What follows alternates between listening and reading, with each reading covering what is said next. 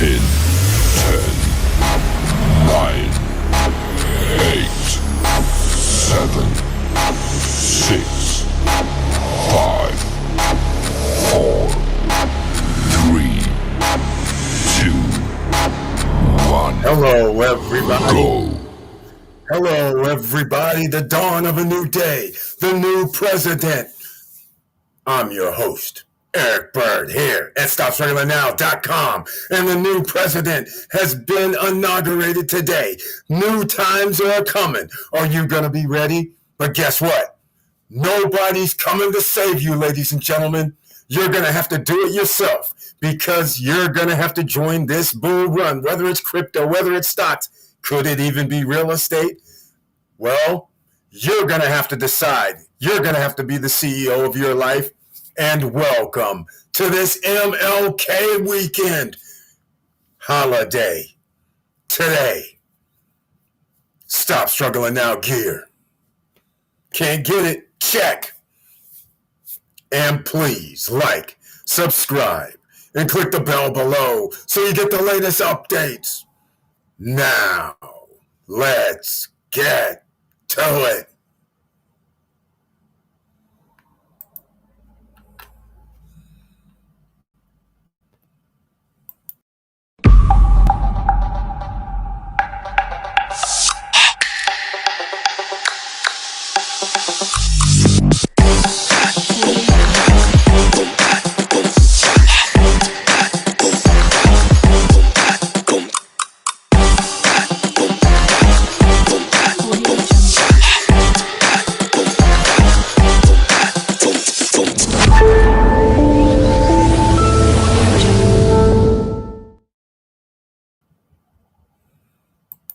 All right, welcome back, ladies and gentlemen, and thank you so much for being here. Now, once again, please share the videos. Don't forget to let everybody know, because 2025 is going to be one hell of a ride. I don't know what's happened already today. Somebody was saying, the president of the United States said, I'm going to start writing some orders day one after the inauguration.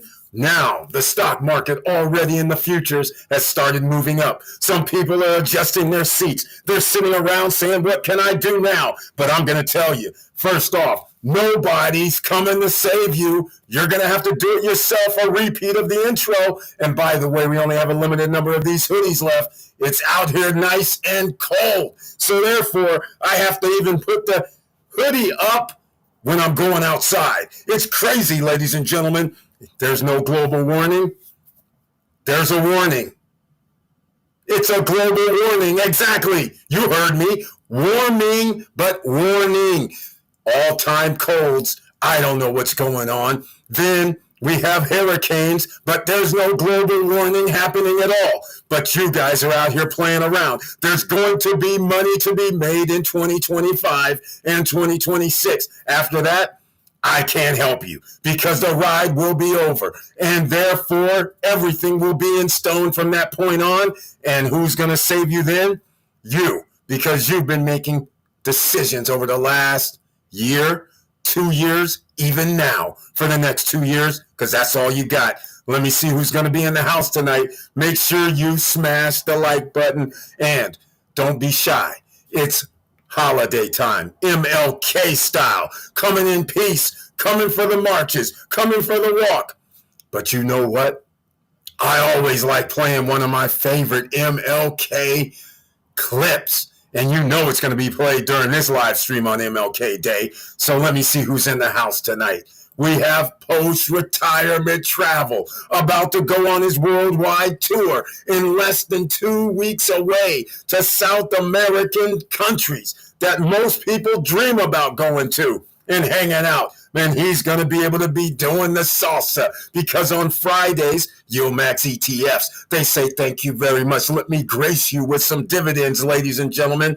Where do you get Max ETFs? Go to YieldMaxETFs.com. Get your free stock from Robinhood and Webull. But let's talk about post-retirement travel and his tagline. And welcome to the SSN Nation Money Making Monday live stream. And it starts with, hello all. Let's do this. And that's what we plan on doing in 2025 and 2026. You're going to have to start putting the pedal down, ladies and gentlemen. You got to start getting rid of those liabilities, because if you do not do that, you are going to be in a world of hurt. Can you sustain a situation where everything costs twice as much as it does now? Because if you can't, you better be on that paper chase, ladies and gentlemen, because that is what you're going to have to be doing for the next 2 years. Because, like I said, after that, it's sayonara. I'm over into the retirement zone, chilling. Could it be on another island? Potentially. In another country? Potentially. But nonetheless, keep your options open. Victor Marrero, as known as Post-Retirement Travel, go over there and sign up for his YouTube channel. We got to show some love out here for our own Post-Retirement Travel. He's going to be traveling around. He has his little, you know what? Check this out. Speaking of this, I got this little thing right here. It's like a little baby miniature drone. It's been sitting here. I even had it before I went to DR last time. Look, I got a little baby drone. It's been sitting here. I never even used it. This is how lazy I've been with it. But then again, we have reasons to be lazy sometimes. Like I said, my brother passed away less than a week ago. And therefore, there's a lot of things that has to happen. Again, I always got to promote a little bit because he was shy. He never wanted to come on the live streams. He never wanted to talk about his books. But I talked about it on Friday. Duran Drake is his pen name. And also his books, Star Cruiser Falcon 1, Star Cruiser Falcon 2, Degeneration. It's sci-fi. It's a little great novel writing, and it's my brother who actually passed away suddenly and prematurely. So I appreciate everybody's condolences. I thank you so much for the heartfelt emails and the texts and posting in our chat rooms. I thank you very, very much for that. And now you guys know, if you don't have trust in place, that means you have to go through probate. And you know what that means. That means the government is going to be involved in your business. And that also means you might have to expend some money. Like generally, it's going to be $5,000. They generally will say $4,000, $5,000 to start. Now, if there's some hiccups, which there won't be in this case, but you could have hiccups if you have family members. My brother was not married, did not have children.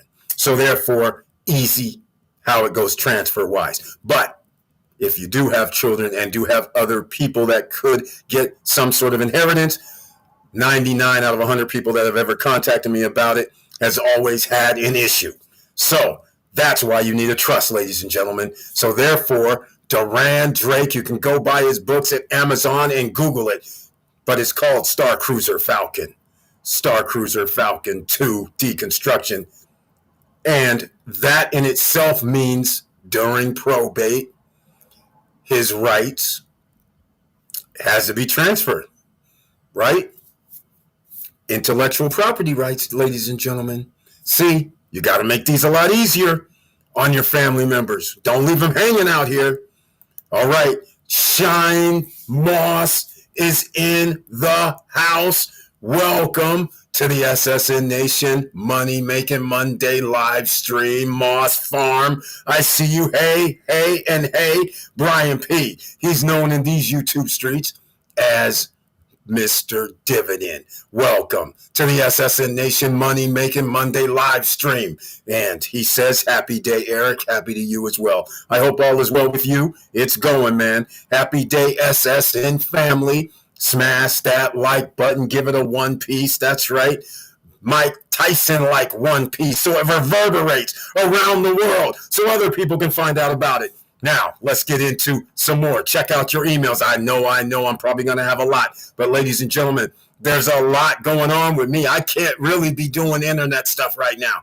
We have a whole house to clean up. It's incredible. It's taking a lot of time because we have a situation. Mom, then my brother, same house, same everything. It's like a whole lot of stuff was never cleared, and now it's going to have to be cleared officially. So therefore, sorry, I can look at it while we're doing the live stream. We are making money in here. You're going to have no choice.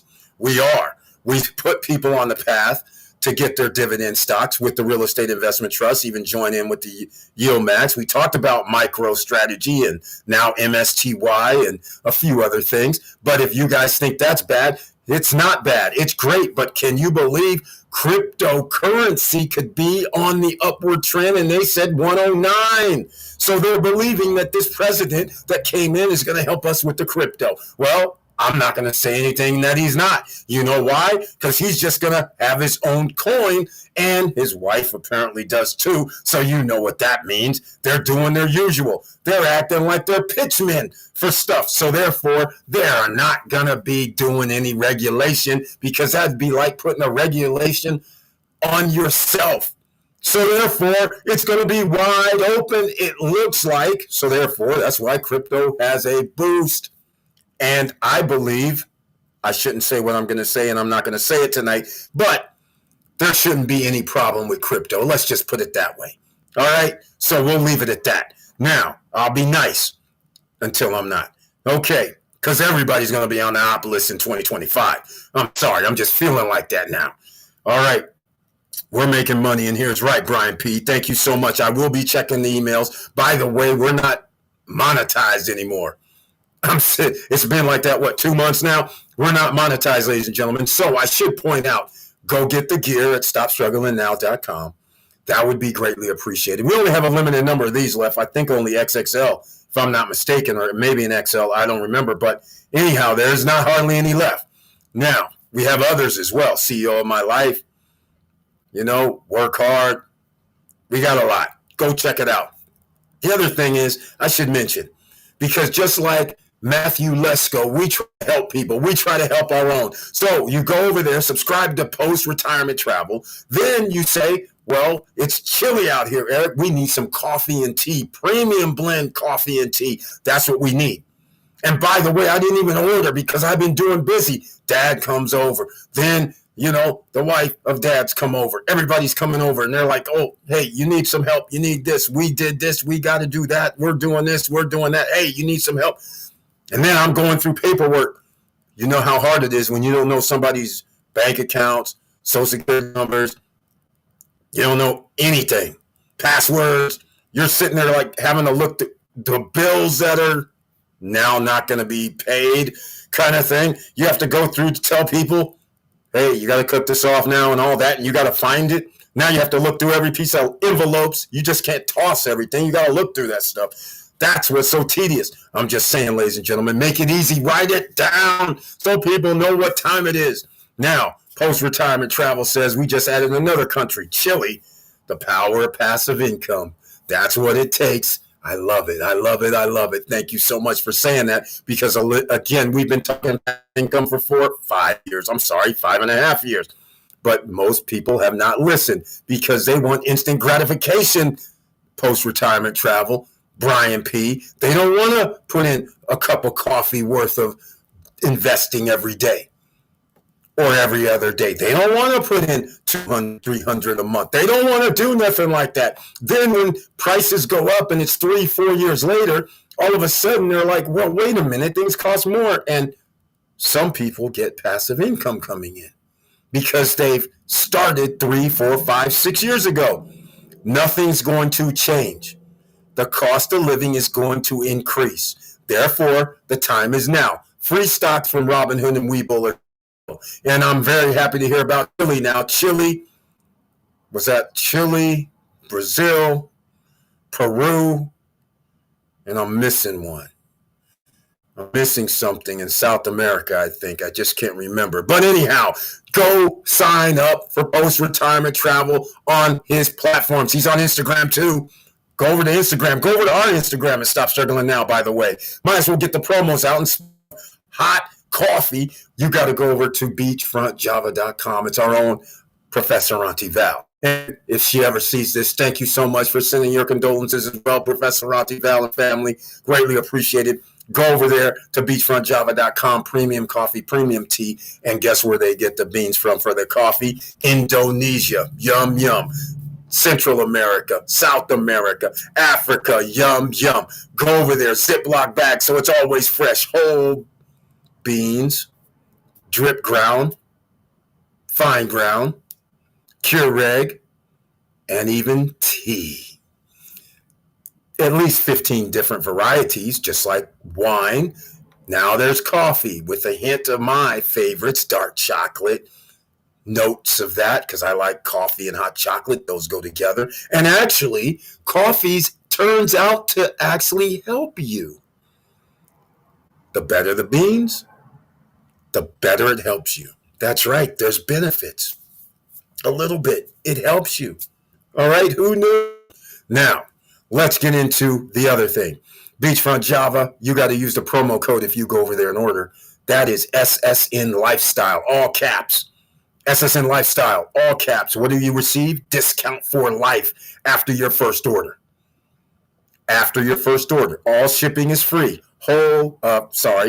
Half-pound bag to 5-pound bags. So go over there and don't forget that SSN Lifestyle promo. And she even has mugs. Gotta love that. Some merch now as well. And like I said before, tea. So go over there. Show some love, ladies and gentlemen. Keep buying assets. Brian P. Exactly. Even if the market goes down, because it does. The market dips. It goes down. You should still be investing dollar average-wise. You have no choice over the next 2 years. You can't be picky. Because after the next 2 years, my prediction is we're going to have a downward slide. Why does that matter? Well, you have positioned yourself with assets, and therefore you should have some passive income coming in. And even if there is a downward slide, you will not have to sell your stocks because you'll still have some passive income coming in. And that passive income will allow you to rebuy lower price stocks. And then when the next bull run occurs, you will be straight. That's how you have to do it, ladies and gentlemen. You're going to pick up the bones. You're going to be vultures because you're going to be in the top 20% with the only people that's going to have money left on the planet in the United States, because 80 to 85% of individuals will be living paycheck to paycheck. They won't be able to take advantage of the next decline, depreciation of asset prices. That's why they win. You're going to win with us. Tamara Larry, welcome to the SSN Nation Money Making Monday live stream. Another investor is here, ladies and gentlemen. And she says, where do you buy crypto? Coinbase. That's what I use. You're in America. Has to be approved. I don't use the other B word. What's that? Binance, US or whatever. I don't use that. So I just go to Coinbase because got to pay the fees for uploading, got to pay the fees to buy, but Coinbase.com. And again, or you download Robinhood or Webull, and from your account, you can actually buy pseudo crypto. I'm just saying, you can go there and buy crypto at either one of those locations, especially if we're talking Bitcoin or Ethereum. Now, if you want to buy those other altcoins, well, I don't know how many altcoins they will have, but we like to stay straight and narrow for the most part right now. So hopefully that answers your question, and hopefully you've had a great weekend along with everybody else. So let me go over here real quick, and I have something to talk about. I want to talk about something because I don't really know what to do with this information. First off, has any of you, and you know what I'm going to do? In fact, I'm going to ask you guys, have any of you seen one of the latest videos from Larimar City? Has any of you seen videos from Cruise on Land recently? After they showed videos in the month of December, both have went dark. Vistancia went dark. Well, that ain't even looking like a thing.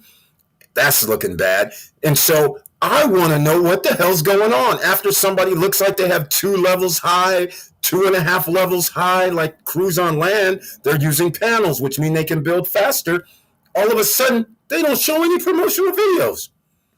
And then after the cranes are put in like a month ago for Larimar, all of a sudden, no promotional videos. I'm thinking I should be seeing something on the ground because I'm skeptical. And now I'm even more skeptical. How? Why? Because I'm about to show you something here right now. Let me go pull something up. First of all, I want to know, have you guys checked out Larimar? They're in fact, you know what I did? I actually posted, I think, did I post their video? I think I did. I did. I did a short. Yes, I did do a short. I'm pretty sure. Now, a lot of people are giving accolades. Okay, rightfully so. Accolades are fine.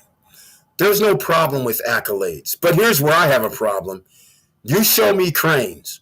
You tell me, just like Vistancia, that you're going to, well, Cruise on Land too. Cruise on Land, Vistancia, and Larimar are in the same boat. You say you're going to deliver in 2025. Okay, I have no problem with you saying it. But when 2 years go by or 2.5 years go by and you haven't built even a full building yet, I say it ain't going to happen, right?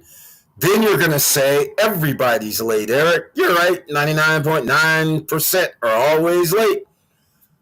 Except there's somebody saying we're not going to be late. You're in their offices. They're arguing with you, saying you don't believe. And now I see this new stuff that happens. I'm about to show you guys right now. I want you guys to pay close attention to something.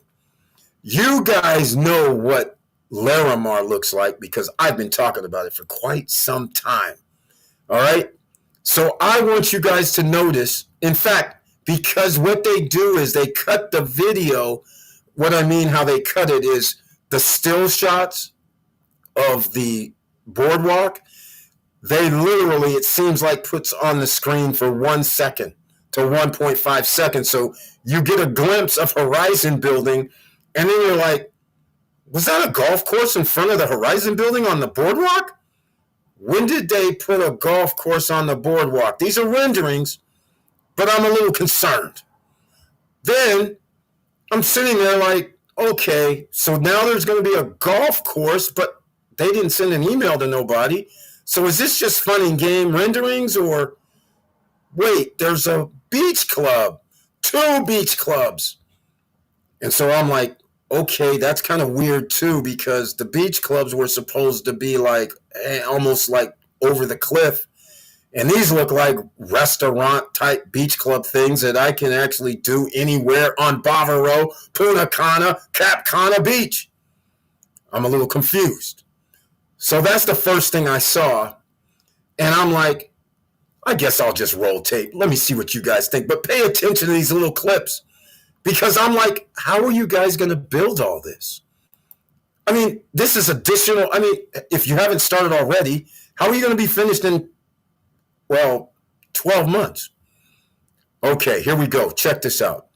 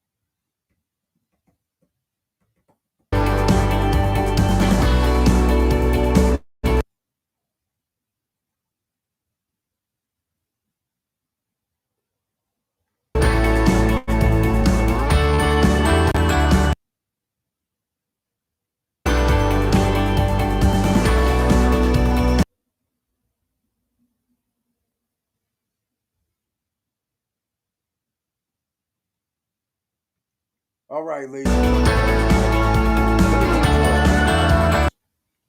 I'm like, I don't understand.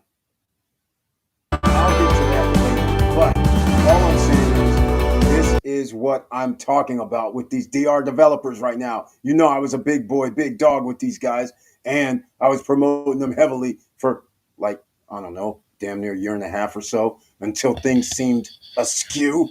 Now I find out they've altered what they've shown for 2 years plus years, and therefore that means you're going to have to go back and get permits, I believe. I think. I don't think you can just alter and be like, we're good. They're under the environmental impact. So that means people have to come out and check some things, whether it's, flora, fauna, trees, whatever the case, where the water is. I mean, whatever. And I'm just like, this is kind of crazy right now.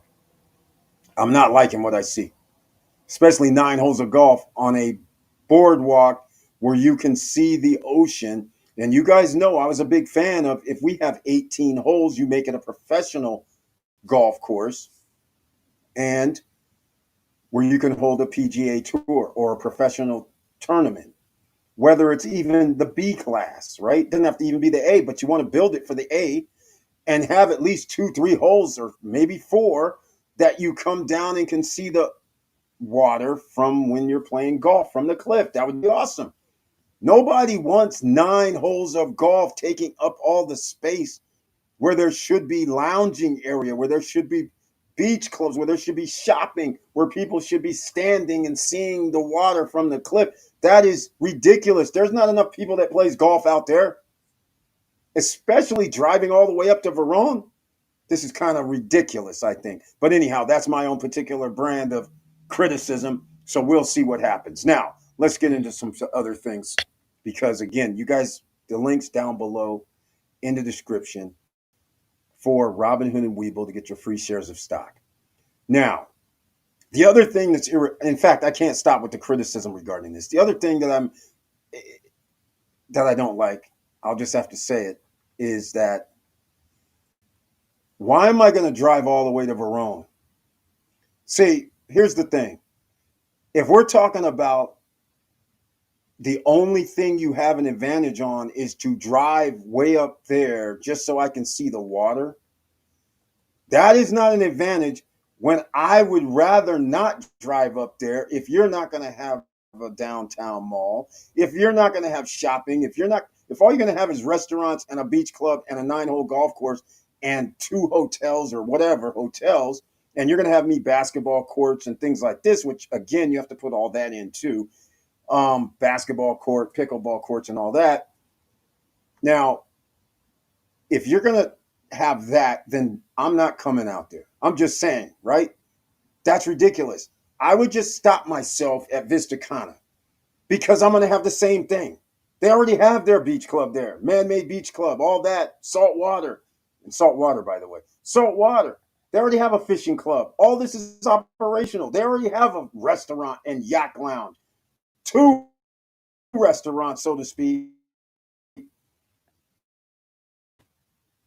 So why am I driving? I can see the view of the ocean. Are we serious? That's enough.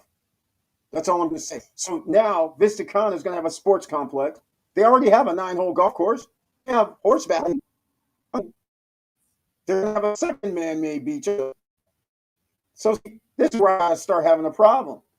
This does not distinguish you from anybody else. Everybody has. Atlantida has man-made beaches.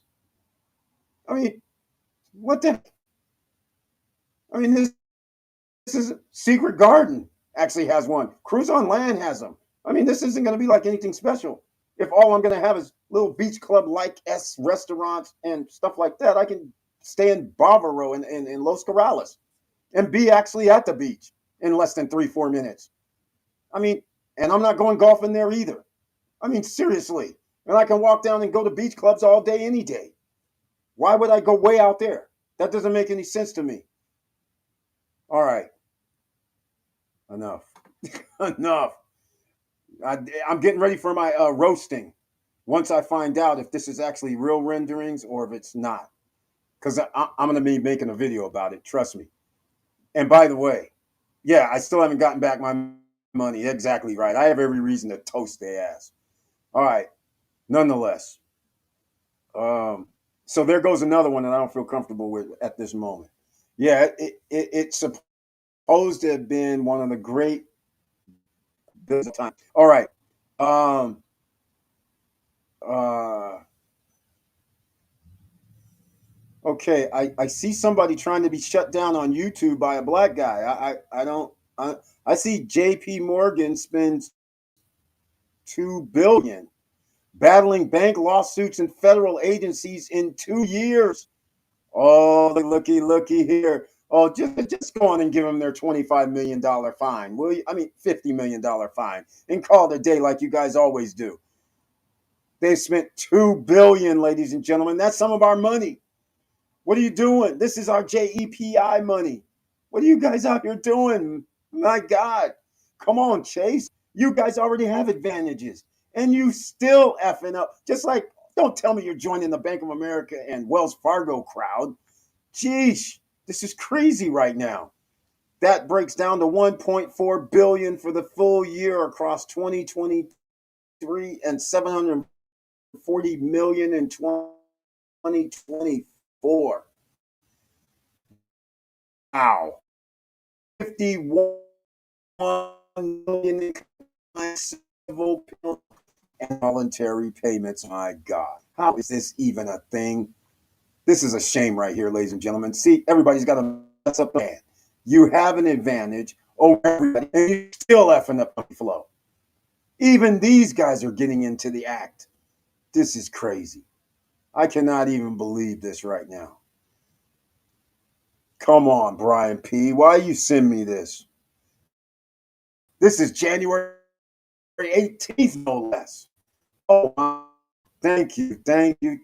Some more fodder. This is what I'm telling you, gentlemen. You guys think that things aren't happening behind the scenes? If you have institutions who have an advantage with the Federal Reserve and government helps them, and they're still effing up, that just tells you how. Think about it. Your hard-earned money could be for the last five and a half years. You're not hearing that on you or somewhere you can access. And I'm not talking about a safe deposit bank or safe deposit box, nor a bank. All right. I'm talking about where you have access, kind of like when you're holding gold and silver and it's yours and you have it somewhere. That's what I'm referring to. Crypto, your own account, your money, so to speak, your own currency. Same thing. You want to hold the keys. You don't want to give your hard-earned money to the bank. Even JP Morgan Love is out here getting fined, spending billions of our money from JEP and JEPQ that we should be having for dividends. They're siphoning fund. I'm just saying. It's not. All right.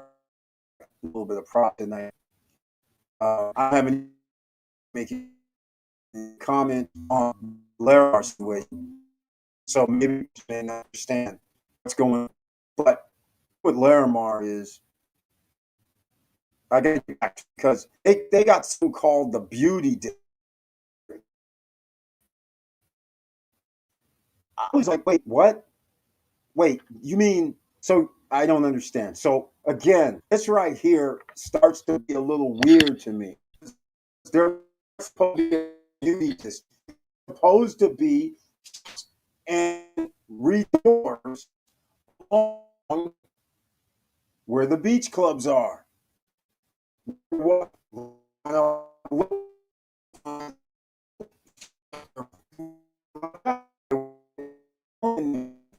People have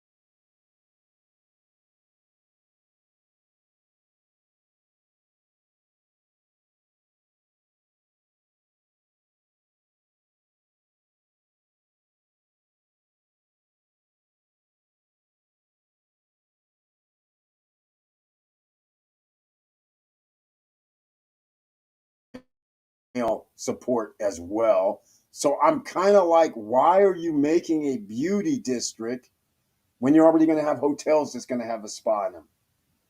I'm thinking maybe they won't. Maybe it's a whole nother ball game now. But that's why it doesn't make any sense. It's redundant. And also, once again, the nail and beauty salon is already at Vista Kana Business Center.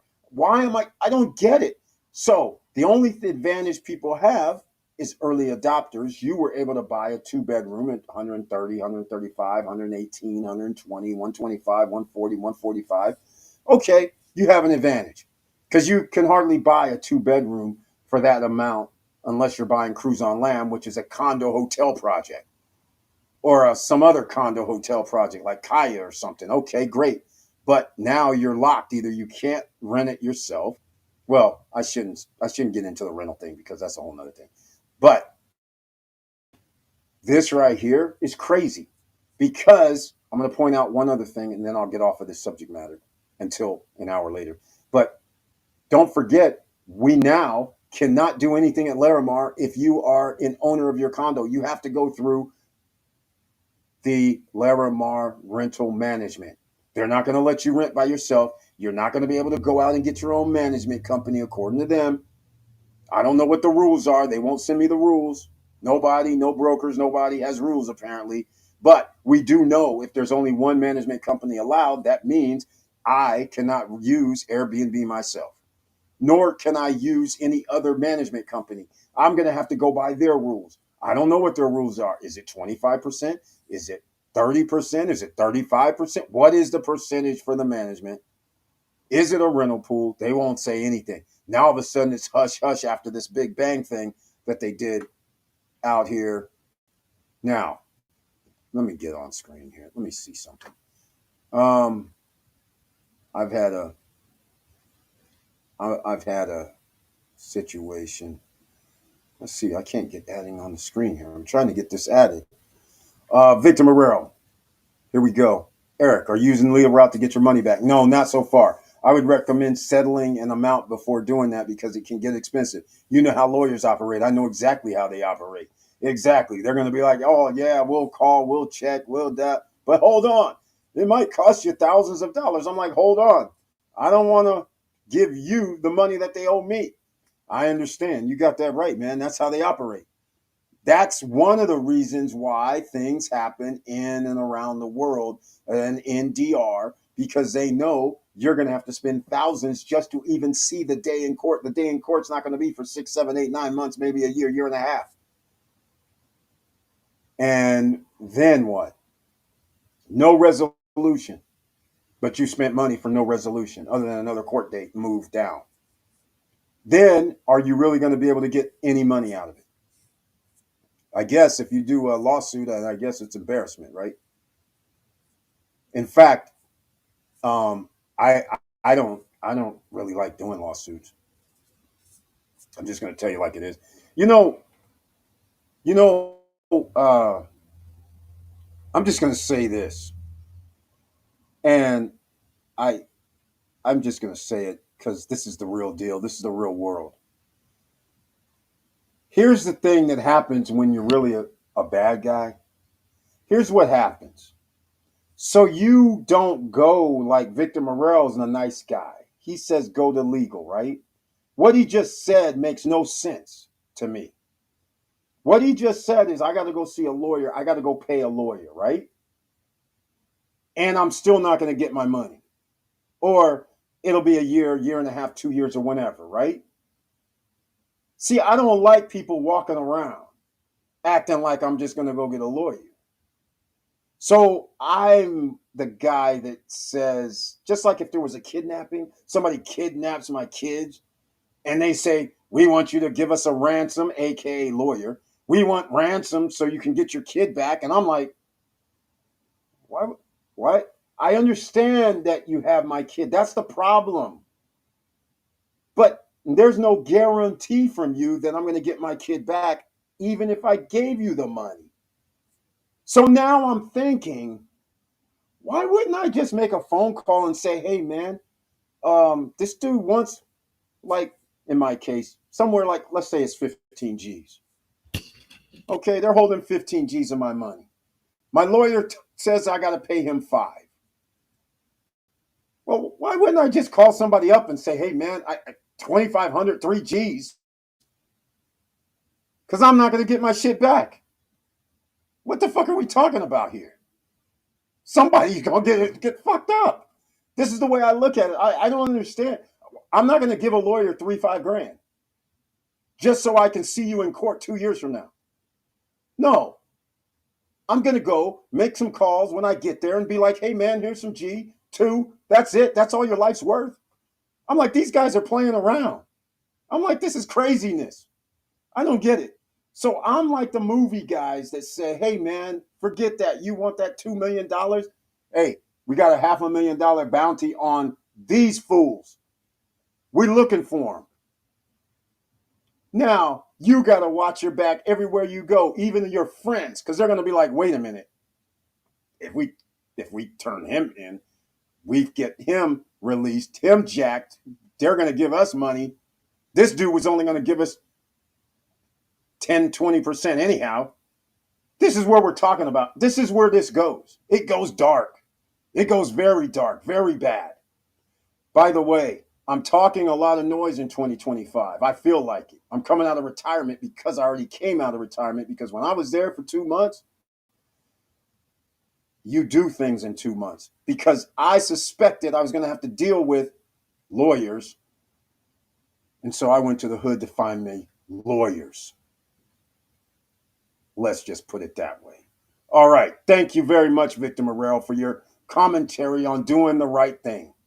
I appreciate that. Except the right thing in this case ain't the right thing. I'm not wasting my money on lawyers. I went to the hood to get lawyers. All right. And I'm bringing another lawyer with me, by the way. Like I told you, I like the shit in person. I'm talking a lot of garbage. Let's get back to this now. Now we can get down to business. Just in case, I told you I'm part Muslim. I don't mind telling people what's going to get banned. All right. Ladies and gentlemen, but this is how it's going to go from now on. I've been fun and games, yes, but at the same time, I try to help people do the right thing, try to help people invest, try to help people make money. I'm trying to help everybody make money. I'm trying to help other auxiliary people make money, like when we were doing the videos for a lot of projects in DR. There's a lot of real estate agents benefiting, the developers are benefiting, and I didn't even say anything. So therefore, this is a problem. Somebody came with a platter and said,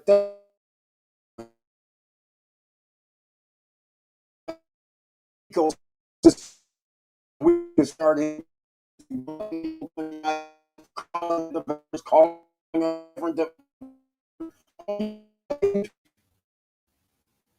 and you guys can say, man, hey, we got something for you. Nobody. Zero.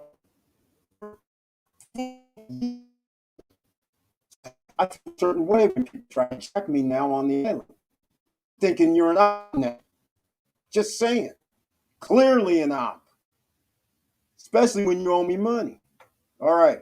And then you're dancing about it and then lying in my face about it. Yeah, you know who I'm talking about out there if you're listening. Don't think you're getting away, clowns. I'm telling you right now, I'm sorry. I got big shit. I got big talk because my brother passed away. Natural causes, nothing bad, all right? And now I realize my daughters are older, so it's something that I had to stop doing. So I said, now I'm an old guy. What's going to happen? What's the worst thing that can happen? There's one thing that doesn't happen. And thinking that just because you're on an island, that you're going to be like, oh, go get a lawyer. I got lawyers. They're suited. They're suited up already. I already made the phone call, actually. But again, somebody talked me out of doing some things that's close to me. So I said, all right, I understand. And then I tried to cool off for about 5 months. And I said, after I went back, and I was like, oh, hell no. Hell no. And some owner at Larimar talking crazy to me who I don't even know. That also sparked it up, actually. And then these other dudes lying in my face. That's why now it's sparked up. All right, Eric, it better be breaking up. I'm telling you, it better be. Victor Morero says your feed's breaking up. Yeah, I know it is, man. I know it is. I know it is. Tamara, what coin are you trying to buy? Robinhood's at the major ones on its platform, so you can use them. You freezing, Eric? I know I'm freezing, man. I started talking the language you shouldn't be talking on YouTube, but I'm demonetized already, so let's get real. All right? Now, thank you for that, Brian P. I appreciate it. Post-retirement travel, I'm with you. Don't go to a lawyer. I'm talking about agreeing with Larimar on an amount, even if that's not the amount they owe you. Something back is better than zero. Yeah, that's fine. Their general rule was you get back everything less 15%. But that rule apparently they haven't they don't utilize that because I'm on this platform, and once I tell people I got my money back, then other people's probably going to be calling saying they want their money back. It'll be like a free fall. Is the way I look at it. They could have like it may not be that many. Let's just say 10 people. And 10 people 20, 30, 40 grand, that I mean, it can start adding up. So they really don't want to be known as that, I'm pretty sure. All right. Primavera 2, who also did shisty stuff, gave me back half, 50% after they lied to the lawyers, by the way, and said, oh, yeah, we're giving a full return. Then it didn't come. Then I would have had to pay lawyers to go retrieve thousands of dollars. It was going to cost me more to pay lawyers to try to retrieve. So it didn't make any sense. But I'm not even mad about it because with them, it's a little different. They acted weird from the get-go. So that gave me the option to not have to make payments from the get-go. So therefore, they were just holding original funds. So it wasn't like it wasn't like 20 G's, 15 G's. It wasn't nothing. It was like it was like 10 G's, I think. So I was like, and then they wired money to me. And then they told us an amount, which was supposed to be like 10 G's, let's say, maybe 9 G's. I don't remember the amount. But anyhow, it didn't come, even though they showed me a receipt. And then they sent it in peso instead of USD. Then they said, oh, the bank says, oh, they withdrew it. Then, of course, then I find out they only was supposed to send half, not the full amount or thereabouts. Maybe it was 2/3, something like that. So, like you said, at that time, 2/3 and not having to spend another, third or 25% for lawyers was like, okay, it's a win. I'll take that because otherwise I got to fly back over there, do all this crap, and flights ain't cheap. I mean, it's going to cost me round trip nowadays, $400 or $500 or whatever. So I'm like, no point in that. So again, that's the problem, man. That is the problem, and they know that. That's why a lot of people have issues, and that's we have a problem in DR. It's going to be what happened in DR. Let me explain. The same thing is going to happen in USA.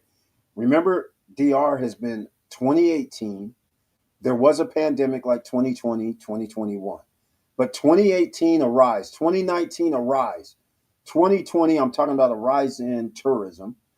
Then it came back in 2022, 2023, 2024. But they only had a percent increase in 2024 over 2023. 6% is not going to cut it, especially if we're talking about 8 million passengers by air. 8 or 6% next year only means like 400 more thousand. We would still be under 9 million. We need 9.5 million. And why are we not going to get there? I suspect because 70 to 78% of the United States market lives paycheck to paycheck. They can't afford to go. Canadians are no better off. So the two countries that support them most financially with buying up real estate are going to have a problem buying real estate. That's why you don't see that many realtors promoting like we did 2019, 2020, 2021, 2022, 2023, because there has been a slowdown.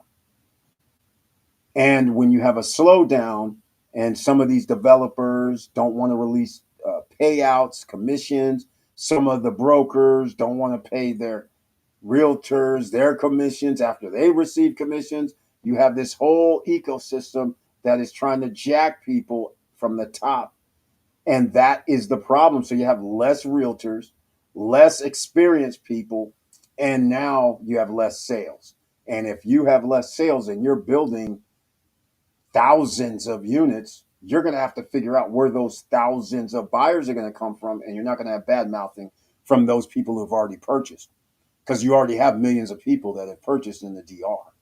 So now they're reporting back to people after their development from 2020 didn't get built in 2022 or 2023 or 2024. People who bought in 2022, what happened? It's 2025. I thought it was going to be built in 2 years. It ain't built. They haven't even started. Now all of a sudden you have to report to your friends. Your friends tell their other friends and everything. They're like, oh man, we ain't going to invest over there now. We know they're not even on time. All this comes back to haunt you after you do a 6-year or 7-year run of promoting that you're going to do this, and you have millions of people buying projects and find out you're late 99.9%. There's only a few. I can't even name one other than Seven Palms is the only one that I know that's within their 180 days. Everybody else has been late unless they built 4 levels high and put a pool. Now, of course, that's a lot easier to build. But anybody that has built anything substantially, where you're going to have the restaurants, a restaurant, a sports complex, any intricate situation like that, everybody's 5-6 years. It's crazy. 7 years in some case, 8 years in some case. This is crazy. And you're building like Moon Palace. They were talking 2020 about this 18-story, 3-tower buildings. They still haven't finished yet. It's 5 years later. And they are going to have 3,000 people in theirs. So that's crazy. All right, let's go. Let's go. Let's see what's happening. Eric, your feet. I know it was freezing. I bet you're not freezing right now. I am with you. Don't go to a lawyer. That's all I had to say. Thank you very much. You know, LPL to pay $18 million over anti-money laundering lapses. I know. Look at that, man. This is insane. Austin-based real estate developer Nate Paul reaches plea deal in federal fraud case.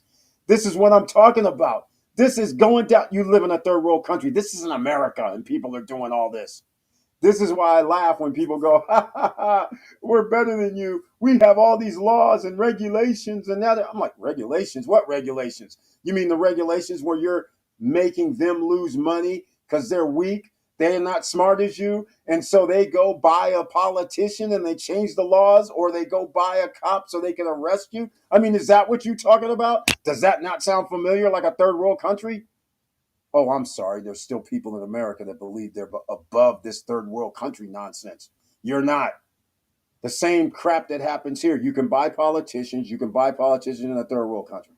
You can pay off and buy police just like a third world country. You can break the law, and the law may come get you, like in this case, plea deal, federal fraud case. But what did he actually do to get his case, and did he get 5 to 10 years? Or did he get 20 or 25? It all depends. Let's see. We'll have to go check it out. Nevada will receive part of $17 million multi-state settlement with Edward D. Jones, I know who they are, and company, following a probe into failures of the broker-dealers. Oh, see, this is what I'm saying. Look at all of this money that's gone because you guys here on social media goes, oh, look at my chains. This guy's got chains. I'm going to send him money. Oh, this guy's on CNBC. I'm going to send him money. This guy's on the NBC News financial networks, MSNBC. Oh, we're going to send him money because we have regulation in America. I know this is a little bit different than what we're talking about. We got a new president in town. Well, hold on. We got another guy that pays people off, another guy that does settlements, another guy who breaks out and sells whatever he can, even though that goes against the emoluments clauses. The United States Constitution, I might add. But nonetheless, he surrounds himself in his cabinet and in the government with billionaires, donors. Donors. The donors are going to be in the government, like always, but now even more on the forefront, running agencies that are going to affect your life. And they're saying things like, you don't need school lunch. You don't need new books for your kids to study, even though America's on the age 16 to 74. Americans on average are at a sixth grade reading level. Let that sink in. That's right. Sixth grade reading level. Does that sound like the best and the brightest as a population? You get what you deserve. And what you got right now is oligarchy. When you have a person like Elon Musk, he is the wealthiest guy in the world, and he's talking about you guys are going to have to go through financial pain, meaning the United States citizens. Who talks like this? Who's a billionaire? The richest dude in the world is going, hey, you guys, I'm not you. You guys are going to have a problem financially. We know he's not. You guys. That should bother you guys when a guy like that's talking and he's going to be able to remove government agencies, government assistance from anybody that needs help. And speaking of that, go to findhelp.org, ladies and gentlemen, findhelp.org. If you need assistance, our man, Matthew Lesko, he put together a list of things to go look at, but findhelp.org, and when he came on, he actually said, go there. If you need help with caregiving, if you need help with healthcare, if you need help with dental, if you need help with a job and job training, free, go there. There's plenty of things. Transportation help. There's all kind of things. Mental health. It's all there in your zip code. It shows up, findhelp.org. Then, if you want to join Matthew Lesko on his own group, leskohelp.com, Lesko help.com, you do have to pay. Well, I don't suggest you pay monthly because that's like $20 a month. You should pay like 6 months or a year in advance because it's only like 50, 60 bucks or like less than $100 if you do a year. That's what I'd recommend. So that's where you go with this, ladies and gentlemen. All right, we got a new president. What does this mean for you? Invest is what it means for you. This guy's going to be the most pro oligarchy in your life. That means you have to ride the coattails. You're going to have to ride. You cannot sit this one out because when this next little crash after you have this skyrocket, because I know what's going to happen. He's going to put pressure on the Fed to reduce rates, which won't help because inflation is not going to be tamed. He's going to do the tax cut, tax breaks in due war situation. So therefore, you're locked. You have no choice. The stock market's going to be going up. The real estate market, how do you do that thing? Yeah, this thing here, yeah, that thing. Yeah, you who knows what's going to happen with that because if the Federal Reserve has to print money and they have to give 4.61% rates as bonds, your mortgages are based on the bond rate. If they can't reduce the bond rate down to 2 something percent, then that means your mortgage rates are still going to be 6-7%. Who's going to be buying homes then? Nobody. And who can afford homes? Nobody, unless you're willing to do something you should not do. Go to 40% loan to value, debt to income ratio. Sorry, not loan to value, debt to income ratio, 40%. That's a no-go. You got to be at 30% or less. Do not fall for it. You're going to lose your home. Because if the next lever falls where there is inflation and you're not able to refinance your home and get a lower interest rate, and you have a 6% or 7% interest rate for about 10 to 15 years, woo, man, you paid half of your house damn near. If you have to go 15 years at that interest rate or 10 years for that interest rate, you're going to be like more than a third or more. If you have to wait 5 to 10 years, it starts getting crazy. You guys are paying most of your interest up front. So think about that. So you have to invest. You have no choice. You have to get yourself a little bit of gold and silver. You have to get yourself some dividend funds, dividend investing. You have to get yourself some property. You have to get yourself some business, not starting, but one that exists where you can make money somehow. You're going to have no choice. You're going to have to ride. You're going to have to be like, you're one of them oligarchs. You're one of the rich guys. You have to do what they're doing. You have to move like they're moving right now for 2 years. You'll thank me in 2 years, right when I'm about to say sayonara. All right? So think about it. All right. Let me go. This is what. Oh, hold on. I know he sent me some. I was looking at the Chase thing. Speaking of Matthew Lesko, I just got something from him. Man, look at this. Walgreens sued by DOJ, knowingly filling illegal prescriptions. Okay. Yeah, but when they fill prescriptions, don't they get paid? So what's the repercussions?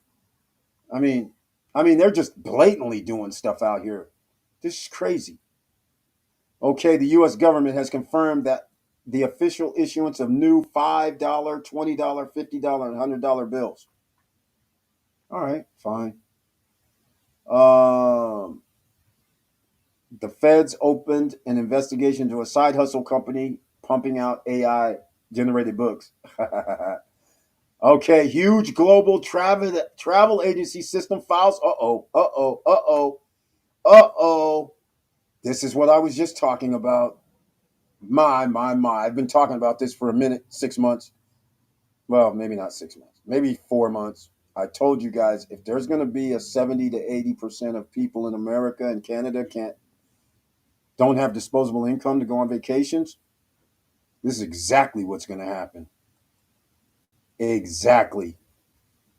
Huge global travel agency system files, Chapter 11. Global travel agency platform. Who is it? Travel industry face.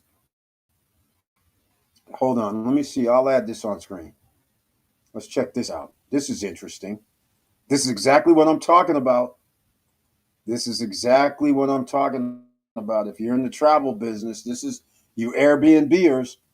You guys who are listening to some of these YouTubers talking about just keep going out and buying any property and you'll be able to make short-term rental income. I would not suggest that at all. I cannot suggest doing that. I haven't been and I won't. You have to know what you're doing now. This is more of a professional sport, so to speak. You can't just willy-nilly do what you were able to do the last 5 years in the DR because they had this crazy amount of tourists coming that you could just do some short-term rental and potentially make 50 to 60% of, well, I'll put it this way. 0.1% of your money, make 0.1% and make about 30% less of that and be happy. Now you have to compete when you have a limited amount of customers. How are the customers going to choose you over somebody else when you're in the same project or against other projects or other locations? And they get to be choosy because other locations have right now you have to make money to charge my upscale luxury price, or because I'm not getting an octane, maybe I have to lower my price. This is what the options are going to be. Let me see this on.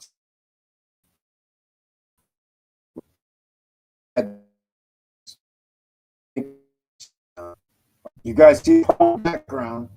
Yeah, it looks like we're going to have a little problem. I see it happened. All right. That's cute. Yep. You know what else I didn't do? You know what I'm going to do? I had a little problem that shouldn't have happened. I'm not on Instagram tonight, but please go over there to Instagram. Go see Stop Struggling Now. We got up to 940 subscribers. We're trying to put 1,000 this year. So please go over there and show some love. Also, we're demonetized. So if you want to show love for me, either go buy some gear or always hit $ Stop Struggling Now at that's right. Or Stop Now at Cash App. A donation. So we don't have a membership program anymore. in the month you reapply, I'm reconsidering about reapplying. I have this. You cut me off, no donations, no emails other than after you cut me off, then send me something talking about reuse.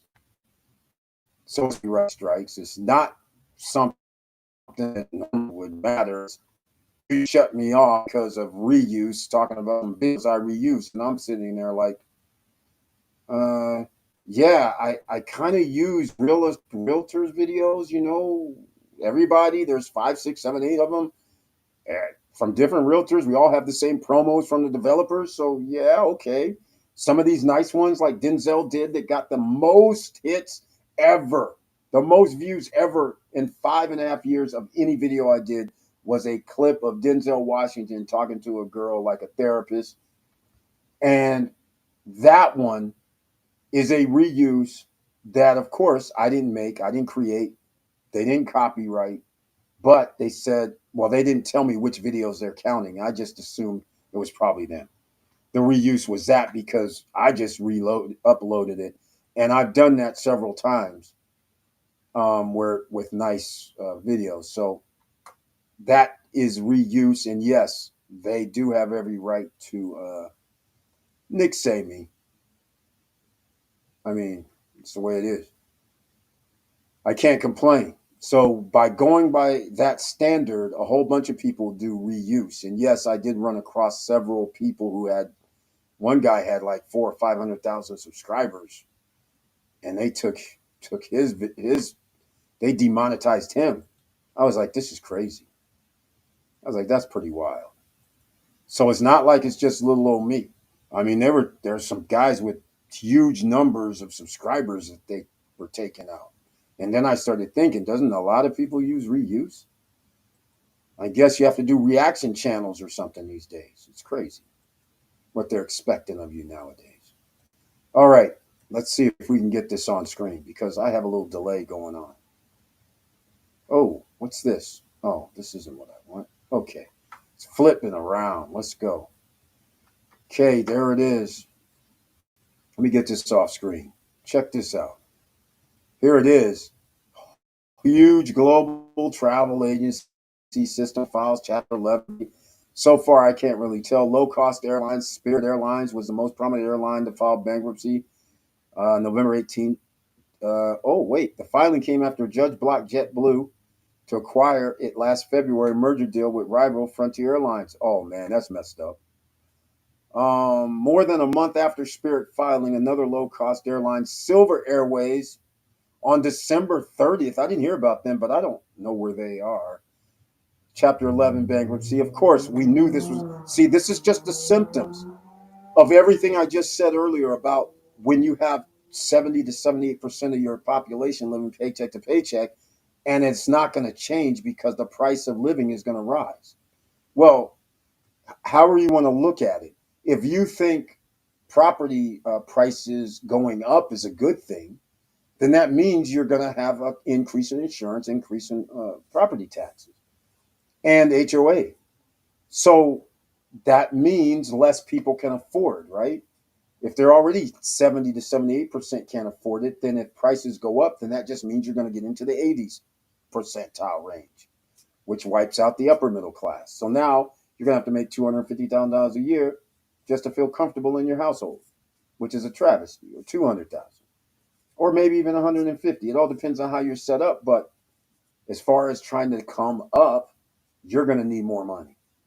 That's the bottom line. If you already are set and you're making money and you're pretty comfortable and you're not trying to ascend and go up, then you'll be fine. But if you need to ascend because you're 20, 25, 30, 35, 40, and you're sitting there going, man, I want to buy a house, but damn, $500,000 house and I only make 140,000, which seems good, but I don't qualify. I don't qualify. That's crazy. That starts to be real crazy. So anyhow, the airline, which flies to Key West, Tampa, and Orlando in the U.S. and Nassau, St. Kitts, was burdened by heavy debts. No wonder, and needed to file bankruptcy. Okay. Egyptian Now revealed it was filing bankruptcy. Canceled all flights to Cairo. Ooh, worldwide symptom. Again, Mondi files Chapter 11 bankruptcy. Look at this. This is crazy. 18 affiliates that operate a global artificial intelligence powered travel technology platform. Holy smokes, this has already started. Under a proposed restructuring support agreement, co-founder and former CEO Prasad will own 75%. The debtors 49 million in debtor in possession of financing. The bankruptcy case includes 27.5, a new money roll up at 20. Well, that's debt. Okay. The debtor listed 362 million in assets and 358 million in liabilities. There we go. Welcome. This is like the United States citizens. Even worse. They were using a credit card to buy up the liabilities. Then they finally realized we don't have that much money coming in. Its largest unsecured creditors include 2 law firms. Oh my, that's funny. Numerous headwinds forced bankruptcy filing. Okay, that's another company. Let's go. All right, so I don't know what the travel agency though is. That's kind of weird. I guess it's Mondi Holdings with a combination of airlines going out of business, but this is what I suspect. America is the number one consumer nation for the world, and Canada also. And when you have these two company or countries having a problem, the rest of the world follows. So this all makes sense. It all makes sense. Agree. Don't fight the momentum. Forget about politics. Think about consistent investment over time. There you go. Post-retirement travel. That's right, ladies and gentlemen. If you have something to say, there's a comment box down below. And also, I think I just uploaded. Let me see. Nope, didn't work. It's not showing me no love. All right. So here's what we're going to do. It's Money Making Monday live stream. In fact, good God, I forgot something. I was going to do something today. I was going to do a special story time. I think I'll wait till Friday. I'll wait till Friday for the story time. I'll give you guys a little preview. One of my friends is in Chi-Town. That's right. And I'm going to give a preview of this. I rarely don't give a preview, but I'm going to make it like a preview. Chi-Town. Okay, that's where he's from. But he used to live in Sacramento years ago. I told part of the story before.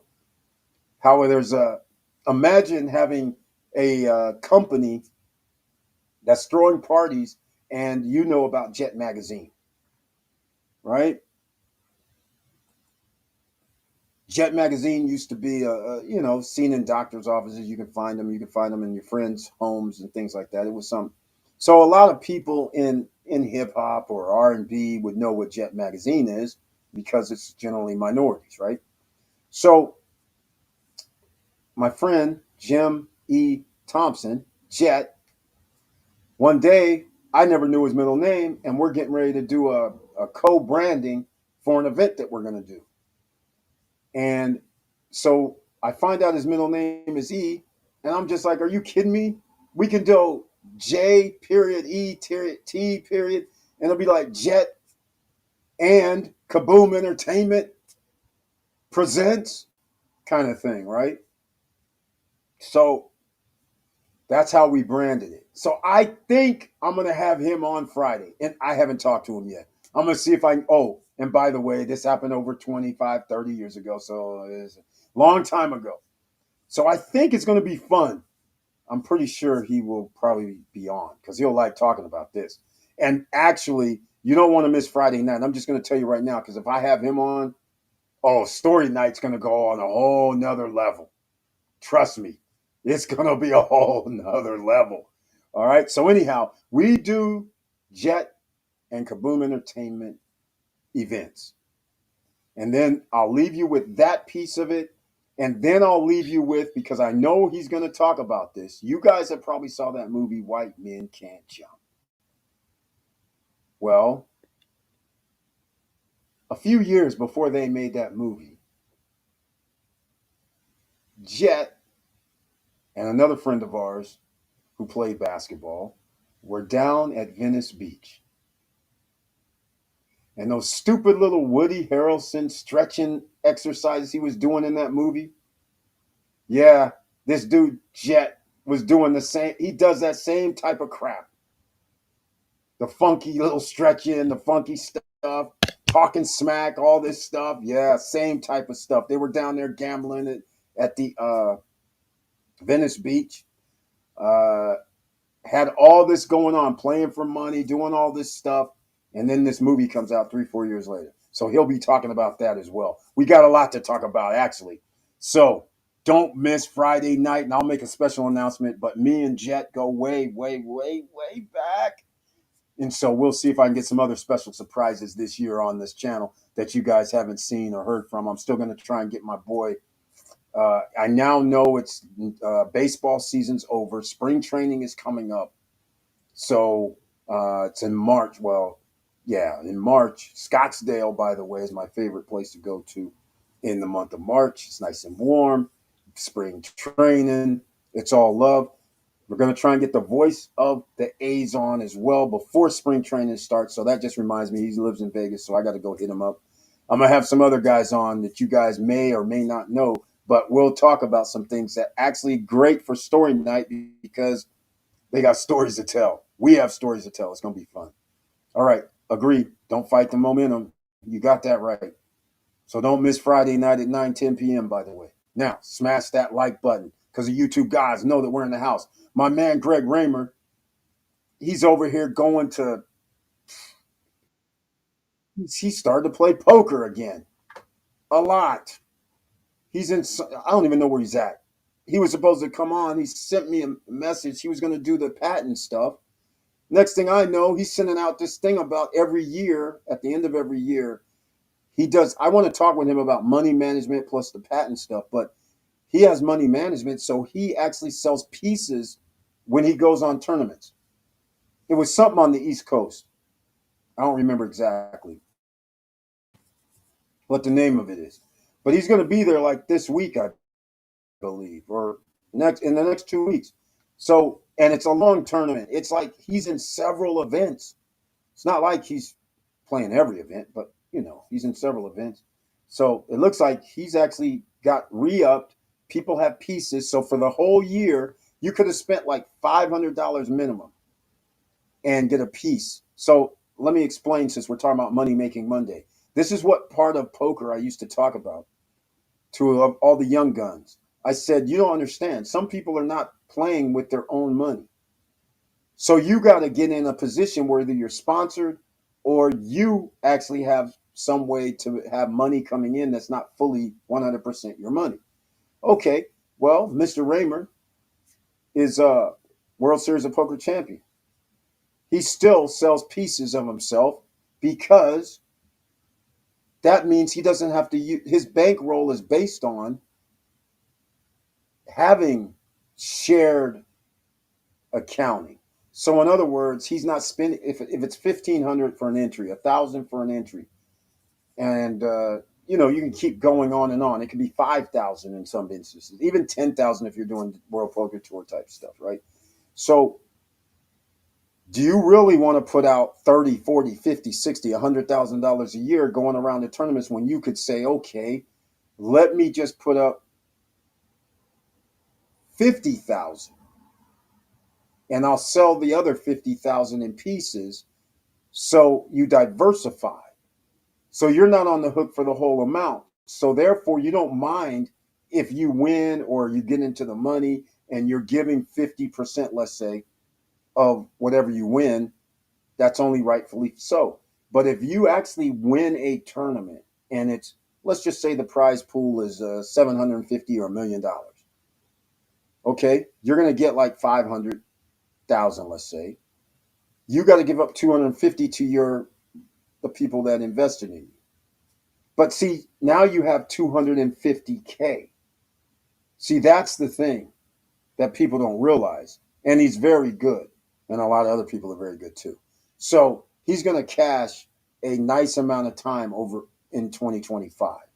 He's still a great player. So it's money management is what you more look for. You don't want to really borrow. This isn't borrowing. People are investing in you. So when you borrow, now you have an IOU or somebody backing you or whatever. So those are the type of things that I wanted him on for. So I got to get him on and I got to see when. But we were going to talk about patents, but we're going to talk about money management too. Um, what's this here? Okay.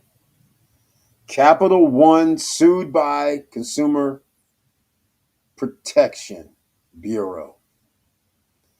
Um, what can I say? Allstate sued tracking driver. This is crazy. Hotel overcharging travelers. This is crazy. I told you guys. Nobody wants to listen. Some of you did listen, though. You live in a third world country, you just don't know it yet. Look at all these people who is supposedly regulated, and they're ripping off the consumers. They're ripping you off, your parents off, your uncle, your aunt, your grandmother, your grandfather, your kids. They're ripping off everybody. Can't deal with the banks, can't deal with the insurance companies, can't deal with your city, county, and state because they're going to tell you your house went up X amount, so you got to pay more in real estate. You're sitting there like going down to the healthcare office. They're trying to rip you off by giving you drugs and prescriptions just to make you even more ill, so you come back to get another drugs and some prescriptions. Then you're sitting here having to deal with your bank being closed, the ATM's not coming on. Now, what's next? Electricity going out. And that may not be a joke because, again, our electrical grid hasn't even had any upgrades, really. This is insanity. All right. So just blame Brian P. Mr. Dividend. He's sending me these things. It's funny. Um, it's quite funny, really, when you see all this, which is not. It's really sad. I mean, seriously. All right, let's get down to business. We got a new president in town. We got the wild, wild west is open for the financial industries. Less regulation. I don't know what more drilling is going to be doing, but we're already the number one oil producer in the world. I would suggest saving it. That's all I would say. You never know how these other countries might feel. Like Canada, when you tried to threaten them and they just said, "We'll just shut off the oil to you." I'm just saying. Um, think about all this, ladies and gentlemen. Make sure you smash the like button. All right, I don't mean to get too animated, but 2025 is going to be one wild ride. The disrespect has to be dealt with. Let's just say it that way. And actually, demonetization doesn't really matter that much. But this is why you should have one, two, three, four, five, as many extra streams of income you can have. Put them in play in 2025. If there's an investment, put it in play because anybody who gets a low price, like what we're talking about here, is May 13th, 14th, and 15th, we're going to be in Punta Cana, the Punta Cana Investors Forum. You're going to want to come because this may be, I thought this past one was going to be the last one. This one coming up will be the last one, unless I have some new partners. Let's just put it that way. I have no problem with Seven Palms.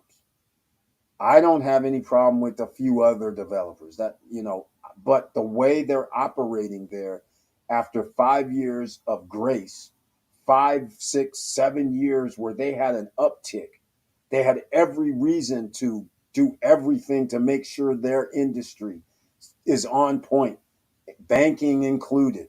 They did nothing. Zero, the bare minimum. They don't even have when you build something, they don't even have an inspector schedule or sign off. I mean, this is insanity. So that right there, coupled with a few other things, means just what we're seeing here in these reports. I mean, these are news articles saying all these agencies are ripping people off. I can't tell if it really is one of the largest travel agencies going, filing bankruptcy. That's going to be problematic. And that means other ones are feeling the pinch as well. Because remember, they reduce commit. Well, you might not remember.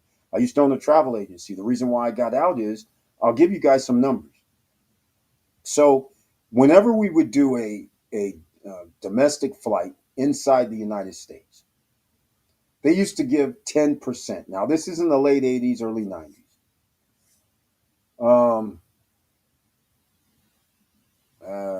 Actually, maybe sooner than that. mid 80s. It was like 10%. And if they went out, if a passenger goes outside the USA, that's where you make your money. International flights, international hotels. Oh, hotels used to be 10% as well. In some cases, okay, airfare and hotel domestically could be 10 to 12% generally. All right. So that was nice. That was fine. No problem. That's good. International airfare, well, that's a whole different animal because you can buy block seating.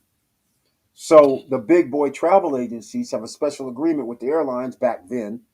And you could, for instance, in a travel agency, which still holds true today, it could cost, let's just say what it costs now.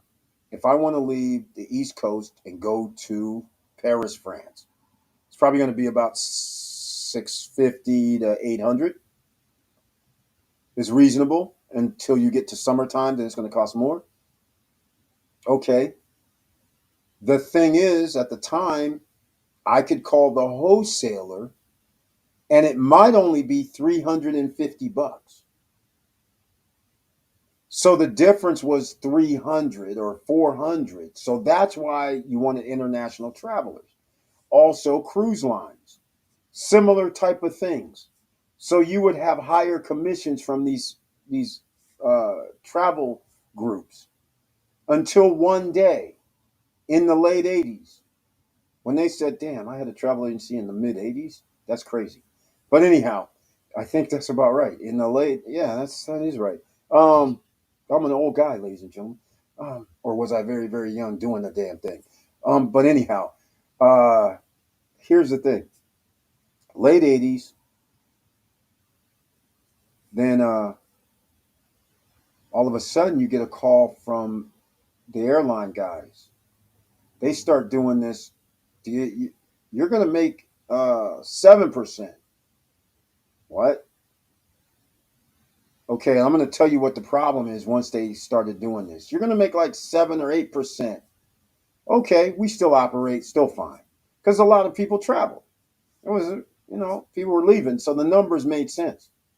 Until 5, 6 months later, they say, okay, 5%. Then the hotels also started following suit for commissions, 5%. Now, ladies and gentlemen, let me explain something to you. Even if somebody stays even right now, and they stay a week somewhere and it costs $1,000, 5% is like $50. Maybe nothing to sneeze at, but here's the thing. In today's era, you're not getting, that person's probably not going to go twice or travel twice the same year. Back then, you would have people who would go, oh, I went somewhere during winter. Summertime comes, I'm taking me and the kids somewhere. And then maybe during one of the holiday things, it's up to, some ski resort somewhere for 3 or 4 nights during Thanksgiving or something. So you had enough going with people. So just then in the 80s, the internet starts coming out.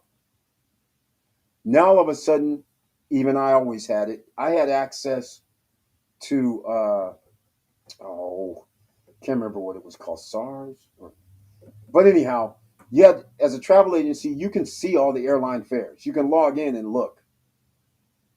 And you could see what's on, well, not online, but you can see how much travel agencies are charging people. So you actually would know. So you could actually fudge stuff sometimes too. And you can make connections for people that if you went to, the Priceline didn't exist, but if online just started, right? Like I think it was Travelocity or something. So they just started booking. And so now I used to do stuff, and that's right, I did it, even though I own my agency, Bird Travel Agency. I was there at the office, and people would call up and say, hey, I'm trying to go somewhere. And where would they try to go? They'd say, hey, I'm trying to go like round trip to Bahamas, let's say, from the West Coast. And the thing is, if you do that, all of a sudden you saw a price like Oh yeah, that'll be $1,200 because Oprah made Bahamas hot with that Paradise Island, right? So is that what it was called? I can't remember the name. It's Paradise Island, I think. Bahamas. But anyhow, Nassau, Bahamas. But anyhow, the point I'm trying to make though is, so they're sitting there like it's it's going to cost us like $800 because it's West Coast. You have to make stops. So every time you stop, it's going to cost you more. But anyhow, so I would start looking at things such like, huh, okay, I could do connections in the back office in the system. So a person can go, let's say American. I don't remember what the airlines were, but, and then I find out American has a special rate to Miami, 199 round trip. Then they fly over to the Bahamas for 199. So the trip is only going to cost them $400. Meanwhile, if you try to book it with American out of Sacramento or San Francisco or LA and go to the Bahamas, they're talking 800, 900 bucks.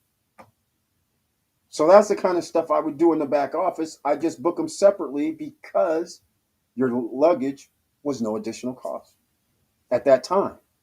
So it didn't matter. The only thing is they had to get their luggage. So I was like, do you want to pay 400 or do you want to pay 850 bucks? Take your pick. Either you go down and pick up your luggage. I'm going to give you like a 2-hour window. So that way you should have no problem. You're just going to be laid over in Miami for 2 hours. Hour and a half, I'm not going to go any lower than that. They'd be like, I'm good with that. $400 a person times 4? You're damn right. I'm good with saving $1,600. That's all I got to do is go down, get my luggage, check in again, and you give me 2-hour window. And we're going to be there the same day too? You're damn right. So these are the things that I used to do in the back office that you weren't, which wasn't a book. It's not like you could actually just book it direct like that. So I was doing these one ways, short distance with the promos. So these are the type of things that you have to think about when you're doing any business with the public. You can't just keep allowing things to be decreased with how much you're going to pay people. You can't keep doing that because those people, like my travel agency, I just eventually was like, you know what? It's not even worth it. I have other agents that I have to pay too. 5% and some of these tickets, think about this. Southwest was $99 one way to LA. So the reason why this matters is because our capital of California is in Sacramento. So you had a lot of people flying for government. My office was 2 blocks from the Capitol. Yes, downtown Sacramento.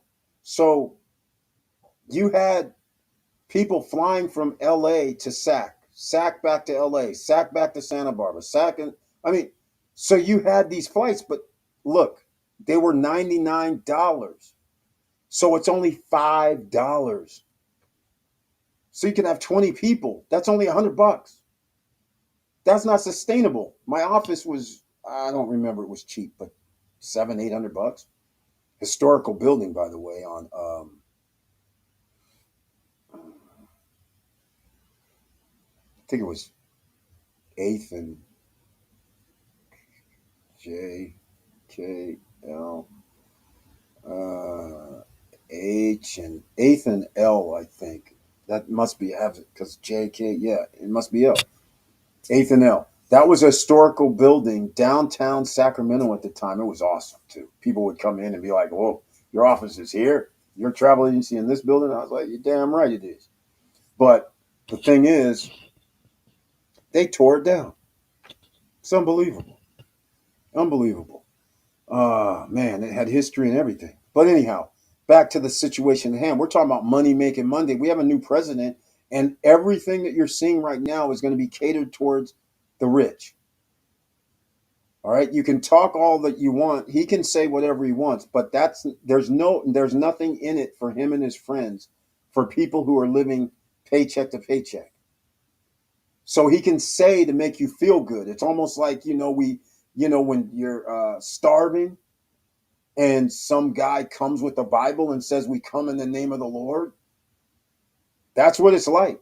We got words for you, but we didn't bring nothing else. Right? So that's the kind of thing that you have to think about in this situation going forward.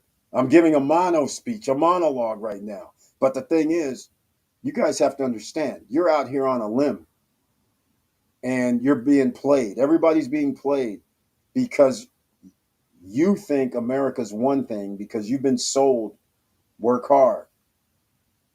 I'll give it the right way. Go to school, get an education, work hard, retire, have that house with the picket fence and have 2.5 kids and two cars in the driveway and one person or two people are going to work. Everything will be fine until you find out everything can't be fine in a Ponzi scheme. Can't be. There's only so many people that's going to have a job. There's only so many people that's going to be at the top. And those people at the top aren't sharing with you. That's what you have to be fearful of. So you have to make it yourself. That's what we're talking about here. Like, for instance, when post-retirement travel puts this, think about consistent investment over time. This is what you have to do. An investment is not a car. I know you guys have heard me say this before. Investment is not a car. Investment is not even a home. Them days are gone. Because again, if you haven't been here, I will just say this because I'm not going to do it right now. I have a video that says, do not buy a home. You should be able to find it. And if you don't want to do that, then I'm just going to say what I said earlier. You really should look at a 30-year mortgage at doesn't matter. We'll use something that doesn't even exist right now. 5.95% interest rate on a $500,000 house. Go see what happens if you pay just your mortgage and interest for 30 years. And if you do not realize what I'm saying, then there's going to be something wrong with you with investments. Because if somebody tells you that you buy something for 500,000, but over 30 years you're going to pay $1 million, do you think that's a good investment? And then you're going to think, okay, it could be. It all depends on how much my house is worth in 30 years. Okay? All right. Well, let's do it another way. Real time. My one house that I've talked about a lot is in an upscale luxury neighborhood. 2003 is when the house was built. All right. In 2003, the house was 500, I think 560 to somewhere like that. I think it was 560. That's when homes averaged around 190 maybe or something. So that was pretty up there. All right. 2003 and 30 years meant 2033, right? Okay. That 562 over the last 20 years paid. I haven't done the numbers. I should do it on Wednesday. The house is now worth 1.2, 1.3. But guess what? You paid all of 1.2, 1.3 over the last 20 some years. You've paid it already. The 1.6% that you had to pay, well, actually it's higher than 1.6% property tax. You didn't even, once you throw that into the equation, all of a sudden you're like, wait a minute, wait, that's $6,000. It was $6,000 a year in 2003, but the property tax value went up to $700,000. Now all of a sudden you're paying $10,000 per month. I mean, $10,000 per year in taxes. Then it's $12,000. And you don't mind. But you don't count all that. Now, when you start throwing in the property tax, you done paid another, well, on average, it's probably going to be about 6 times, another $120,000 to $150,000. The HOA is now $200 and something a month when it was only 60 up until 2017, 2018. But now it's 200 and something ever since 2019, 2020. So now you're paying $2,500 a year for that. The insurance used to only be $1,000 per month. It ain't that no more. It's like 2,500. So again, that's another expense. So I implore you, you're going to have to do investment over time that makes sense, that gives you a profit or money. You can't go with the way things used to be, where you say, okay, I bought something in Austin, Texas that I purchased for 300 grand, and then next year it's worth 500. Then the next year it's worth 700. Then the next year it's worth 9. That could possibly happen again, but there's going to be a downside. And it's a liability anyhow. It doesn't make you money if you live there. So you're paying it. So therefore you need passive income to pay for it. So you should be concentrating on passive income to pay for anything and everything. You should be making deals right now. I am running around personally making deals, ladies and gentlemen.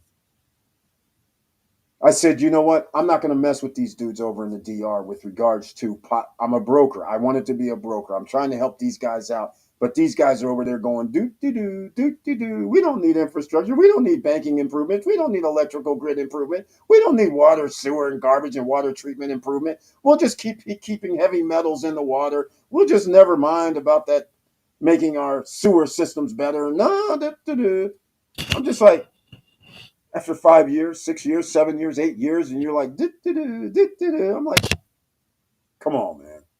You guys are tripping. How you suppose, from an investor standpoint, what investor would invest in a business that says, hey, man, we're getting millions of customers every year. We're making money over here. And then you walk in the office like, hey, I notice hey, I just tried to call your office. All the lines are busy. So, and you don't even have a secretary to answer the phone. You don't have call waiting. You don't have anybody answering. So I just hung up the phone. How many customers a day are you missing? Because all your lines are full. And there's no message to retrieve their number. That's what this is like. It's like, you would be like, dude, why don't you have a secretary to answer the damn phones, or 5 of them or 10 of them? And why don't you have voicemail? You would be livid. You'd be like, that's standard issue. You grew so much, you need all of this. That's what we're dealing with when we're talking about these developing nations, these countries. It's like you're sitting there watching like a gold mine unfold before your eyes, and you're just like, hey, man, you just added like a couple thousand units, hundreds of thousands of units over the last 5 years that's going to be built in your country. Don't you think you need an electrical grid upgrade, or sewer, water treatment centers, something, anything? And you have a lot of Canadians, Europeans, and Americans buying here. Don't you think you should have banking made easier as a platform? Maybe even kind of do what the IMF said. Why not? This is the kind of stuff that you sit there and you watch from an investor standpoint, and you're just like, which I'm an investor, and you're sitting there scratching your head. You're like, year 1, you don't do it. Year 2, you don't do it. Year 3, you don't do it. Year 5.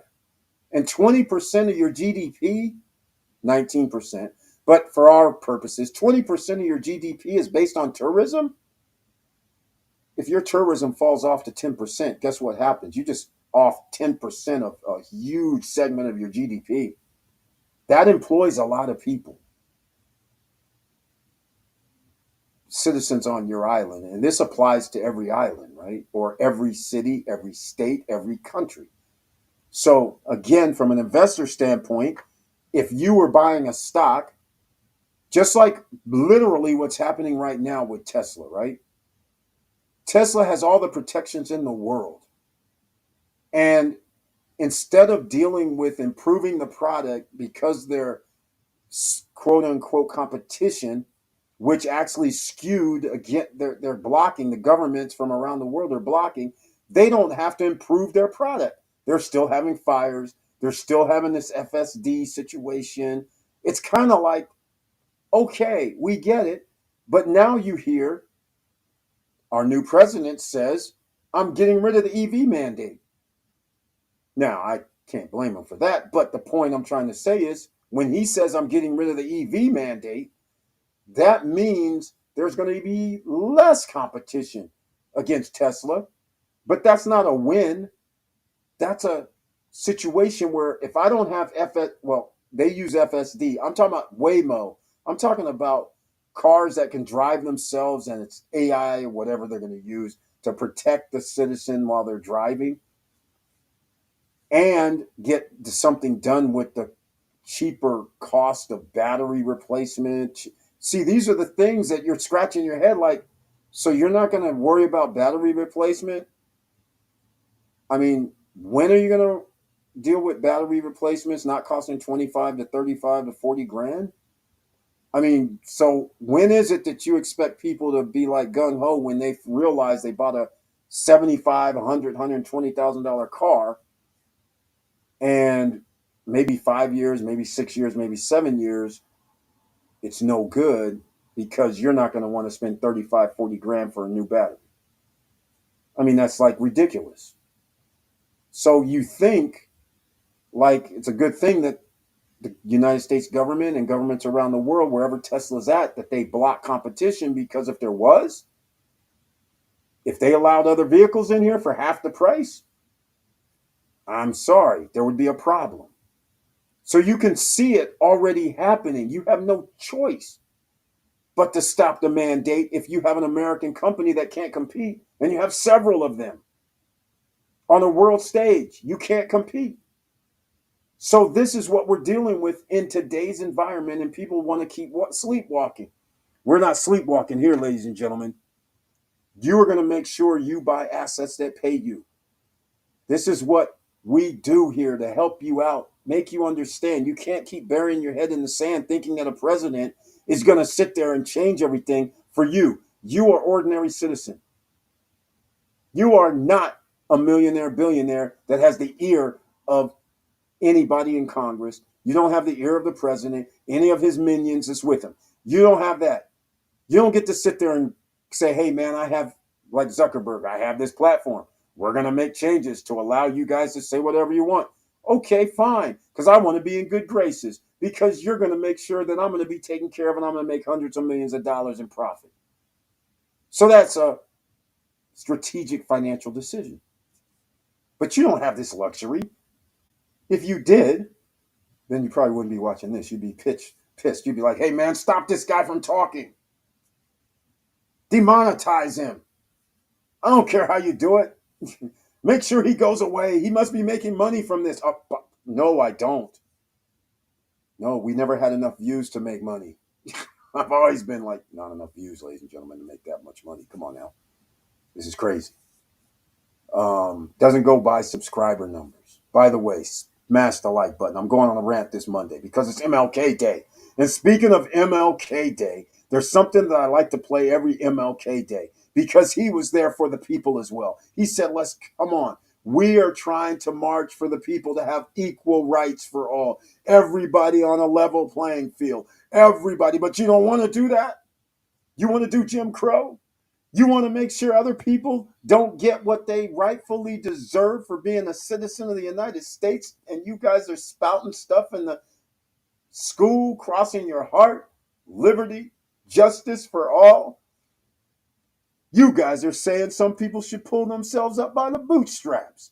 You ain't saying that to nobody sitting over there that says, hey, man, I just called up a senator and told him, man, our competition is killing us. So will you create some regulation or law to block their ass?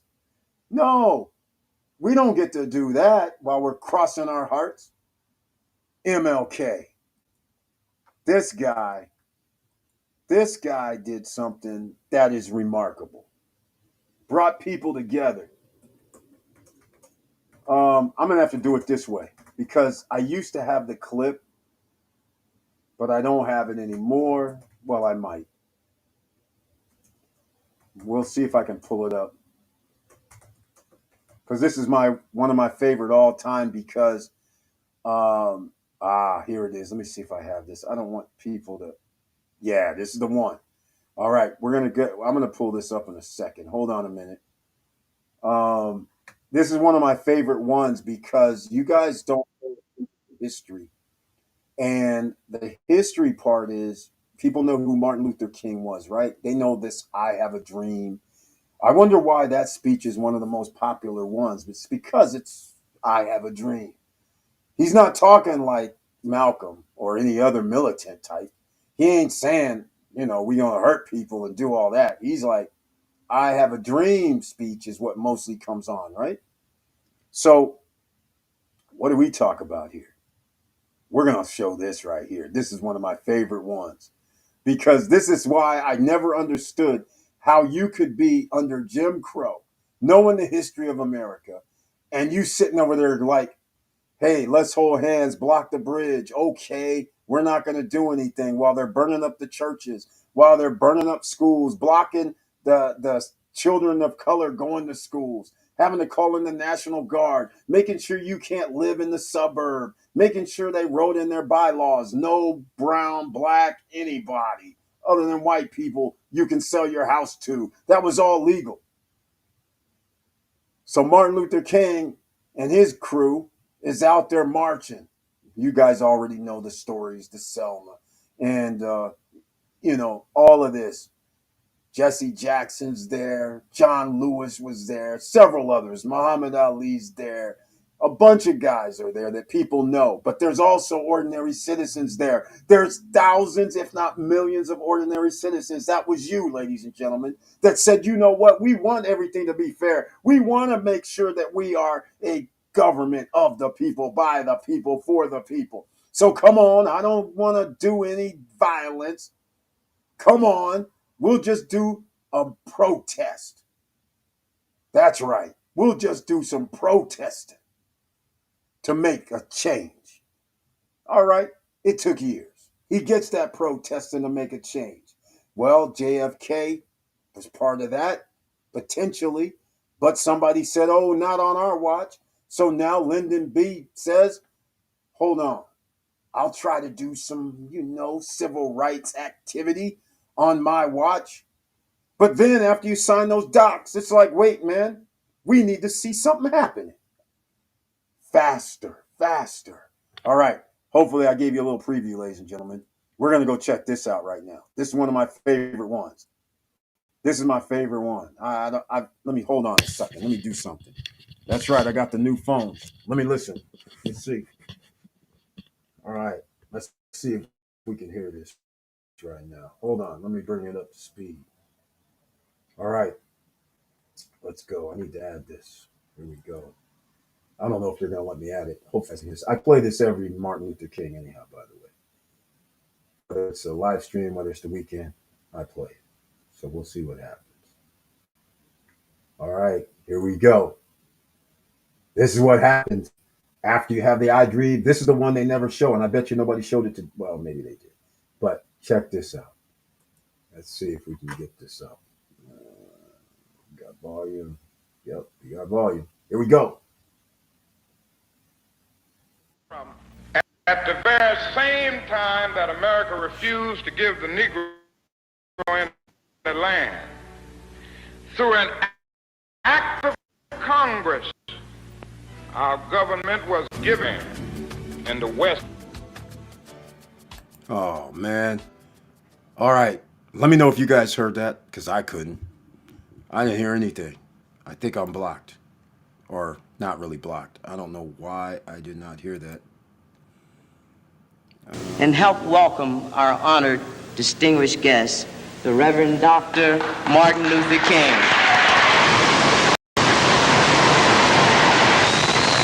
Anyhow, if you guys heard it, that's great. If you didn't hear it, okay. Sorry about that. But what it is it was we coming to get our check. Ah, we could hear it. Excellent. I'm glad to hear this. Did you guys see that? They don't play that too often. You see, this is my favorite one that goes awry because this is the militant MLK. When he says, we coming to get our check. We're tired of all the talk. We're tired of all the nonsense. We're tired of all these laws that you change and nothing changes. And you still do backroom deals to block us. He's like, nah, it's time. We coming to get our check. I'm like, oh yeah, about damn time. That's why all of a sudden it's like, hold on. He has a following. He said, did he just say coming to get our check? I thought he was being a nice dude. I got a dream. What the heck is this? Hey, somebody. You guys feel riled up right now? Somebody better get that at Memphis. Somebody better get somewhere. We got to stop this. Did you hear what he just said? He's talking about coming to get a check. He ain't saying restitution, but he said coming to get a check. This right here, ladies and gentlemen, this is the MLK. This is what I'm talking about right now. You're going to have to figure out in your head, we coming to get our check. And it can't be liabilities. All right. So anyhow, MLK, rest in peace. My brother, rest in peace. My mother, rest in peace. My friends, my fallen comrades, rest in peace. On this MLK day that does not get enough attention. And everything you're fighting for 50 years ago, you're still fighting for now, no matter what color you are. You're still looking for equal justice. You're still looking for livable wages. You're still looking for respect. You're still looking for get out of my way, stop trying to stop me, education, let me have it, let me improve my life, not trying to hurt nobody. You're still out here trying to do the same thing. Peaceful protests, but you're still working. You're still trying to be better. And your government, unfortunately, it's like I talk against the United States, but the United States is actually one of the best places that you actually can do something versus other countries where you're stifled. You have no rules that allow you to do any movement. You stick in your class, you stay in your lane. So it's not that. It's that once you have any sort of freedom, you want it all when you're crossing your heart over, doing the Pledge of Allegiance, listening to Star Spangled Banners, doing all this other crazy. And then you realize this stuff doesn't even apply to you. But you still can work hard. You still can be successful in America. Nobody can stop you. That's the beauty of America. No matter what has happened in your life, you can always pick yourself up by your bootstraps. Because what else? What other place do you have to go? You got bills to pay. Right? You don't get to just sit around. Sure, you can be homeless. Even then, you can't sit around because there's other people looking for the competition as well, taking your stuff if you leave, oversleep, whatever the case may be. There's nowhere that's really safe. You're still going to have to compete. It's just going to be on a different level. So, this is the MLK Day. I talked on a rant today. 2 hours, 10 minutes down. Make sure you smash that like button. Let me know what you guys think. This is the militant E. This is the militant SSN Nation today. I got a lot to say and I got a lot more to talk about this year because I'm going out and what is that? Is 2026? Is that going to be the time I go? I don't think so. I think we had, that'd be like a year and a half or something. Almost, no, that's right. It could be 2026. In fact, I might move up the timeline. Because I'm getting tired of social media action. All this time we've been on social media, we have 940 followers. We had Instagram removing followers off of our followers list whenever we would get something. We're only like what were we at? 9:15 to 9:42, which is great. So go over there, sign up on Stop Struggling Now. I dropped a meme today talking about risk. That's kind of cool, I think. Maybe not to you. I talked about, I posted something too. This was about, two lines. One line was just like a movie theater. People are lined up to get a ticket. There's two booths. One line had everybody in it. The line that talks. We talk about it. And then the other booth was empty. We actually do it. See, that's the thing. If you actually do it, it does not matter who's in the way. That's the thing. If you're doing it, nobody can stop you in reality. You just have to do you. So, in a little motivational today. All right. Brian P., he's talking about the Ohio State up 31-23, Notre Dame, 2 minutes left. They're up by 8.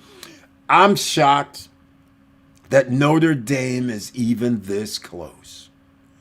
I thought they had one of those lightweight schedules, which they did, and then they have balled out in this playoff situation. And I thought Ohio State would be up by double digits, quite frankly, with 2 minutes left. I did not think it would only be 8 points. So that is great for them. The Notre Dame, the Fighting Irish. By the way, even though it's not story night, I'll give you a story. All right. I better rephrase this. I played basketball. I'm 15, and I get invite to go to Notre Dame University. Summer hoops. Digger Phelps. A guy that John McLaughlin that played for the Milwaukee Bucks was from Jersey. Lived in Jersey at the time. So that's why sometimes I have the Jersey slang. So what happens is I go there. I'm excited. But here's the first thing that happens. It's summer. It's probably July. And I'll call it the quad, but anyhow, the bookstore and then across the way, they have a big courtyard, right? From the bookstore across the way, they have the big buildings, students' buildings and all that, right? So there's a big quad. We're there, and I see this dude walking with two beautiful women. The dude looks, I'm 15, gonna be 16. The dude looks like he's same age, 17, 18. We get up to him. There's only me and about two other guys, and I'm walking, and I see him, and I see this dude, two beautiful women, but he's like, I'm like, at that time, I'm like 5'10", 5'9". So therefore, this guy is like a foot and a half taller than me. It seemed. I'm just like, damn, that dude's tall. So I go talk to him. His name is Orlando Woolridge. He's there starting his school early in the summer, and apparently he's a freshman at University of Notre Dame. Orlando Woolridge goes on to play professionally in the NBA. But he was on campus going to summer school at the time. So anyhow, after we run into him, we got to go, all the little guys that's superstars are going to come and play. And Digger Phelps, who we haven't seen at all, just John McLaughlin and some other little assistant guys are there helping us with running through some paces and some things. So everybody gets hyped. Digger Phelps is coming down here. He wants to talk to you guys. Man, Digger Phelps showed up. People are kind of like, oh, this is the guy, one of the great coaches in basketball and all this, that, and the other. This dude does. He starts saying some foul stuff, man. He's like, F this, F you guys. You think you this? What do you ain't gonna have a nice time here? All kind of bullshit like this. I was like, what the hell's going on? He started saying stuff like, and you guys think you're all good, you ain't that good. I'm like, wait, you had us here. What kind of invitational kind of stuff is this? I'm like, I'm looking around at these guys like, is this for real? I'm thinking the dude's about to come out and go, ha ha ha ha ha, ha, I'm joking. Ha ha, welcome. Come on, welcome, and come in and shake hands and stuff. No.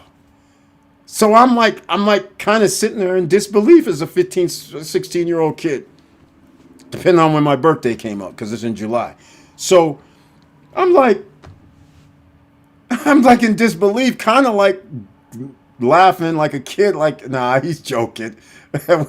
He's joking because I know I can ball. So I think he was playing. No, he wasn't playing. He talked all that garbage to us and then walked off, left. I was like, oh, this was no joke? What? The first day, that was what he did. So you know, well, maybe not me. I have attitude at that point. I'm just like, man, this is wrong on all kind of fronts. I was like, what the hell? Dude just said all this and walked off? So I'm like, I'm still thinking this got to be a joke. He's going to come back and say, hey, all right, you guys, all right, let's go. You guys, I know you're good. You're here. Let's do some things. No. Dude just walked off. The next day he comes, day 2. So he's not even there. We're running drills and all this with John McLaughlin and his crew. So we're like, okay, he comes the next day. The next day, I'm thinking, here's it comes. He's going to say, hey, welcome to the camp. Welcome here. I'm glad to see you. It's all good. No. He starts talking that same BS. Then he starts talking about, because I think he made it to the Final Four or something like that. Maybe it was in that year or the year before. And he has like 2 All-American players on his team. And that's when he starts, yeah, I got All-American players. You guys ain't nothing like them. I'm like, in my head, I'm like, they're older than, they're like 18, 19, or 20 or something. What is this dude on? And I was like, so he started spouting that stuff. Yeah, they can kick your ass. Yada, yada, yada, yada. So I was like, what gym are they in right now? He's like, they're over there at our practice facility or at the main gym. I can't remember what he said. I was like, I'm down. Let's go. Either bring him over here or I'll go there. I'll play. He's like, what? Oh, no. Oh, no, no, no. You can't go over. I was like, you were talking all this crap like they're all that good. I seen them on TV. They ain't that good. He's like, what? I said, man, no. I seen these guys. I think it was Duck. Yeah, there was a Duck guy and some big white dude. I was like, oh, hell no. They start laughing. He's like, what the heck? Oh, no, no, you stay over here. I was like, well, bring them over here. We'll dog them out right here. And they're like, oh, no, they're not. They can't play with you guys. They're all Americans. I'm like, and? I seen them play. He's like, oh, I got... So after this, John McLaughlin called me in Jersey after the camp. He's like, hey, man, I want to keep track of you. You might want to come play with us. I was like, man, I ain't coming to play for that asshole. I said, you've been cool. You cool. If you're the head coach, call me. If you ain't, I ain't playing for that asshole. I'm like, I'm graduating in 2 years. I think it was, yeah, so I was going to be a junior. And then, and I grew 2, 3, 4 inches too. So I was bigger, better. And, yeah, I was like, I'm not going to you. We are. ND. We are ND. That's right. You know I went there when you hear that chant. We are ND. I'm like, oh my God. I even have the gear, some of the gear that we had back then. Maybe one of these days, our guys will show you a picture. It had our name. It was just our practice gear, but it's Notre Dame official gear with our names on it and stuff. I might still have it somewhere, but I'll show you that another day. All right, that's the story. I should have given it to you on Friday night, but I think I'm going to have a better one for you on Friday night with the Jim Thompson Jet. Is going to be here in the house. I'll talk him into it. And we got a lot of stories to tell you. In fact, I'll give you a little bit more of Jet because he's going to surprise you. Jet is known as, to everybody else in the world, cornbread. All right? So I don't call him that. But when we used to go out, and he'd call me up, try to take me to the hood. I'm like, what? I've never been there before, and I'm not going over there. He's like, come on, man. I was just like, oh, no. So we go there. We go into the club, bar, and next thing I know, people are like, cornbread, what's up? I'm like, who's cornbread? He's like, they're talking to me. Cornbread? What the heck? You guys will find out how funny this is when you see cornbread. All right? You'll find out how funny this is and I got a story to tell you, but I'm not going to tell you right now. Don't miss Friday night. I'm going to have them on. Don't miss Friday night. This is funny stuff. Because you'll see why this is funny when I don't call them that. And then I'm in the frickin', let's just call it bad side of town in Sac. And then we're going in and they're calling him cornbread. And are you ready to play dominoes for money? I'm just like, what the hell's going on? Really? What the hell? A different name, dominoes, and all we basically hang out and play hoops. We're on the same teams when we're playing in the summer, things like that. So you guys will get a kick out of this one. And I'll give you a little more stuff too. Because when we threw parties, or not, because sometimes we went to other parties, he actually had carte blanche with a nightclub that had a I don't know, he'll remember, probably a 1950s limo that was out front of the club. And he taught, I don't know who he knew or whatever, but he actually, the owner allowed him to go pick up women to bring to the club by having a driver and him take off in the limo. And he would drive around. It was crazy stuff. So we'll get into all that. In fact, this is going to be a 2-hour thing. I'm telling you right now, it's going to be 2 hours of stories that Friday night. Don't miss it. All right. If he comes on, don't miss this, because we got a lot of stories to talk about, because I'll just leave it at that. We got celebrity. Oh, yeah, we got celebrity situation as well. We got a lot of stuff that we can get into. In fact, I might have Jim on again because we could be talking for 3-4 hours. In fact, we're supposed to write a book. And in fact, I don't know how it's a book. I really don't, because if we did that, he wants me to go to Chi-Town and we got to do write it out, because there's way too much stuff, because we have too many moving pieces. So the problem is not a problem. It's just that while he's doing one thing in SAC, I'm doing another thing in SAC. Then we have another person that, when I told you about the White Men Can't Jump, that's involved in the White Men Can't Jump, who has another story that we're all involved with as well. So it keeps going. And I was like, man, it's got to be a series. But he wants to write a book. So we'll see how it works. Ohio State wins. Okay, Reginald Harding. Ohio State wins. That was, I really didn't think Notre Dame would win, let alone put on a showing where it was, I'm guessing the score ends up 31-23. Let me know. Let me know what the score ends up being.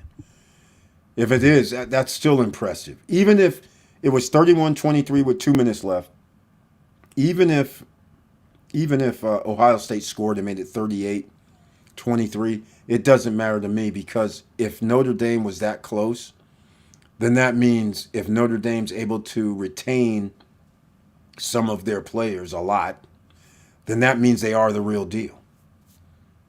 And it's probably helped their recruiting as well, because I swear they had a cupcake schedule. I'm like, they proved me wrong. I guess it wasn't really cupcake at all. They did lose a game, I believe. So 34-23, yeah, but that still was way closer than I expected. I damn sure thought it would be more like 40 or even 34, but I expected 10, 15. So I didn't really expect them to be 31-23 with 2 minutes left and a chance to tie up this game. I mean, that's crazy. So that's awesome for them.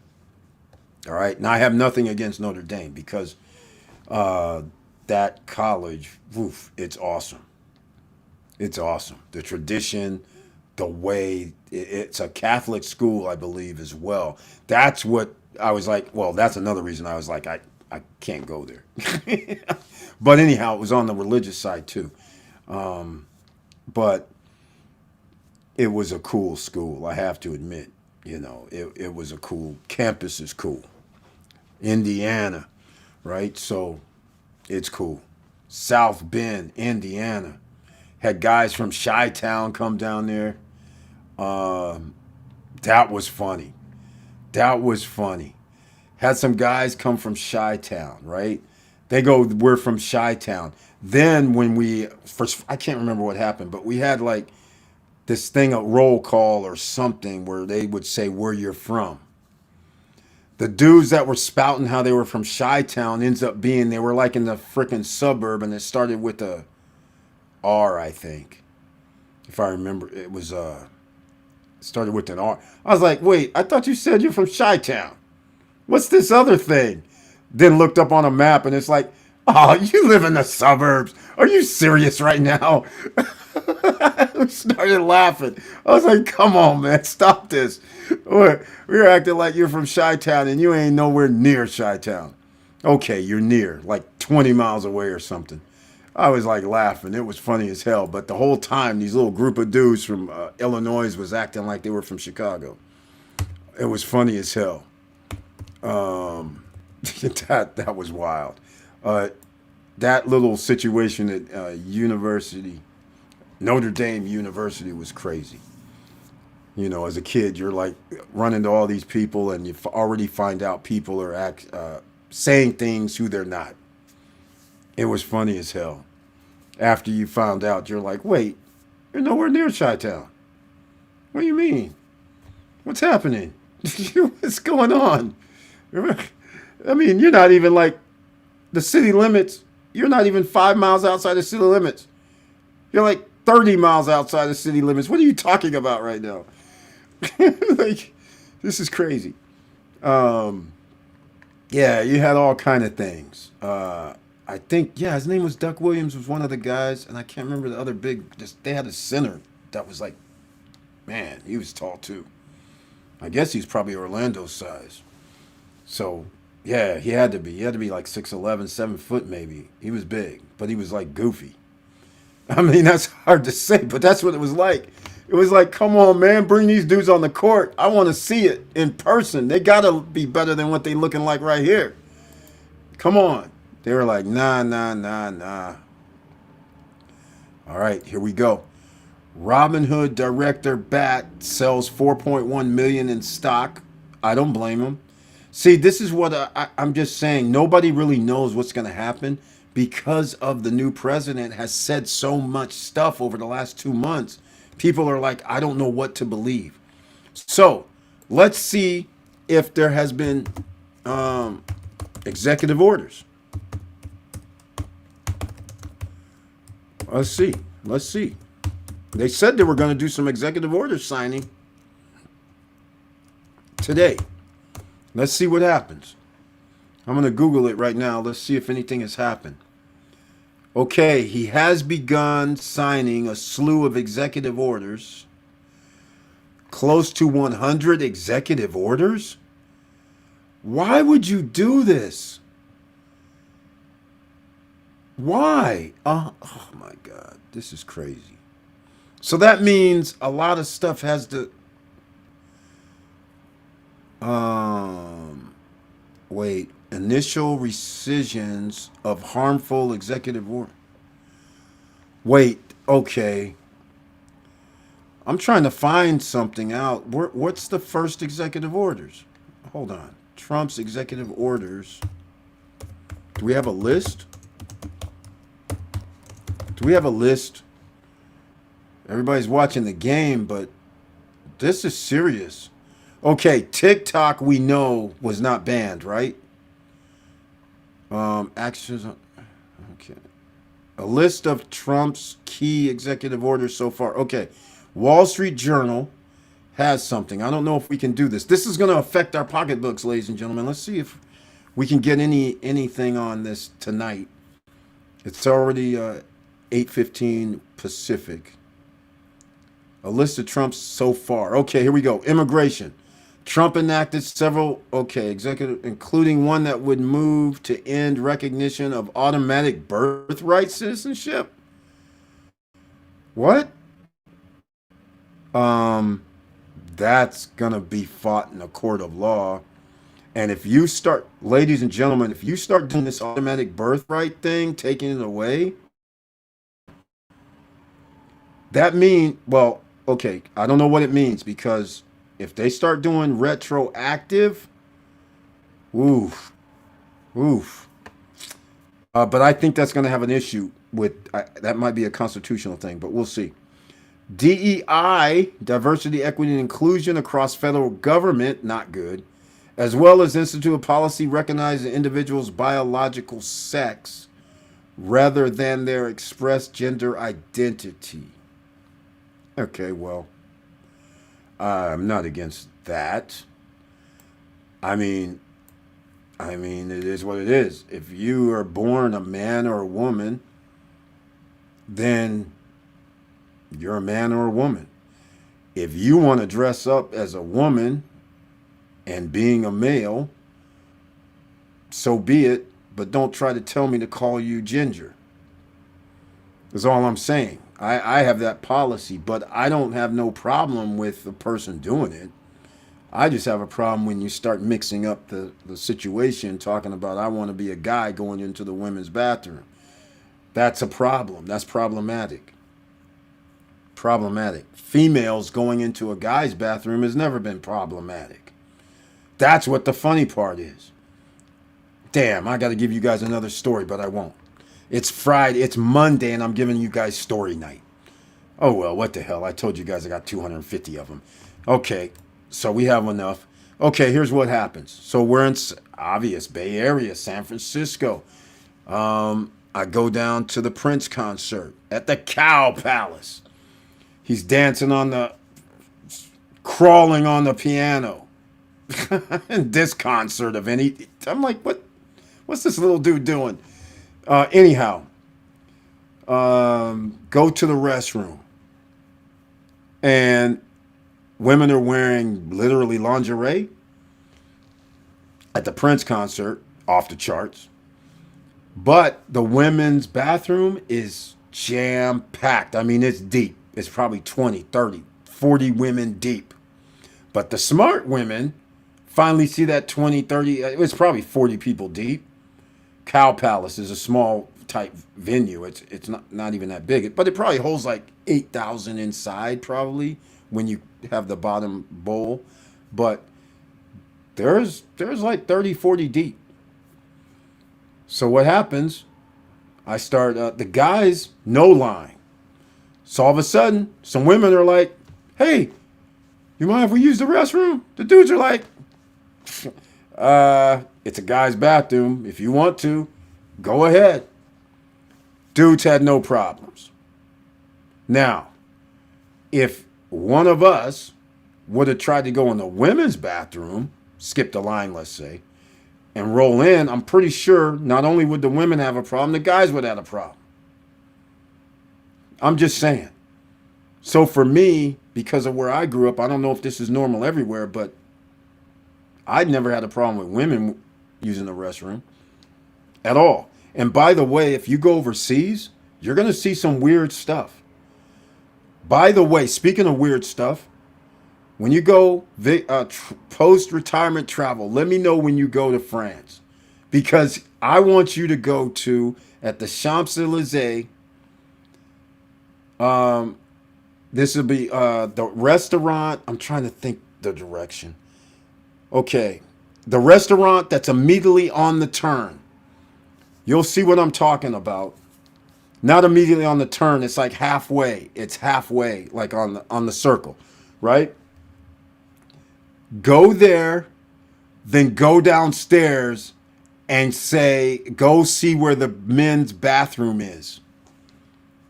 Then you'll understand the rest of the world has never had a problem with gender, meaning sex stuff, because you are literally damn near using a urinal right where you're sitting right now, let's just say, in your house. And imagine 3 feet behind you, somebody is eating and there is no stall, there is no door, there is nothing there. You're going to be like, what? And you walk around and the urinals are there. Then you can go into a bathroom, but it's literally almost like open atmosphere. They just can't see because there's a, what, I guess 5, 6, probably, no, 4 foot, 4 foot high wall or something. I mean, it's not that even high. So people can actually walk by while you're using a urinal. That's crazy. That's not the only place either. But that's what I'm saying. It's like America's obsessed with sexual stuff where the rest of the world has freaking sexual stuff on billboards, bus stops for kids to see ever since they've been born, on TV. I mean, come on, man. This stuff is wild. So just think about it. But anyhow, we got to hold on. Let me put the list up. Let me put the list up. Some people might want to see this list. This is something we're talking about the president. He's already doing something. The birthright in itself would mean, if it's not unconstitutional, let's say, that means you guys, I don't really know what it means, but I'm just trying to say, if a person was born here and their parents are not U.S. citizens, if they're able to roll that back, then that means they may have to go back to a country they never was raised in. That also means somebody that is here now that's pregnant, that's not from the United States, that could mean that you could have a child here, but your child has to go back, and this could cause a serious problem. Serious problems. Because how far are we going with this? I mean, so now if you have a kid born here, but you have a green card, go card, and you're not a citizen either, so does that mean everybody gets to go back after the child is born? I mean, or are they saying you gotta go now while you're 8 months pregnant? And I mean, how is that gonna work? That's scary. Trump said Monday evening that he is aiming to place 25% tariffs on imports from Canada and Mexico on February 1. Trump made the here we go. Trump made the comment even as he plans to direct federal agencies to analyze federal trade practices and policies with China and North American allies, saying that he isn't ready to move ahead with the universal tariffs on goods from around the world. Dude, but these dudes, this is where our food comes from. A large percentage of our food comes from Canada and Mexico. Ladies and gentlemen, here we go. 25% more. Starting February 1st, stock up now. This is This is crazy. This is crazy. This is absurd. Did he really? Okay, we'll have to talk about this on Wednesday. Okay, he signed TikTok. He signed an executive order giving more time for TikTok to work out a deal to prevent it. What deal? What the hell's going on? TikTok is not owned by China. What deal? This is crazy. Okay, withdrawing. Oh no. Signed orders withdrawing from the Paris Climate Accord and revoked several executive orders related to the previous administration's effort to fight climate change. Yikes. Trump also declared a national energy emergency, an action that will enable the federal government to slash permitting requirements for energy projects, fast track power plant construction, and loosen curbs on fossil fuel exports. What? Oh, no. Yeah, because we can't have 3 Mile Island or nothing. We can't have Chernobyl or nothing. Is this for real right now? Okay. Weaponization of Trump ordered the Attorney General to review the work of all law enforcement agencies to determine whether any of their moves over the past 4 years got... Wait, isn't this a weaponization in itself by doing this of the federal government? He told the Director of National Intelligence to similarly examine the intelligence community activity. So you're going to have a watchdog implementation to go check on stuff that has happened, but we can't check on... Wait, who's going to be checking on you, boo? What the hell's going on? This ain't good either. So we're looking for weaponization of federal government when you have already in the past yourself, your directors of the CIA and FBI, what's the odds of them being audited? What's the odds of all kind of other activity that... Wow. This is crazy. Government efficiency. He signed an executive order creating the Elon Musk-led Department of Government Efficiency.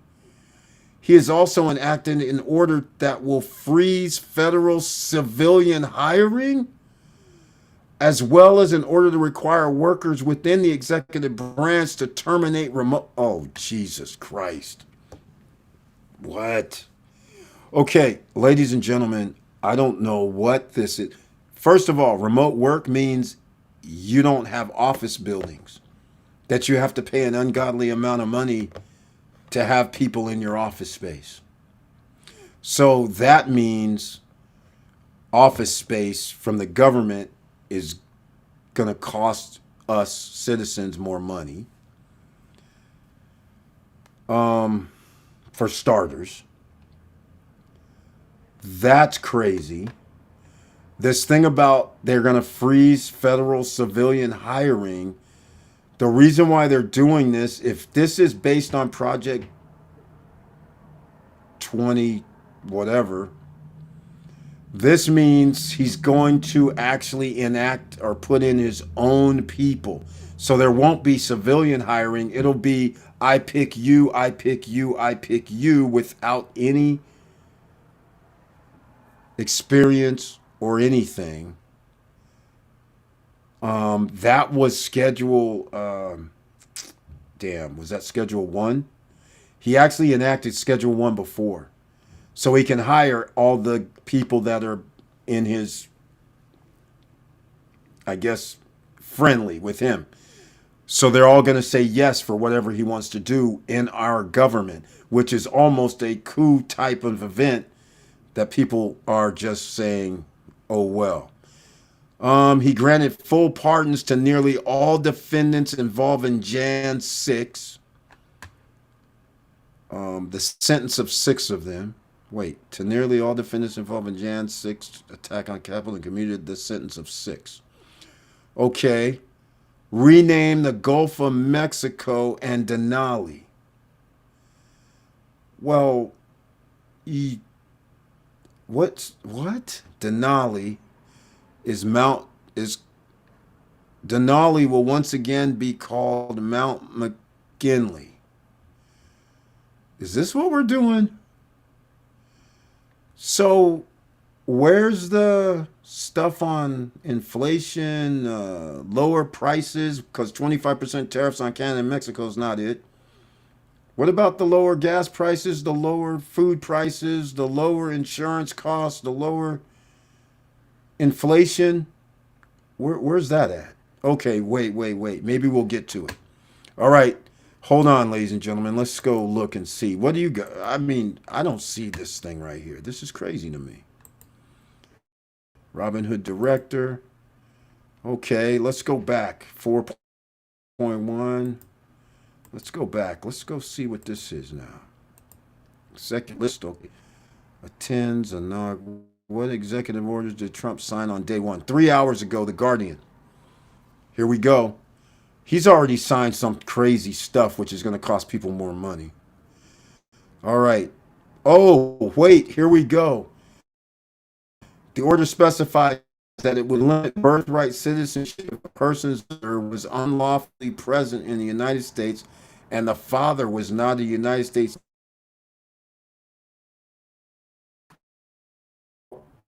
You can't get residence, in 9 months. Or when the person's mother's presence in the United States at the time of said person's birth was lawful but temporary. Well, birthright, which guarantees citizenship to anyone born is protected by 14th Amendment. That's what I thought.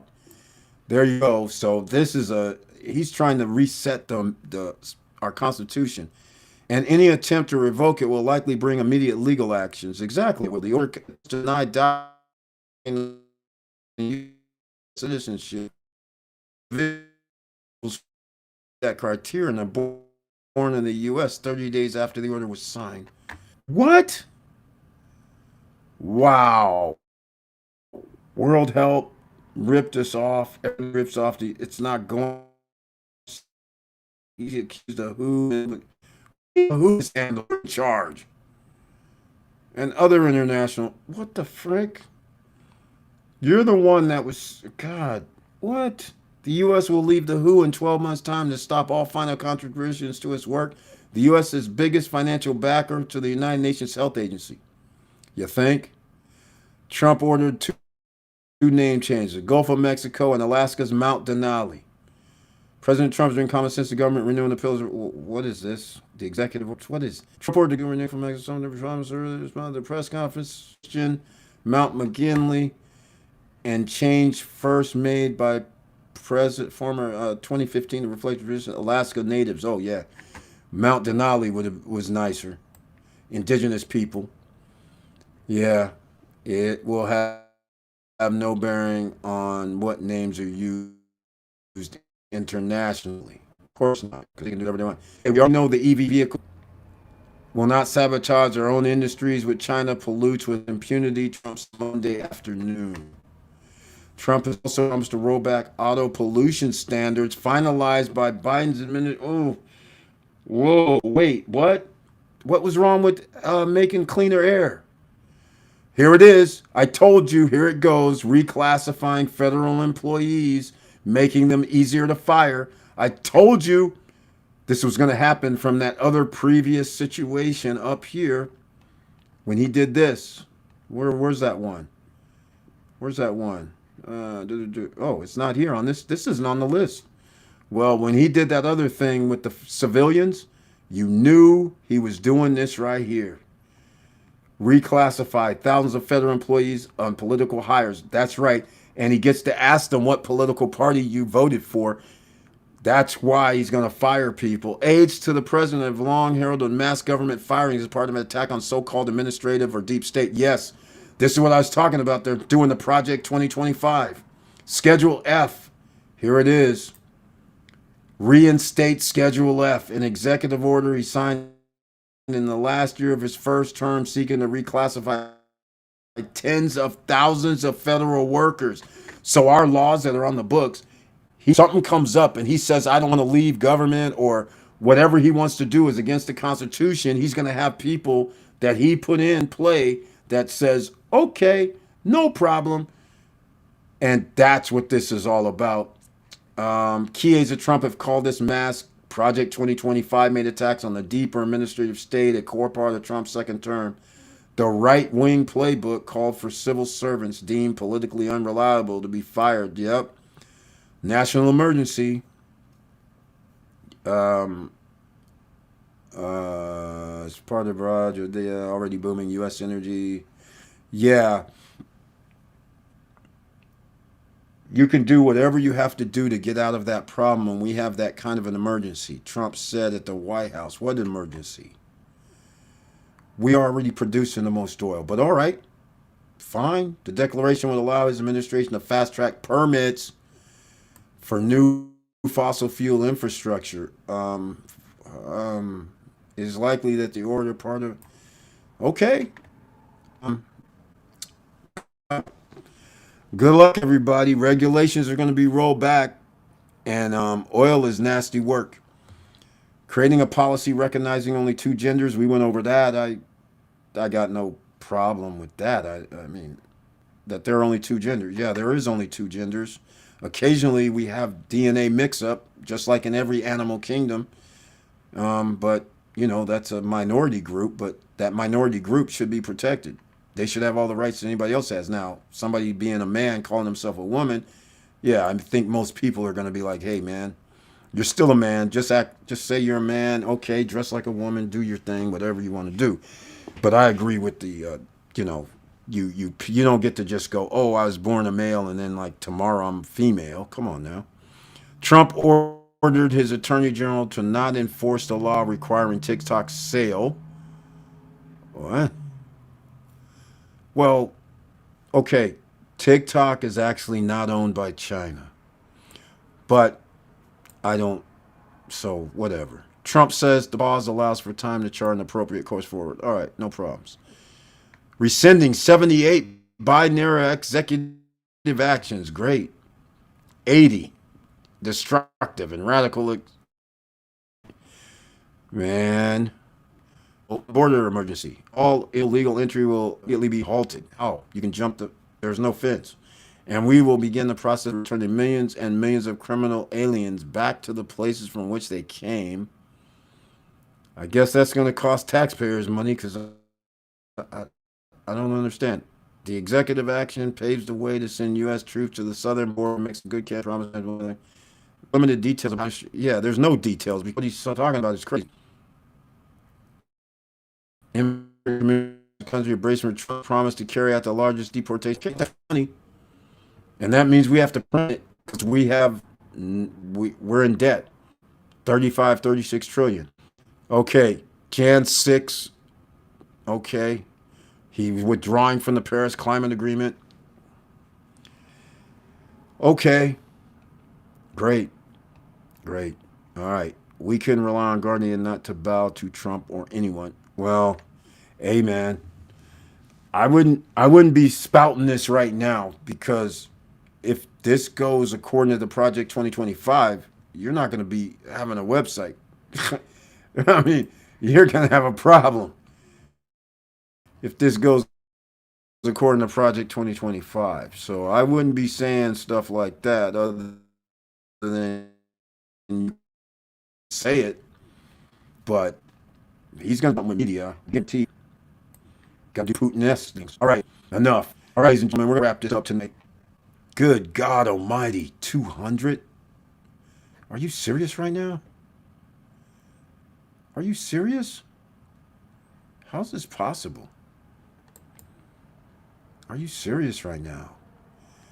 President Trump signed almost 200 executive orders, basically breaking the house down and starting building it from the ground up. Yo.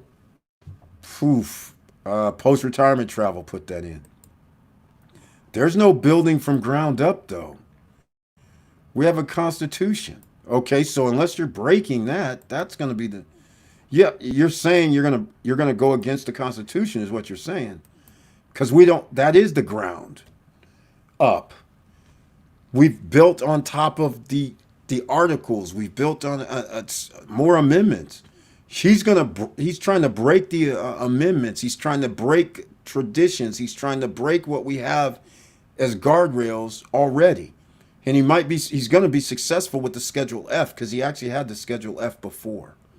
And Schedule F, when he tried to do the Jan 6 thing, and he had some guy from wherever departments, and he was going to make them heads of the FBI, make a guy an attorney general that's never even been in court. I mean, all kind of crazy. That's where this goes back to. It's going to be the same thing. I'm not a fan of any of this. This is like illegal. I mean, against our Constitution. He's already pulling stuff. And these guys are just sitting there going with it. I'm like, man, this is bad. So, what we're going to do also is, you know what, since I still have it on screen, what we're going to do is we'll go do this. CNBC, I don't know how they had a rally if they know that your food cost is going to cost more. 25% more plus what, another transport. I mean, this is possibly 30 to 50% more. So futures are flat. There you go. That's what I thought was going to happen. Futures are flat since he mentioned the 25% tariff. That's going to go into effect in less than 2 weeks. Man. This is crazy. What? Okay, for the back row and everybody else, the 25% tariff on Mexico and Canada means we're going to pay 25% more here. That means anything coming in, the Americans who are importing it in, the companies have to pay 25% more. That means they are going to charge you 25% more plus a handling fee. So that means 30% more. Now, you guys, this is not how you build any damn thing. Let me do something real quick.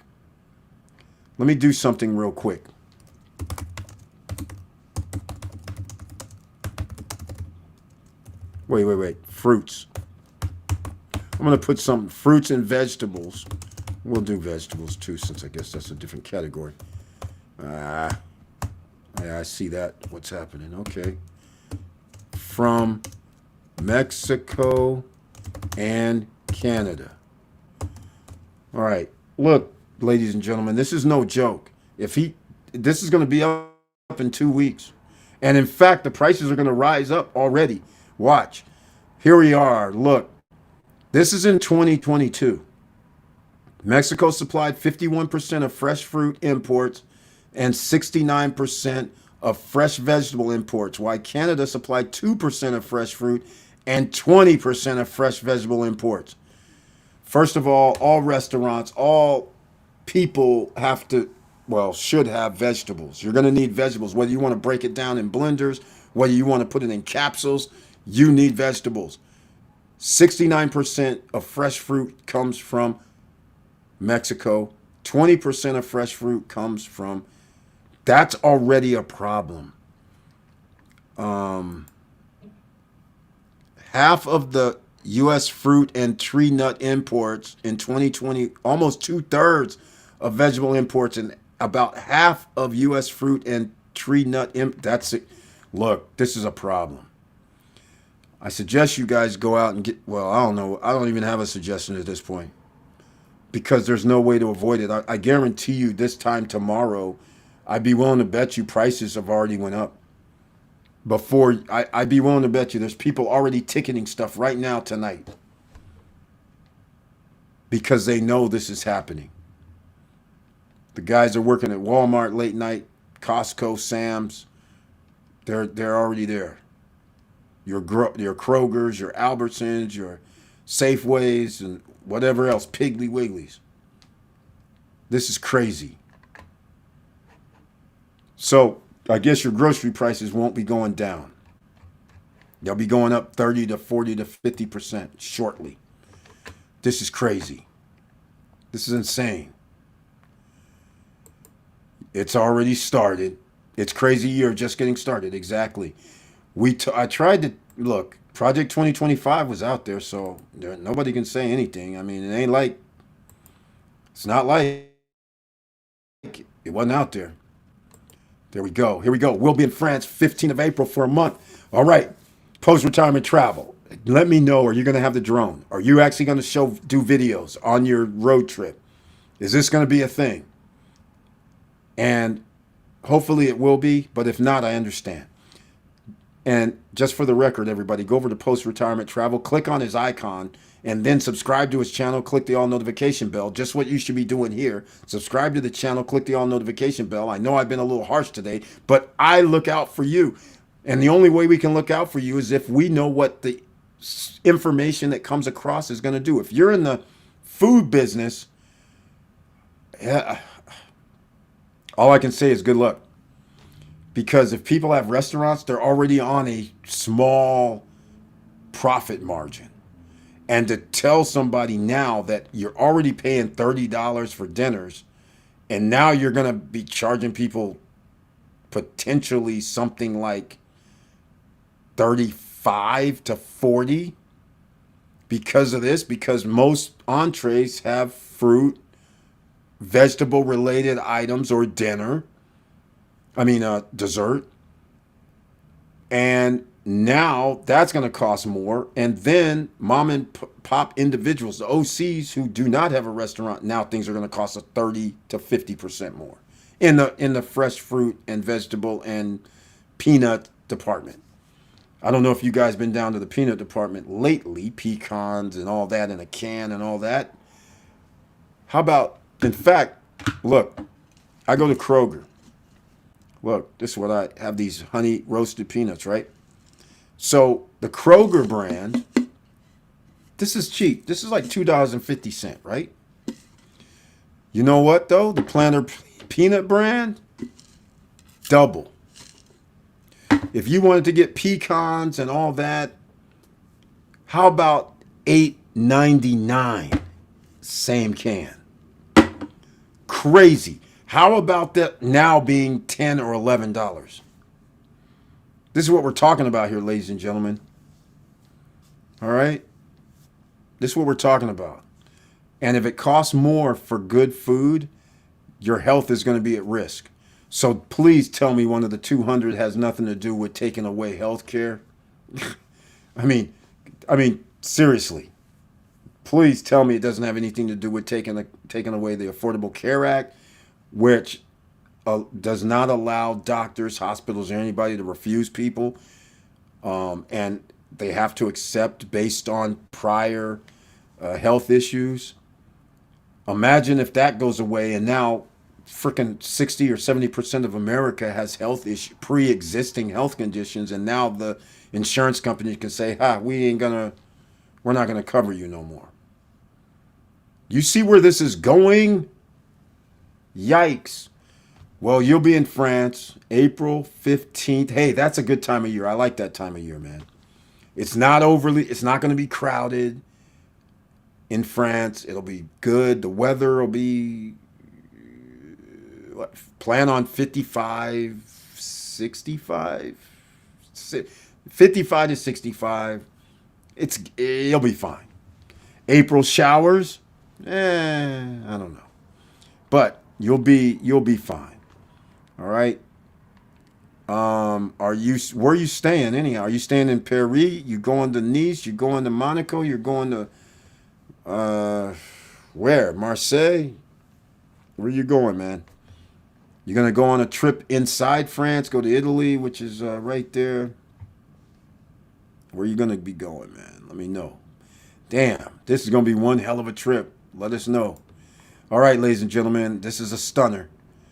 I have to admit, this is a stunner. Trump is doing exactly what he said, exactly what Project 2025 said. Oof, this is going to be a rough one. Buy assets. And like I said, the stock market has already reacted. It rose when the inauguration today, it rose. It was beautiful. But then when he signed that executive order, all of a sudden they're like, oh, hold on now. This is a problem, 25%. And that's not the only aim here. He might be, Out of these 200, which I don't know where the list is, he might have already done something with another couple of other allies, with friends like the United States who needs enemies. If I'm one of your allies and they call me up and be like, hey, man, I'm going to charge you an extra 25% just because. I'm thinking, what the hell's going on, man? What do you mean? I thought we're friends. I thought we had a NAFTA trade agreement. Why are you doing this? You know I'm going to have to charge you more.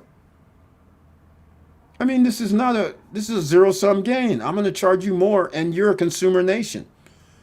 So we're just not going to have that many people buying from your companies now.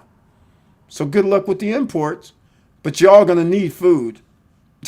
We supply 50 to 60% of it. You're going to need the food. So we ain't worried. So your citizens are going to get screwed, but they're still going to buy it. And you're still going to buy it. So good luck. Because we're still getting paid the same. Your importers are the ones paying the extra 25%. And then they're going to charge whoever else on your guys' side of the fence. So it's going to end up 30 to 50%. So have at it. It's not the reverse. Mexico is not the consumer nation to America. America is the consumer nation to Mexico. So good luck. Brace yourself, ladies and gentlemen. You're going to need more money. So the 70 to 78% of the population who's already living paycheck to paycheck, I guess your fruits, veggies, nuts, and whatever else is about to rise. 25% minimum. Good luck. All those mandarin oranges, the apples, man, this is crazy. All right, this is saddening. This is maddening, saddening, and everything else. I gotta say, because this would have been so easy. And we still haven't even gotten to the tax cut, tax breaks yet. Wait till that situation occurs. So you're going to be paying more for that. And then you're going to be paying the millionaires and billionaires, the tax cut, tax breaks that they get. You're going to be paying that. So I guess we're going to be off to the races to trade deficits with our allies, antagonizing our allies. And I guess, look, this is going to be fun. I got to tell you, ladies and gentlemen, this is going to be fun. The rest of the world is like, F you guys.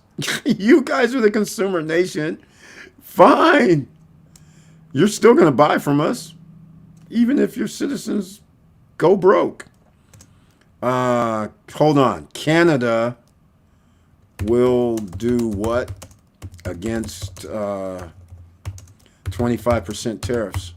You know the guy said we're just going to shut off the oil and all this other crazy in Canada. The other guy went crazy. The Canadian guy, he says we'll cut off the oil. I was like, what? These guys are, I love it.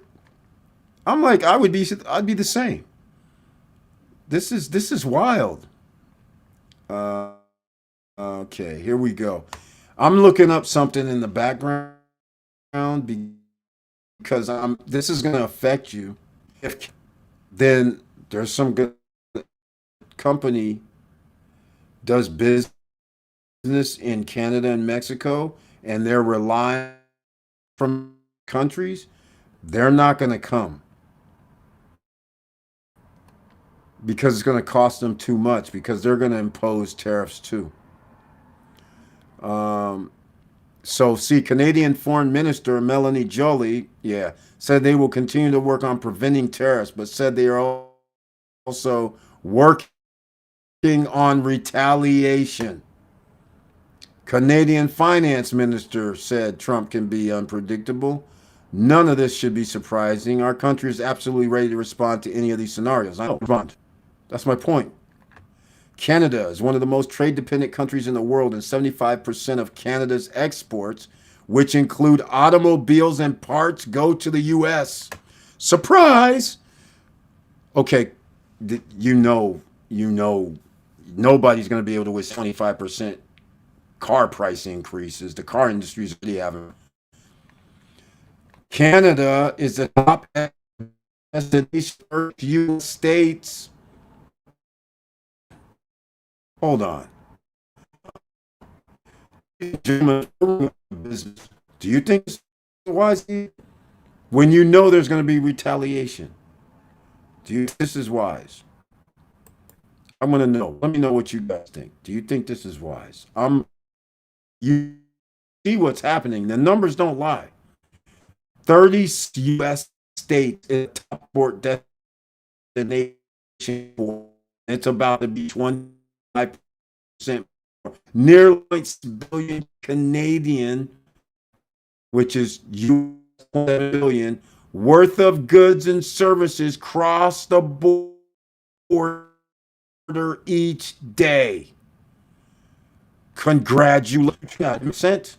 You just now entered 3 billion plus. And good luck, American citizens, if this happens. This is based on the 25% this is going to go up 25% to 3.1 billion. Okay, fine. You want to play around, you're going to F around and find out this is not good. This is not good under any circumstance. I'm sorry. If you guys think this is good, please smash the like. No.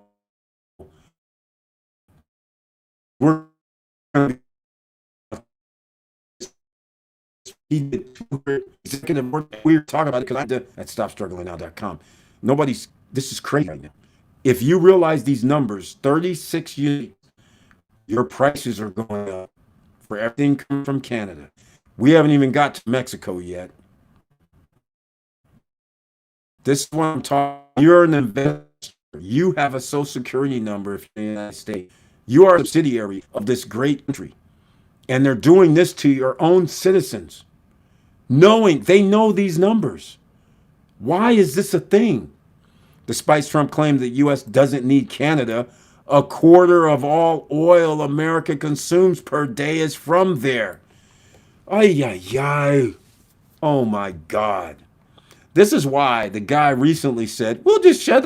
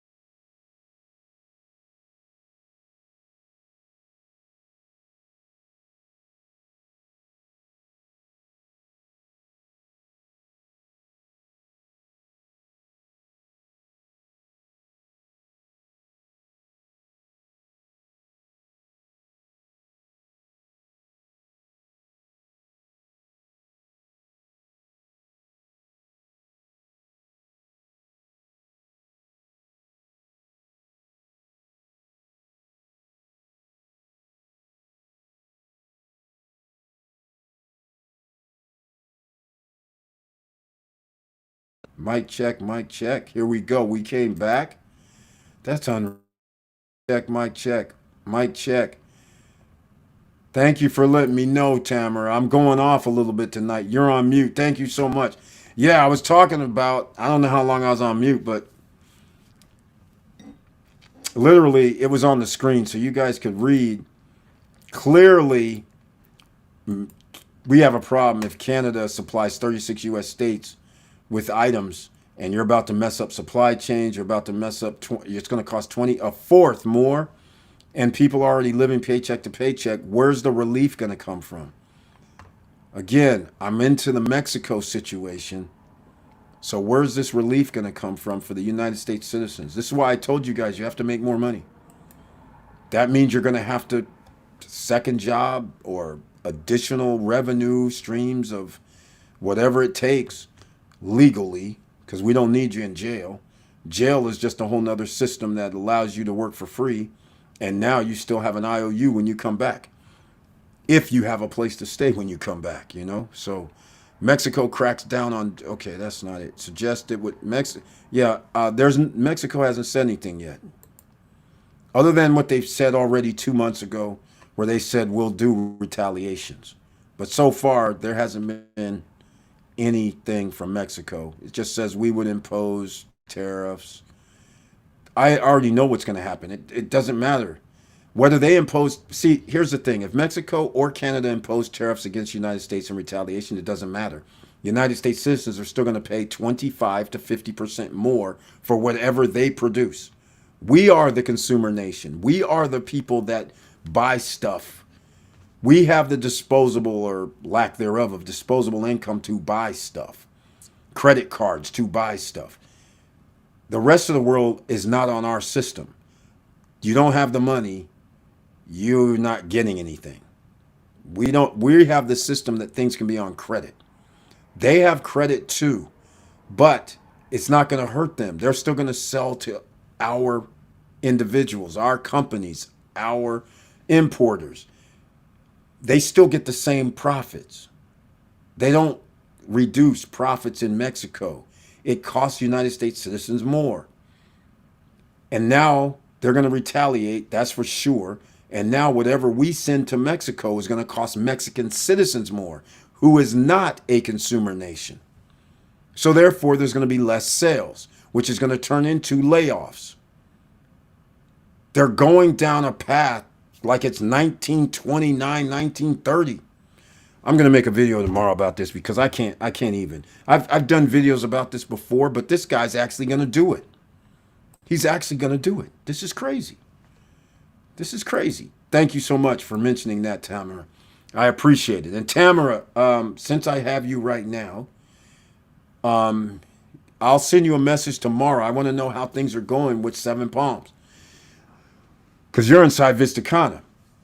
The way things are going, in case you guys missed the intro, I went over one of the, here, like I said, there's only Atlantida, Vista Cana, which is in the community, but still I'm lumping them in. Vista Cana, Atlantida, Cruise on Land, Larimar. 4 projects. Those 4 projects were going to revolutionize the area. It looks, though, that Larimar has changed what their boardwalk was going to be. And it also, if you're doing 9-hole golf course, which is what Vista Cana has, if you're doing beach clubs, which Vista Cana has, if you're doing restaurants, which Vista Cana has, you going to have an equestrian center like Vista Cana, Larimar? I don't think so. But if you do, you have plenty of acres to do it. But now Vista Cana has horseback riding. They're going to put in a sports complex just like you. So I can see from the cliff the ocean. That's a nice thing. But I'm like 20, 25 minutes from town. So if you don't have the mall like Vista Cana, if you're not going to have a downtown where I can go shopping with grocery stores and all this, like Vista Cana, then why am I going to come way out to 20, 25 minutes outside of town when I can just stop right here at Vista Cana and be like 5 minutes or less from downtown? And I don't have to go downtown. I can stay inside Vista Cana to do like mini mart shopping and things like that. I got to go out to the front on the freeway, but I don't have to go 25 minutes. And if I want to do anything, I'm downtown. I can be at the beach in 10 to 15 minutes and be at a beach club on the beach instead of on a cliff. I can be in the water. This makes no sense to me. So you eliminate the whole scenario when you put 9-hole golf course. Vista Cana has that. You're not doing anything special at this point. There's a lot of places to have a golf course. In fact, who cares about golf in DR, really? I mean, seriously. People aren't going over there with their golf bags and golfing most of the time. I mean, hardly any time. This is craziness right now. I approve of a golf course, but not a 9-hole. I approve of an 18-hole golf course, especially when you have 800 acres. You should utilize 170 to 200 acres for a PGA type of event in course. So that way you can get some of these lower tier pro events, upper tier pro events, have a pro player, have people take lessons and implement all of this. 9 holes does us no good. That's just like, who cares? Par 2, par 3, whatever the case may be. That's joker stuff. That's not upscale luxury. Beach clubs on a cliff where I can see the ocean. Okay, that was cool with your first design. It was open. People can walk. They can go shopping. They can do whatever, go eat and do all this. But now a beach club, just for the sake of having a beach club with a pool, I'm like, okay, that's cool, but I can do that anywhere on the island. It's not like it's special. We need it special if we're going to be 25 minutes outside of town. Otherwise, what are we doing here? Cruise on land's our only hope, maybe. Maybe they're still going to have their 100 amenities or 100 attractions, shall I say, plus. But again, they're almost a condo hotel environment. So from an investor standpoint, it's kind of different too. I mean, but as far as investing wise, they potentially could have everything you need. Here's the problem. If you don't have the necessary tourist numbers that have to be at 9.5 next year. Oh, and by the way, I want to show you guys something. Hold on a second. Oh, I wanted to play this one. Hold on. Remember when I was telling you guys that we need 14, 15 million tourists? Remember when I was saying that all last year? Check this out. God dog it. I think it's on DR1. Let's see, tourist. Let me see if I can pull this up real quick. You guys know who Frank Rainieri is? Grupo Punta Cana owns the Punta Cana airport with a group of people. He also he's pretty heavy guy. He's one of the 5 families. All right. I want to show you guys something. When he found out about the tourist record in DR, look at what he says. He said this. Well, this is posted January 7th. Look what he said.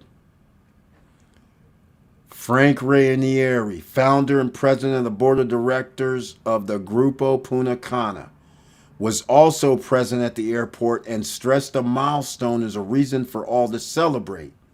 He said the new country objective is to achieve 15 million visitors and add another 20,000 to 25,000 new hotel rooms.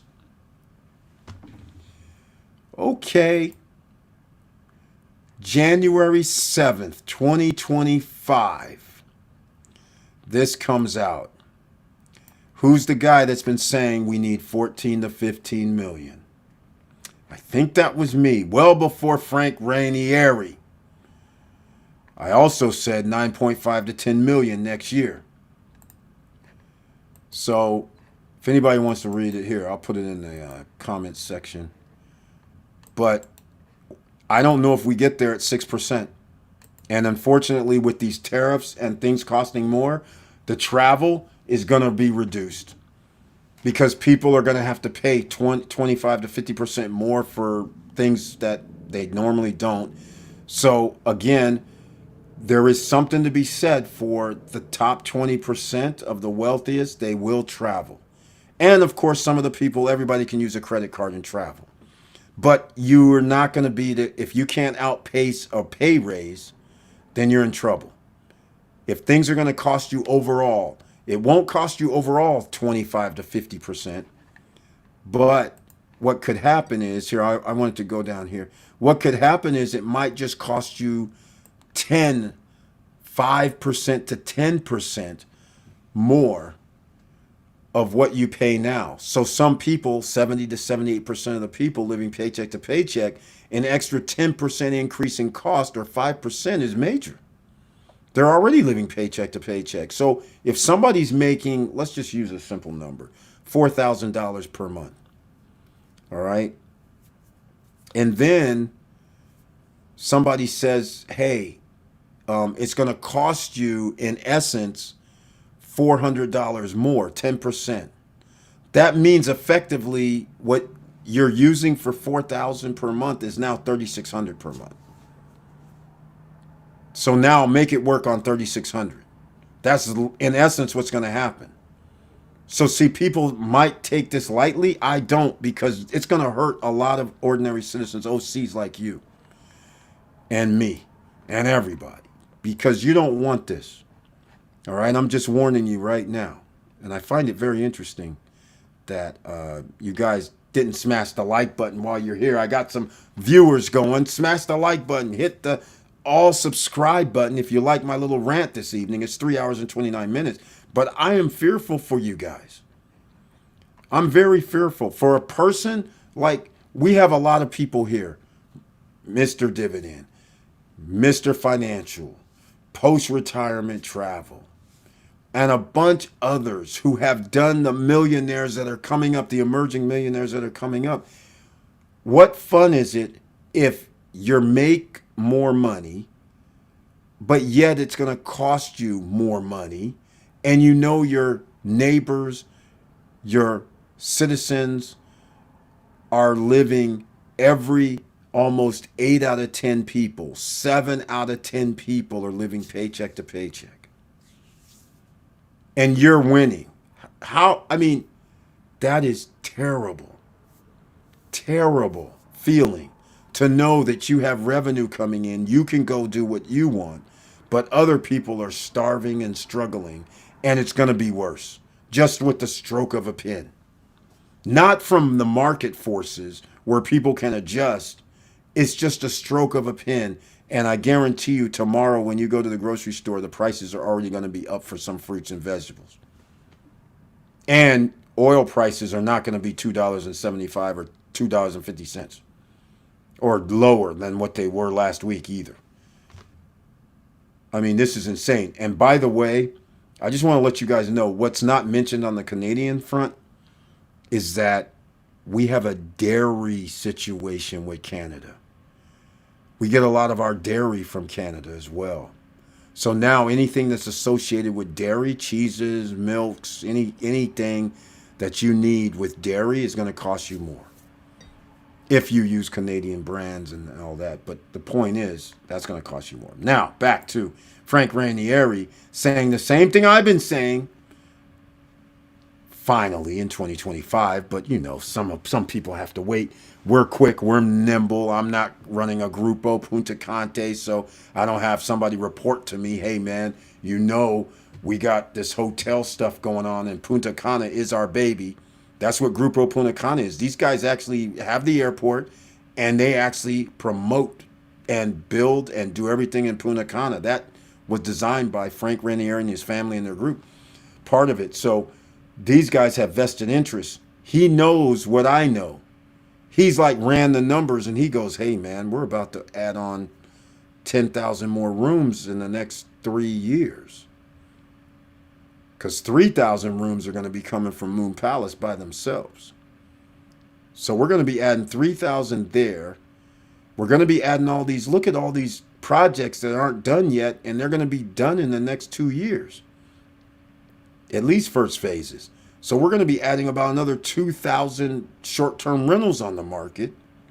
So he starts adding everything up, and then he's like, well, wait a minute. What if we only have 60% of the Canadians coming and the United States citizens coming? What if that drops to 50%? Or heaven forbid, 40%? Now we don't have all that money coming in. He understands the numbers. This is not rocket science. This is what an investor does. You're supposed to look at numbers. You're supposed to look at it, and then you have to realize if we have these extra units that are already in play, then how many people do we need to come here to fill those units? We cannot have our present 83, actually it's not even that. What was it? 76%? 70, I think it was 76%, right? For the hotel occupancy for last year or 2024.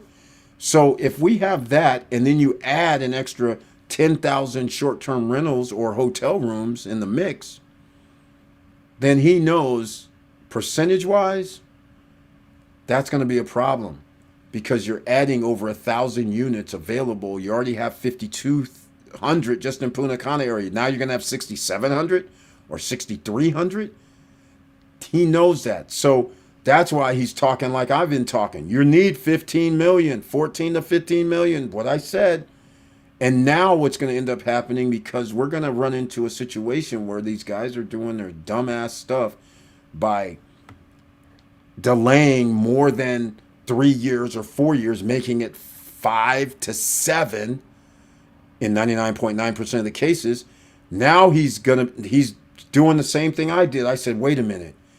If you have all these projects that are literally going to be coming out in 2028 instead of 2025 or 2026, and that ends up being an additional 10,000 units, he's like, wait, we don't have enough citizens coming.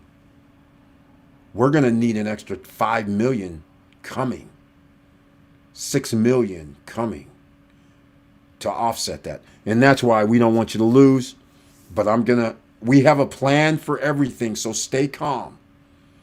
That's why buying at the certain price is appropriate for real estate. You can't be doing anything over 250 like I told you. And if you can buy in the 100s right now for a 1-bedroom, or if you want a studio, same thing, but you want a 1-bedroom and you want to be inside Vista Cana, Atlantida, you want to be in a lot of places that are not just condos and not just villas and townhomes. You need amenities. So you'll be fine because you'll still be able to do inflation. If you said, hey, I'm going to charge you $149, I'm inside Vista Cana, I have a 1-bedroom across the street from the beach, you'll be good.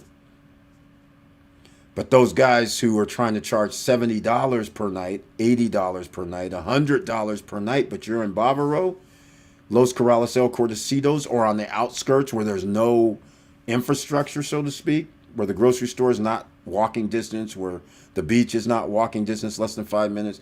If you're going to go in one of these off-brand locations like Brisas, which we have people that bought in Brisas, but see, that's a community. That's just a little residential neighborhood. So that's fine. But the thing is, when people are coming and they have more money, see, we're going to run into the top 20% who have more money to travel. So they look at things differently. They start going, well, where do I want to stay?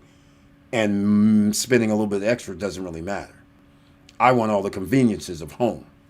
So then they'll say, well, I'm going to stay over here. They have choices because there's 5,000 places available in Los Altagracia, right? So I'm going to wrap this up. Thank you, everybody, for being here tonight. I love you guys very much. We're about to have a wild ride. I'm going to have a video. I'm actually doing cleanup on aisle 5 with the house. My brother's stuff. I told you guys at the beginning, my mom's stuff. But go and get his books.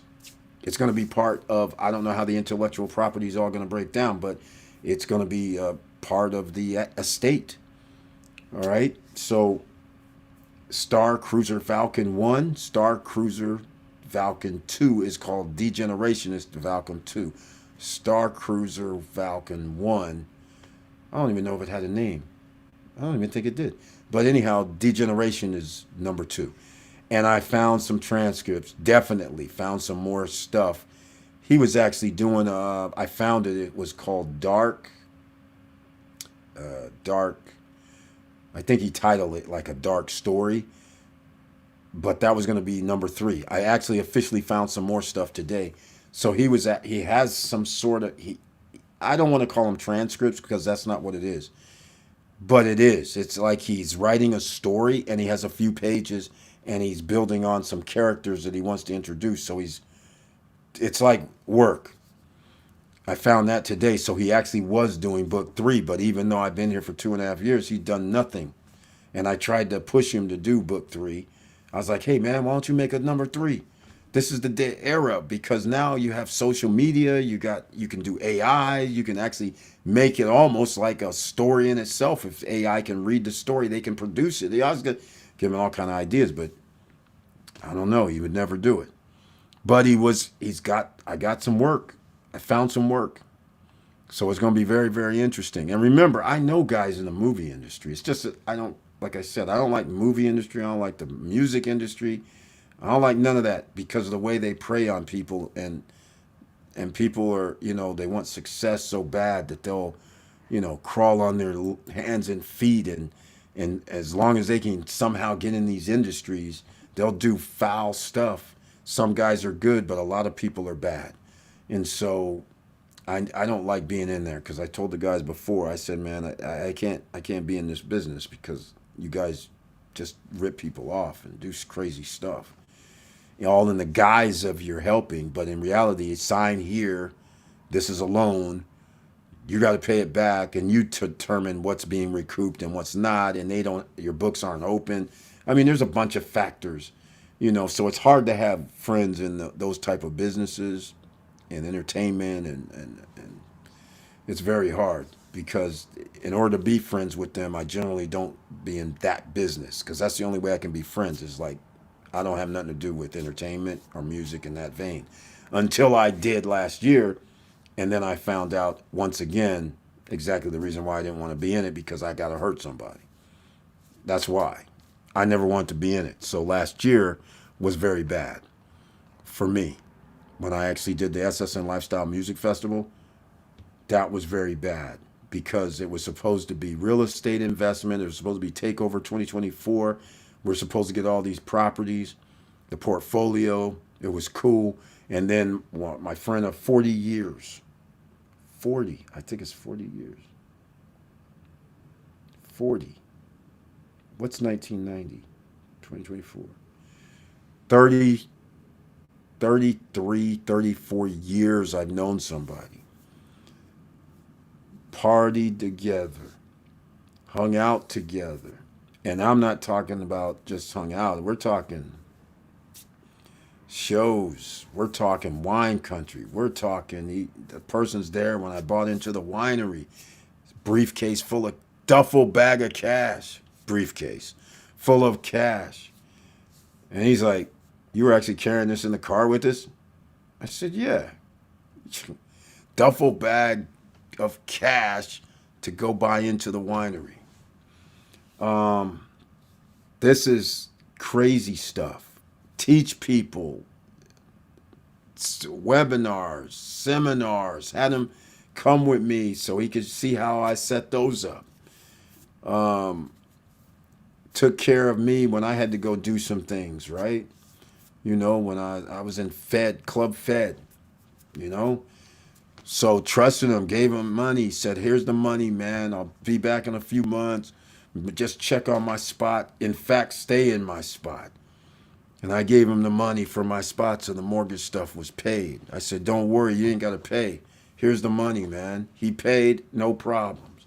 Everything we've always done has been trustworthy. Until last year when we start talking about, I don't remember. I'll show it to you guys one day, maybe even Wednesday, maybe even just a video. It was, can't remember. I think it was 6.7 mil in funding. And it was supposed to actually called me while I was there, said, yep, it's on its way. And then it never showed up. Left me hanging ever since. So I had to fund everything myself. It wasn't any, it was my own personal funds. And then the guys in the DR didn't want to pay me commissions for stuff. So that also exasperated the situation. So now, it was very, very bad year for 2024 because that's not what it was supposed to be. Those guys were already committed to investing, sending over paperwork, signing it. So I would have never moved because I said, hey man, I won't do this because I was doing it for the real estate. We were going to have people there coming to our real estate. We're going to be on the beach at one of our spots. The second spot, another beach concert there. So we're going to sell stuff while we're doing that. It was all set up a certain way. Then I had to go shrink it down because the budget shrunk. We're going to have like 100,000 just for marketing purposes. And so it was all in stone for takeover. And these guys, it was all like he was doing BS for whatever reason. And then, like I said, he went MIA on everybody after what he did with me. But his friend, one of his friends, sent me a message and it wasn't very cool. They were actually breaking down some stuff. Like, I'll put it this way. How do you have a friend that you've known for so long, your best men with, best man at my wedding, best man at his wedding? Whenever he said, hey man, I need a spot, I go. Bring them with me to places. Like I say, I go to Super Bowl, you're coming. I got tickets for whatever. You got a spot, you want to go hang out at my spot that we went to Vegas when we went to a show. He says, hey man, you got that spot? No worries, man. Go up there. I got you for, it don't cost you nothing. You're my man. All this stuff, we're intertwined for 30 some years. This dude lied to me for 6 months. 6 months. And all along the way, as I told him, I said, hey man, I don't have to do this because you don't have to do funding. I said, look, are you going to put your life on it? You're going to put our friendship on it. I said, because if you can't do those two things right now, then I can halt everything I'm doing. Nobody gets hurt. He says, no, man, it's all good. I've known this dude like whatever, 30 years. Also, another guy in the Bay Area. So I said, wait, okay, I know who you're talking about. He goes, yeah. So he said, he called me today. So I was like, all right, cool. And then after that, everything went bad. So I had to fund everything personally. So the bands, the airplanes, there's 10, 12 people in the groups and bands and stuff. I had to put them up, airfare, hotel, everything. Some two for the week. Plus I had to be there, had to buy the order the equipment. These dudes are charging like $3,000 a day, $2,000 a day just for sound. I mean, had to get equipment for another group, which is limited on the island. Them dudes are charging $2,000, $3,000 a day. Crazy stuff. All this stuff I have to pay for. Then I got to deal with these clowns that don't want to pay me. Also, now you guys see why I'm a little bent. Also. So that's why I have a different view of what's going on with DR, because while I was there for the 2 months setting everything up last year, I'm running into all kind of people that had videos out and stuff. I seen you on videos. Check me out. I said, I've seen you before. They're like, yeah, man, these guys, this person didn't pay me. That developer didn't pay me. It was like a who's who of problems. So that's when I started realizing, I was like, yeah, and these guys owe me money, damn it.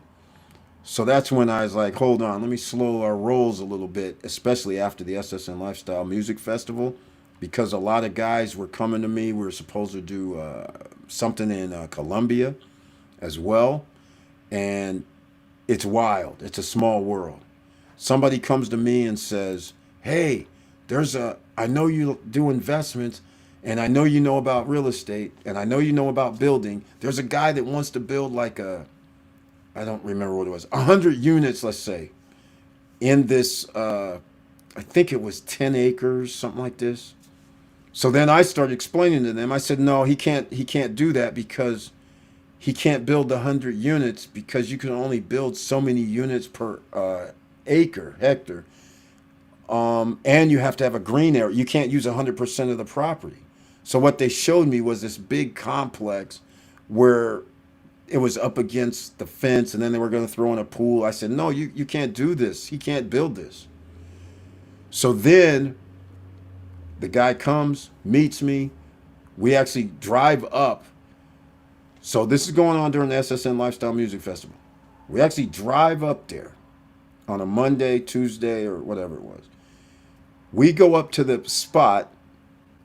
The owner and his wife drives us up there. So while we're driving up there, he starts this, hey, you know, we're not going to do that other project because we started this other project. I think it was called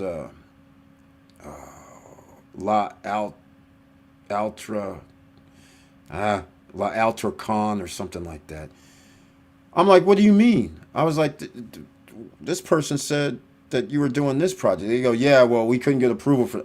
I said, I told you. They couldn't do it. They had to change it. So they changed it to tiny homes, which are maybe 800 square feet. Villas, in fact. So I get up there. Now, remember what I said about the SSN Lifestyle Music Festival? There was people talking about, yeah, man, we're there like the first day, Thursday, then we're there Friday evening, Saturday evening. The guy comes in with Punta Cana hits. The guy talks to me. Hey, man, we do a jazz festival in Colombia. And I really want to talk to you. So I brush him off on Friday, right? I don't think nothing of it. So what I'm referring to when I told you about the tiny homes and all that is the second week. All right? Saturday comes. And of course, I'm there early. But he's there early. And he says, hey, man, I'm serious. I wanted to talk with you because he saw Sean Rayford perform. And he says, hey, I said, I'm good friends with him. Yeah. But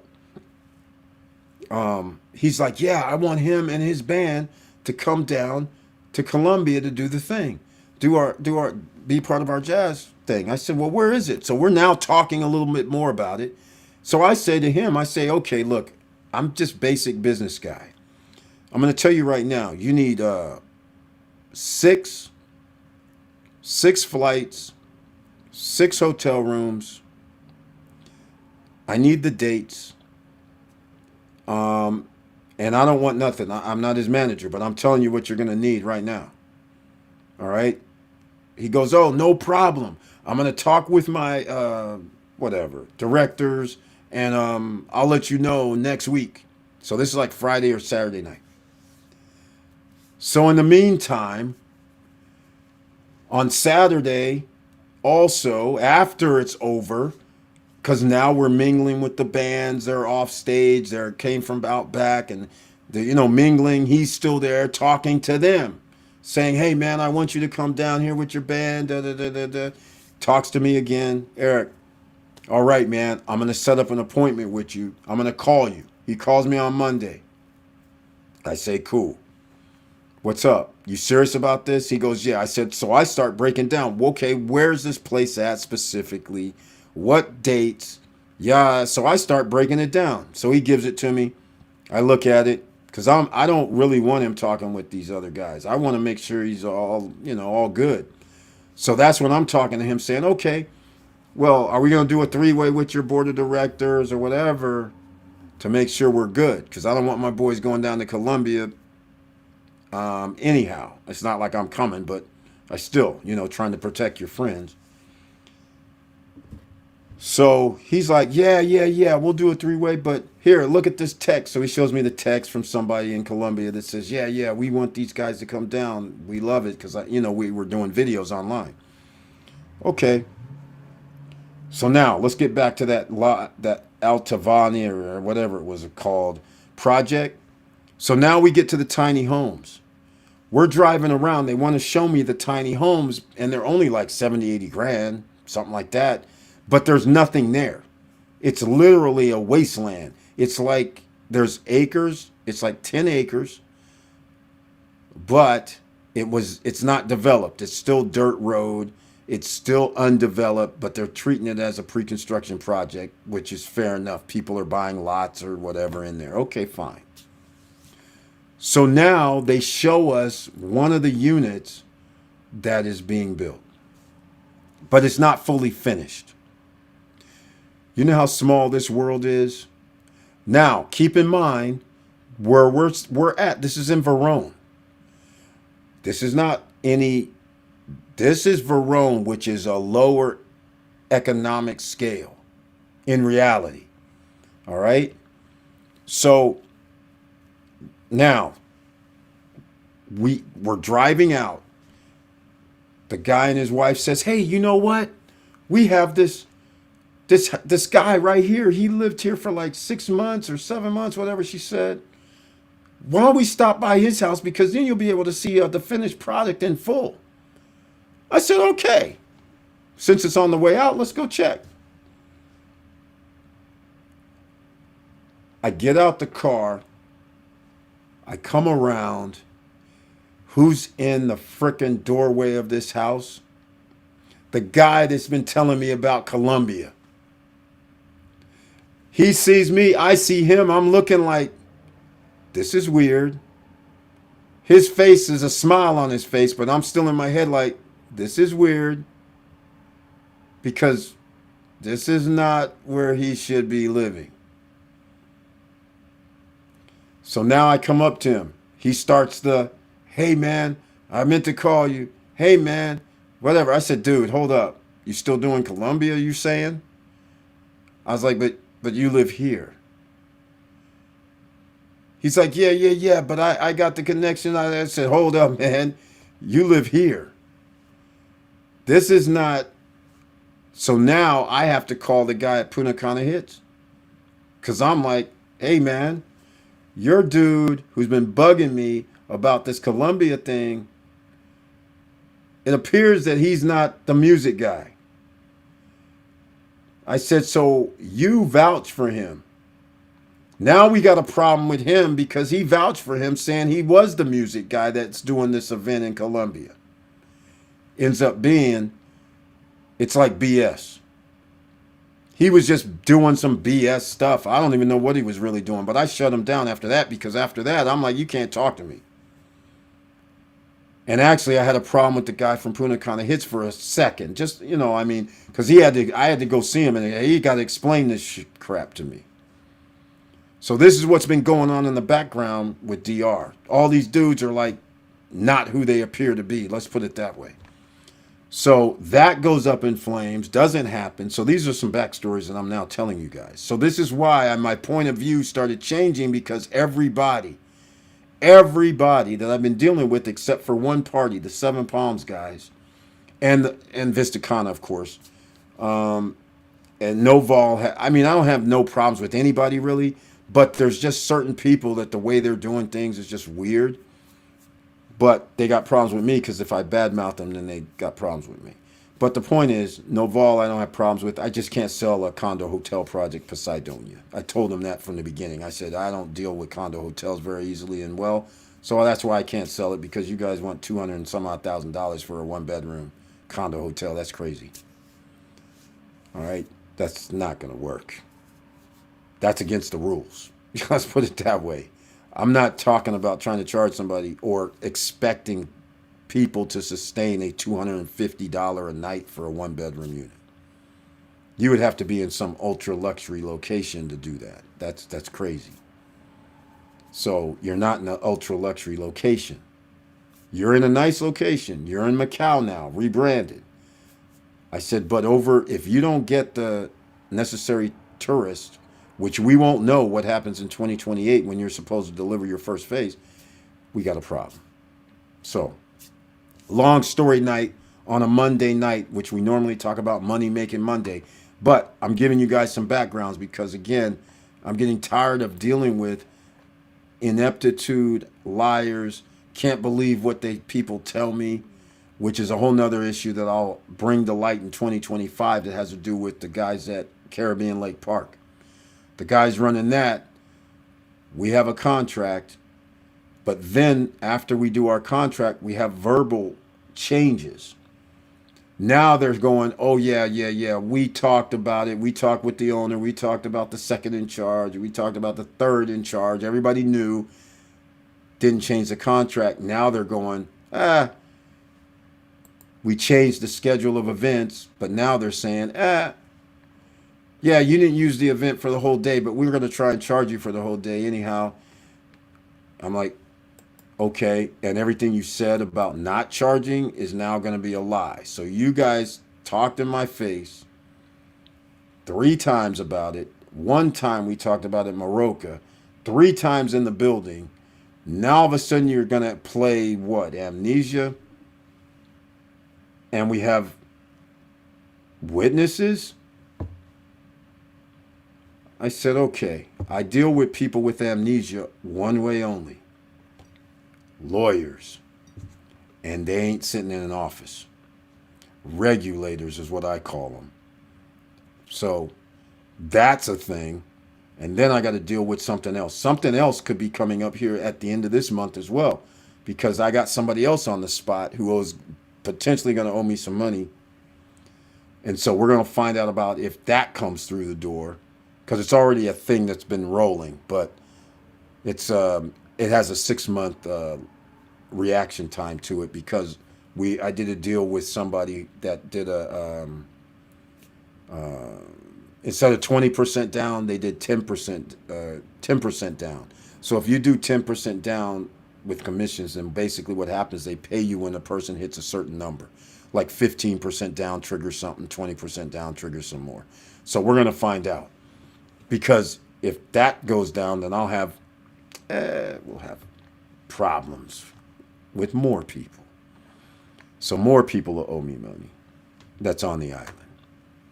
And that won't be good, actually, because then it'll be like, oh, damn.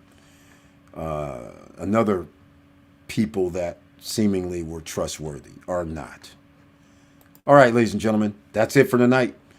We're going to have a nice 2025. It's going to be a little more hardcore, and I'm probably going to have my channel a little muted, or I could actually lose the SSN Nation Stop Struggling Now channel. So make sure you guys go over there, get your Nobody's Coming to Save You or any other gear at StopStrugglingNow.com, or join us at Punta Cana Investors Forum, the last one, May 13th, 14th, and 15th of 2025. You want to see lawyers, you got to talk to lawyers. You want to do investments, you want to do any business on the island, I suggest you get attorneys and lawyers and get to understand what's going on with them. That's what we do. You can ask questions when we're there. 2 different lawyers we will be going to. They're the top lawyers in all the DR, so therefore you get very good information. The next days we're going to go check out some projects. It's going to be limited. It's all going to fall within the 1% of the purchase price. If you can rent at that number, that's where we're going to. If you want to go to high end, you sign up, you say high end, you say villas, you want to spend 500 G's, 400 G's, then, or 300 G's, fine.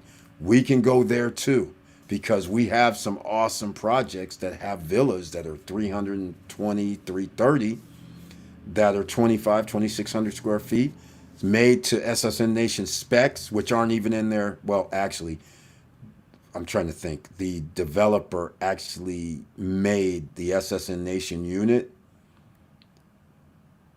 They did 95% of the SSN Nation unit.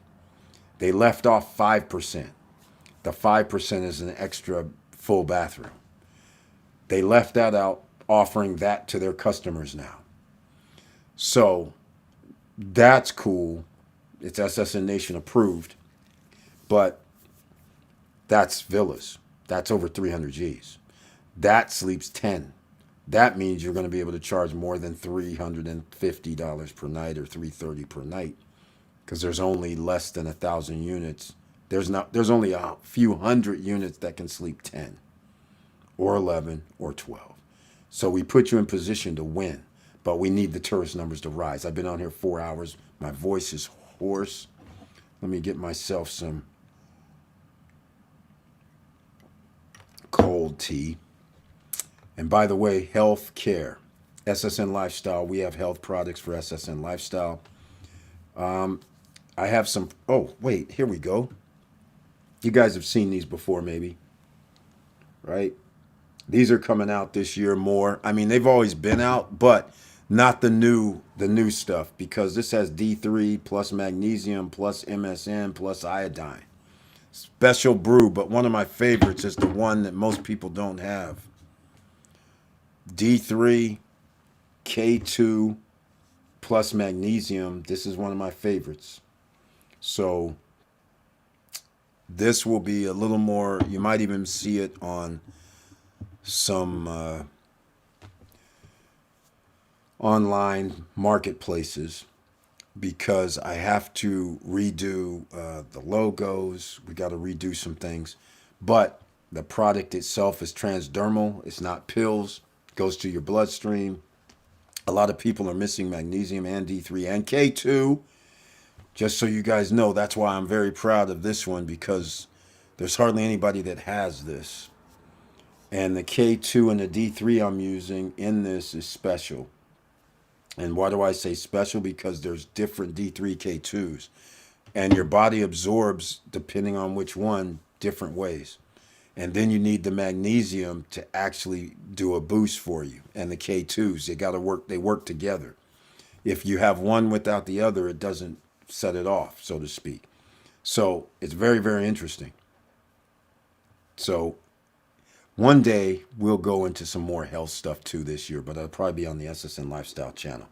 All right, so make sure you smash that like button. And like I said, don't forget, please like, subscribe, and click the bell below so you get the latest updates. And I know it's hard out here, and it's about to get a lot harder with these 25% increases in tariffs, with this government that's going to change and try to be the administrative state, which AKA means dictatorship state. Because if you have every branch that's going to listen to you and you dictate to every branch and they're not independent in our government, that means one voice, one person. And if they have any wild anything up there behind, they implement it. We damn the Constitution. We're rolling with it. And who's going to stop them? We're almost putting ourselves in a constitutional crisis, which could pit military, government, and OCs, ordinary citizens, against each other.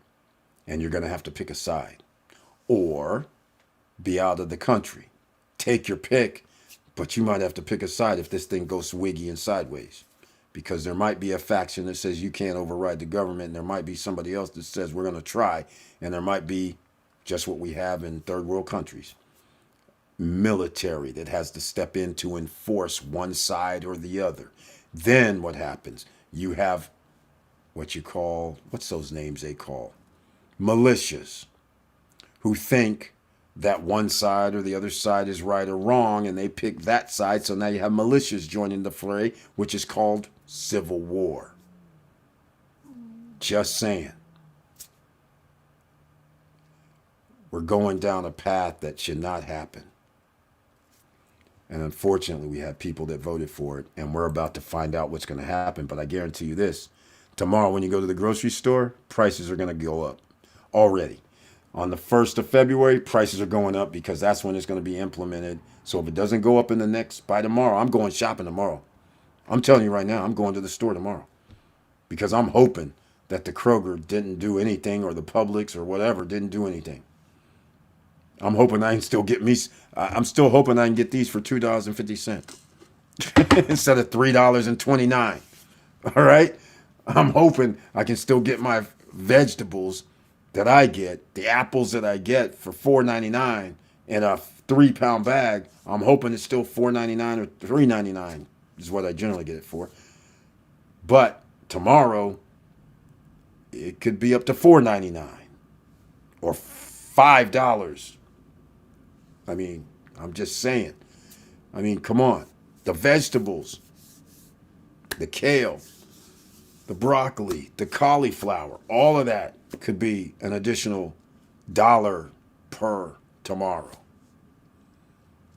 I'm just saying. This adds up, ladies and gentlemen. All right? My ginger, my juices, all of that. Because they have these ingredients in them, it could actually be an extra. They're already $3. 30% means $3.90, another dollar. And we start adding per bottle. Oh my, this is getting crazy. So keep all this in mind. And that's why it's going to get harder out here. You have no choice but to earn additional revenue streams. And I'm talking about legally, please. Because the military industrial complex, I'm sorry, not military, the prison industrial complex, they want you. They want you. Why? Free labor. Or damn near free labor. Sure, they give you 10 cents here, 15 cents there, 25 cents there, $1, no dollars, 65 cents for whatever. You know, you might be going out to that farm, chopping up meat or something. Maybe that's when you get something at a higher price. But all I'm saying is free labor is going to be a thing. And how do they get free labor? By arresting more people. So be careful out here, ladies and gentlemen. Things are being put in motion that does not look very friendly to the ordinary citizens, the OCs. All I'm saying, you can see it rolling downhill, at least I can. And by the way, I got something else. You know, I got a lot of stuff that I've been cleaning out this place. Remember when I told you guys I didn't have my diploma and my brothers and sisters and all that? Well, somebody was lying in the family. I found my diploma, my mother's, which I didn't even know she had 3. She had 2. One, by the way, post-retirement travelers, you're still here, Leo University in Puerto Rico. I couldn't believe it. I could never remember the name of it. Yeah, 3. I didn't realize it. She got another one in the ATL that I didn't even know about in broadcasting. Pretty wild, right? Pretty cool. Wow. Had to send that to my daughter's grandma. They don't even know. Smart superstar grandma. Oh, by the way, speaking of that post-retirement travel, my mom was on news stations in Puerto Rico. Pretty cool, man. Late night, watching mom on the news was awesome. A broadcaster. It was cool, man. Anyhow, just another little something. But here's the thing. We're going to be in for, if you're an ordinary citizen, meaning you're not in the top 10 to 20% on the economic scale, brace for impact. Whatever you do, do not buy more liabilities at this point. You need to figure out buying stocks that give you money back. Those would be called dividend stocks. Real estate investment trust, I like, but unfortunately, real estate is going to have a little regression. Insurance, federal funds rate for your interest rates, that's not going to get lowered because it goes by the bonds. If our new president says do it and he gets somehow run-of-the-mill run to do anything and he get people in place, then it will artificially come down, which now means you're messing with fire because other countries will not buy American bonds, which now means America can't print money, which now means a problem. A problem. That means inflation is going to kick in even more. That also brings on a whole host of other issues because now it's all artificial and you're printing money to create loans. That's inflationary as well.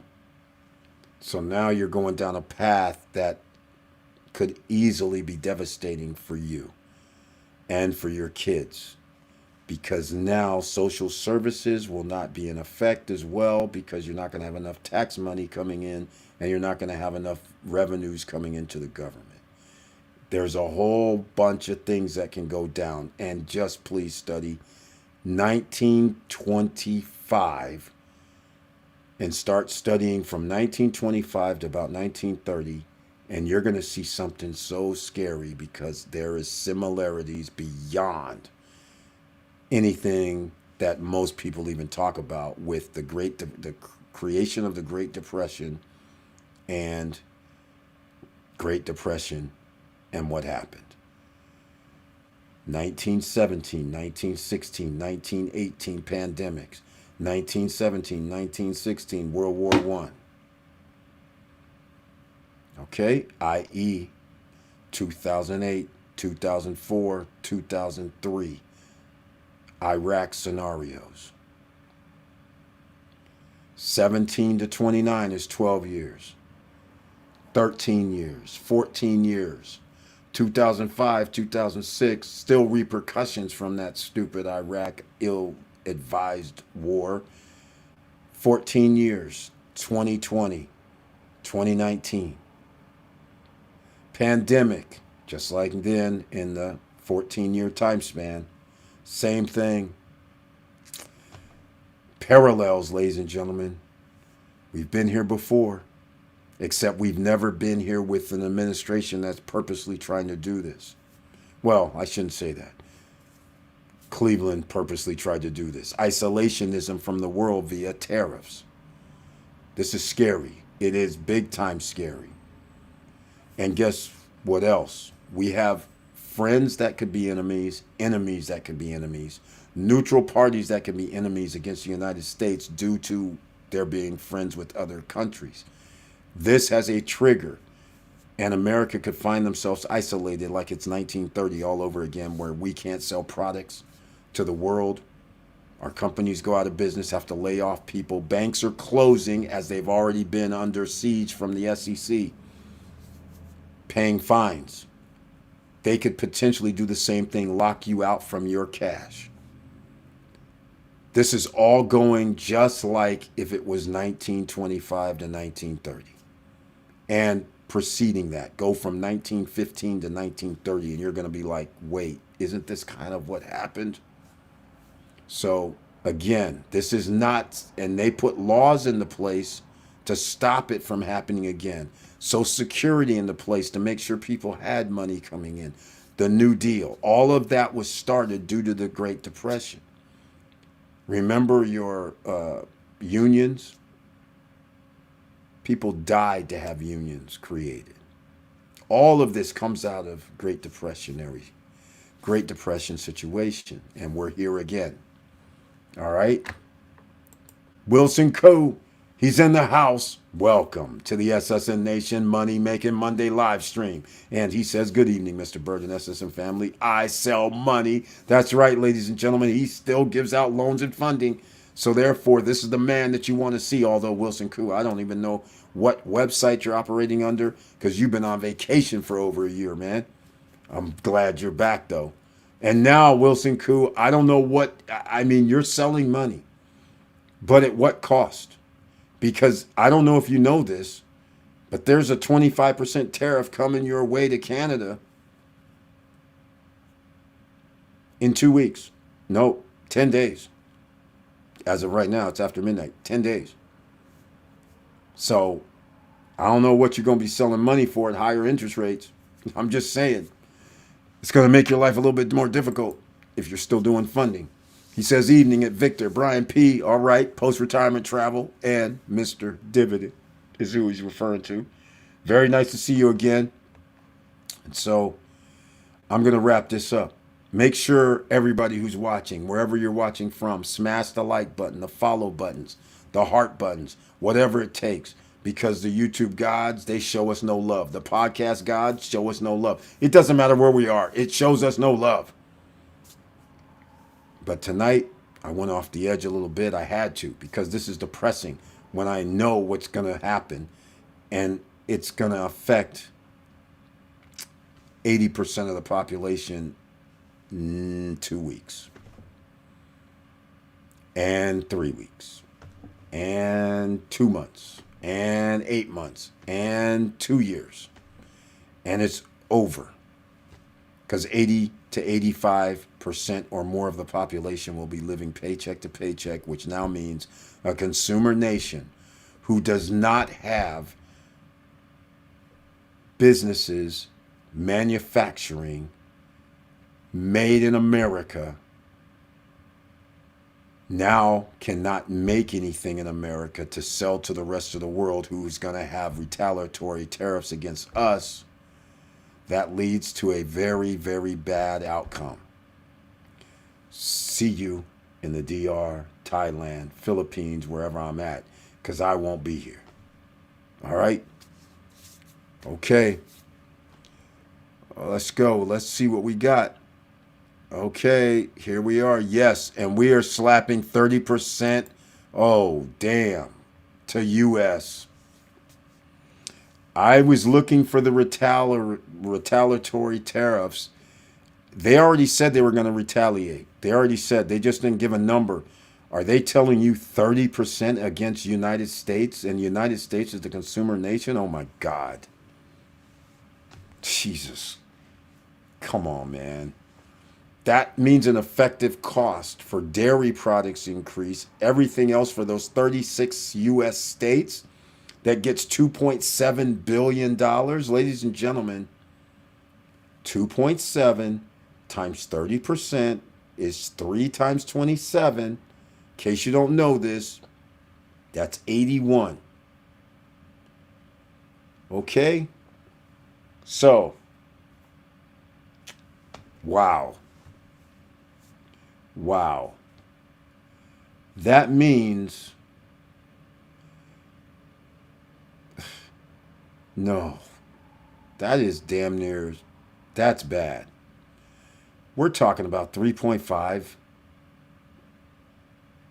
billion of increase in cost, just on cost of 30%. Never mind transportation, because the oil's going to cost more. Never mind about anything else. Ladies and gentlemen, this is bad. This is bad. He already signed the paperwork for it to be implemented February 1st. So that means their retaliatory 30% is going to happen also around February. So basically everything being shipped now is going to cost you 30% more. Because I don't think Canada's going to wait around. I wouldn't. I'm an independent sovereign country. You just declared war on me. And we're allies. Wink, wink. That's not acting like allies.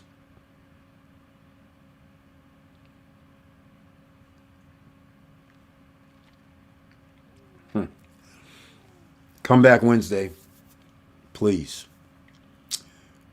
That seems to be the subject matter that I'm going to start with on Wednesday. And actually, I'm going to start an earlier live stream on Wednesday. Because on Wednesday, we're going to find out all of the tariffs, all of the bad economic decisions that are going to be made swiftly. They did 200 executive orders today. Less regulation for the energy and fossil fuels. And I'm like, are you serious right now? Everything. I mean, you want more fires at refineries? I mean, I don't understand. But Wilson Koo, good thing we're friends. I had been busy with my other work. What other work? I didn't know you had other work. You guys are in for a real anarchy soon. I know, man.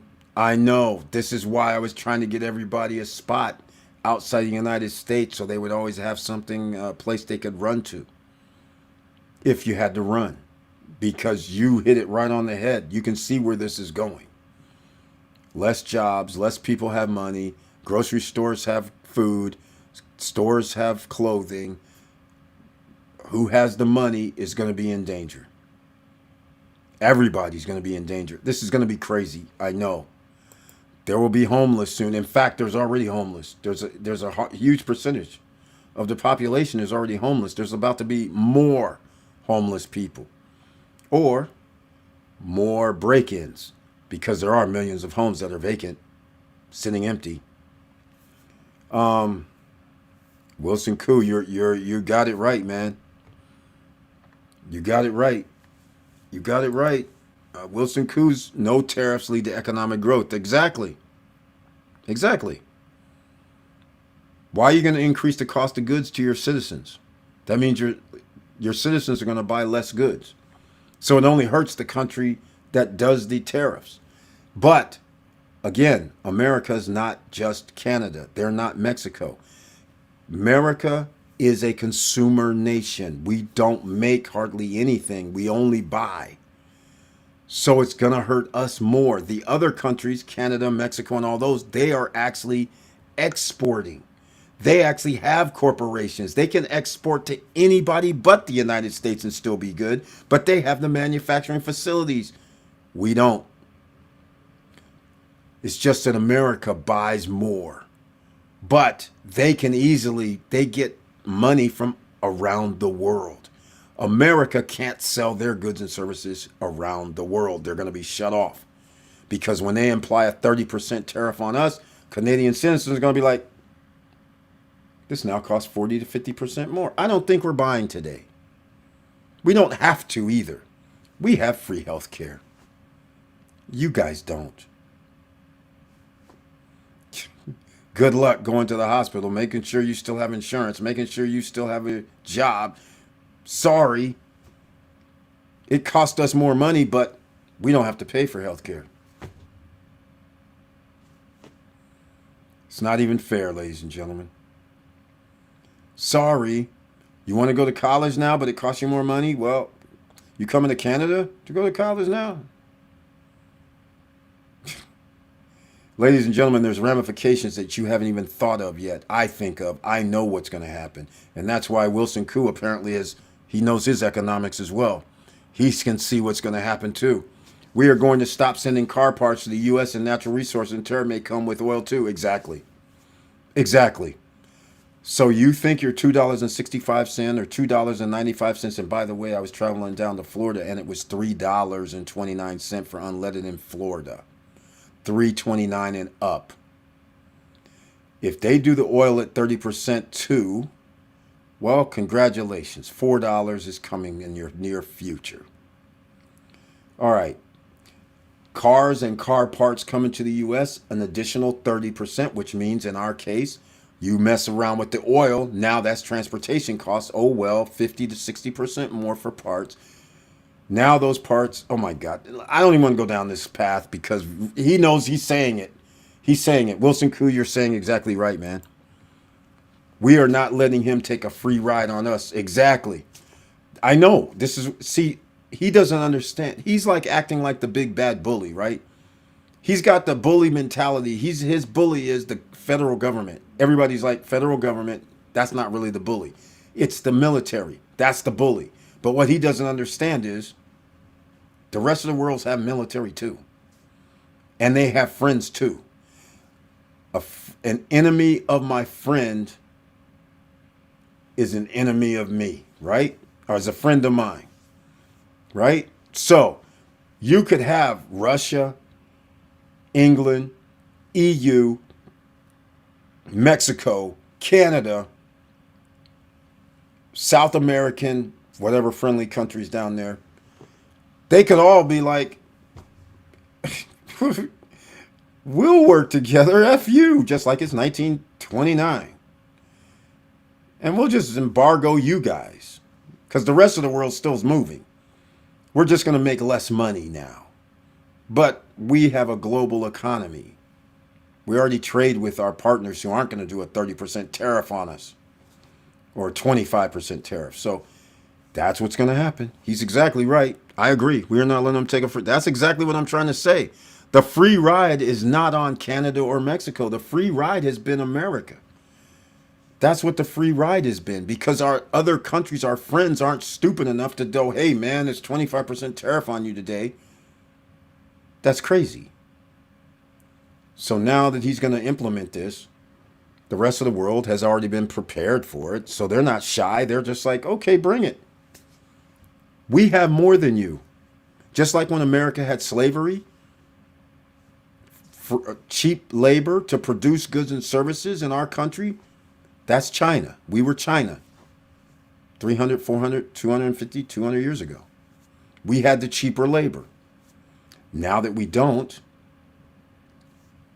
that's not a path we should be taking. So he's got it right. We're not letting him take us for a free ride. Exactly, man. We'll email you, sir. Thank you. What happened to EV with Elon? Now he's scrapping carbon emission stuff. Hey, man, I know. I went over it. I know.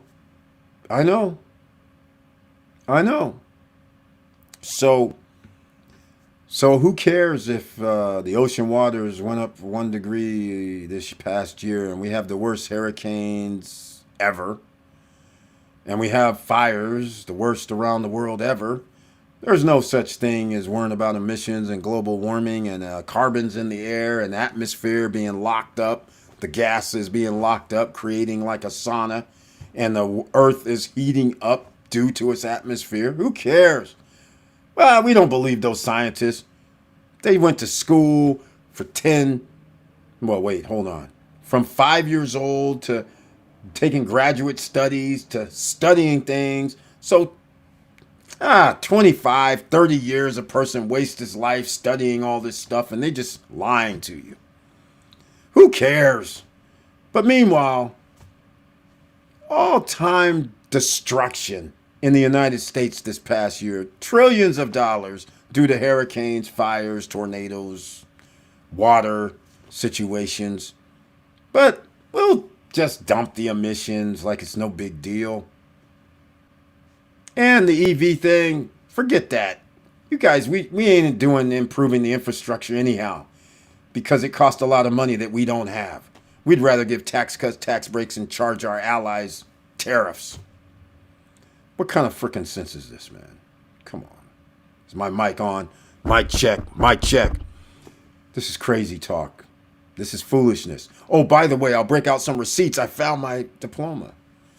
Oh, yeah, from Sonoma State. I told you guys I graduated from Sonoma State. But not that I just graduate from Sonoma State with a bachelor business. You guys can read it yourself. It doesn't really matter. It's just a piece of paper. I graduated from the school, and it says either I have a Bachelor of Arts or bachelor degree. I don't know what it says, but I do know this. The one thing that's most important. I had to check it out myself today. You know why? I've never even seen my diploma since I graduated from college. Today's the first day I saw it. You know why?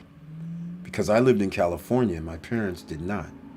So when my mom came, all of her sacrifices, everything she sacrificed for, my diploma went directly into my mom's hand and she took it home. I never had it. So today I found it for the first time. I actually looked at it. So you guys are going to see it for the first time. And the only thing that I ever cared about was the one thing.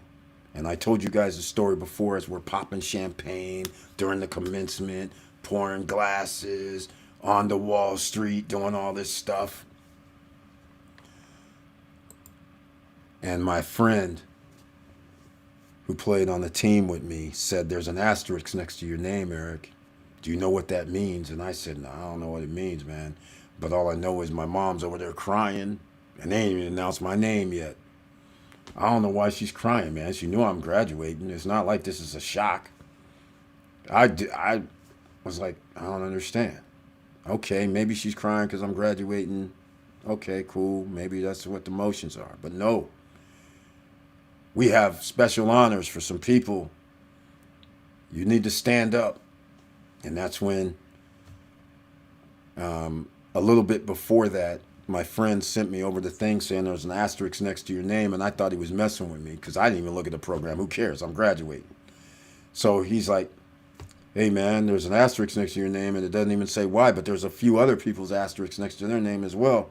So I just jokingly said, well, maybe that means we don't officially graduate right now. Maybe I have to come and do another semester or something in the summertime. So I'm just blowing it off like, who cares? Either way, I have diploma coming. Whether it's an hour later, I didn't care. So anyhow, everything came to light when he said these people, the president says, hey, I need these people to stand up, who has the asterisk next to their name. And I was like, what? Oh, damn, embarrassment coming of some sort. What's happening? So then that's when we find out these people right here graduated with distinction, and that's why my mom was crying over there in the corner, because she actually already knew it. She was like, wait a minute, he wasn't out here just playing basketball? He was out here actually doing some work?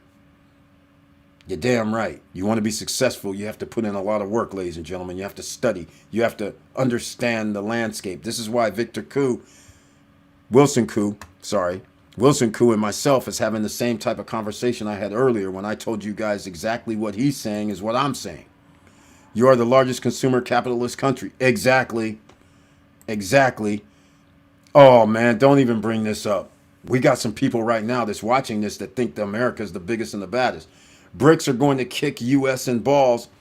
Well, this right here, I have to differ. Well, actually, let's just set up everything so everybody understands. I'm going to keep going. This is 4 hours and 33 minutes. This is a rolling one. We've done a 5 hour before, but we're getting close to the record. Okay, in case you're new here and don't understand BRICS, I try to put things in the simplest forms. So here's what we're looking at. I always say this with BRICS. The BRICS nations have garbage currencies. All right? China is with BRICS. They have 2.9% of the paper currency in the world. Just so you guys know, the United States only has around 54.6% of the currency that's circulating in the world is from the United States, 54.6. 2.9% is from China. The rest of the BRICS nations combined are under 1%. All right? So let's just give a grace to them and say it's 4%. So everybody's going to be like, well, if they're 4% and the United States has 54.6% and they have world currency, then I guess we're all good. Okay. Until you get one number that I'm about to tell you about, and some people already know this number. So the reason why Wilson Koo can say that BRICS is going to kick our ass is, unfortunately for BRICS, none of their currency is stable. So therefore, they can never actually kick our ass right now. But he'll hold on. But because of what we previously talked about with the consumer capitalist country, what we talked about with tariffs against our allies, which also are going to be against our enemies too, China is going to be next, right? There's going to be tariffs against China, right, ladies and gentlemen? You guys agree with this, right? That means Walmart, Amazon, all those products are going to cost you 25. If he does the 100%, oh my, that'd be crazy, right? But anywhere from 25% to 100% for China. China, I've already said we're buying from some other countries. We don't have to buy from you. Because everything we make here, every other country makes too. So it's not like we have an advantage. This ain't 1800 where you have slavery, which you have a huge advantage. That's over. Okay. So now, here's the magic number that everybody knows that's been watching me for the last 6, 7, 8 months. BRICS nations have half of the world's population. 4 billion is in BRICS nations. The United States and the rest of the world is 4 billion plus. That is the BRICS advantage ultimately. So what's going to end up happening is, it's very simple. America has to have bond rates higher, which in turn means, I've said this several times, which now means countries will probably invest in the United States at the higher interest rate, which now means America has to print more money out of thin air, which now means inflation for United States citizens off of that. Inflation, the tariffs is also an inflation on the United States citizens, which now means you're going to put more money into circulation, but it's going to be worth less, which gives an opening to BRICS. Because if they can somehow get some country into a stable environment, which could be one of our allies that has a little bit more of the world currency, which deems America as a threat, like it's 1929, 28 all over again, then that is where it's over. And it could be just like this, because you have participants around the world, like our allies, Mexico and Canada, are like, man, what are you doing? Which is going to also possibly be Australia, which is also going to be England, which is also going to be, the list could go on, Germany. The list can go on. And Trump wanted to mess with Germany. Germany already said, we got plans for you. This is what I'm saying. I'm like, this is so deep that this could be very bad for the United States and its citizens. And this is why I told you guys 5.5 years ago,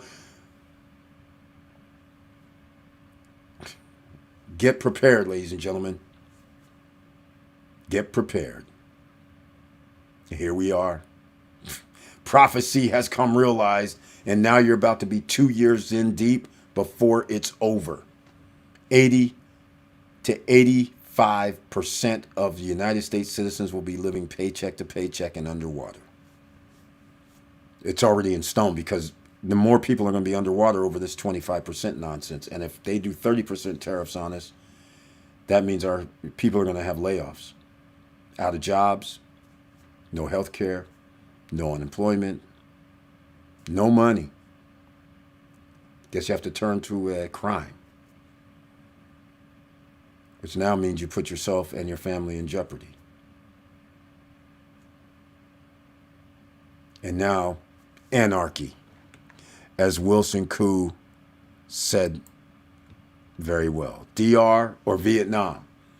Hey, man, anywhere in a developing nation, you should be good. That's all I'm going to say. Anywhere. Because developing nations aren't going to be in the fray. They have the cheapest labor. They don't have the best employment. They don't have livable wages generally, except for the livable wages for their country. So as an American citizen, you have to go down if you want to go hide out and see what happens in 5-6 years. But how are you going to hang out when you're not a citizen of that country?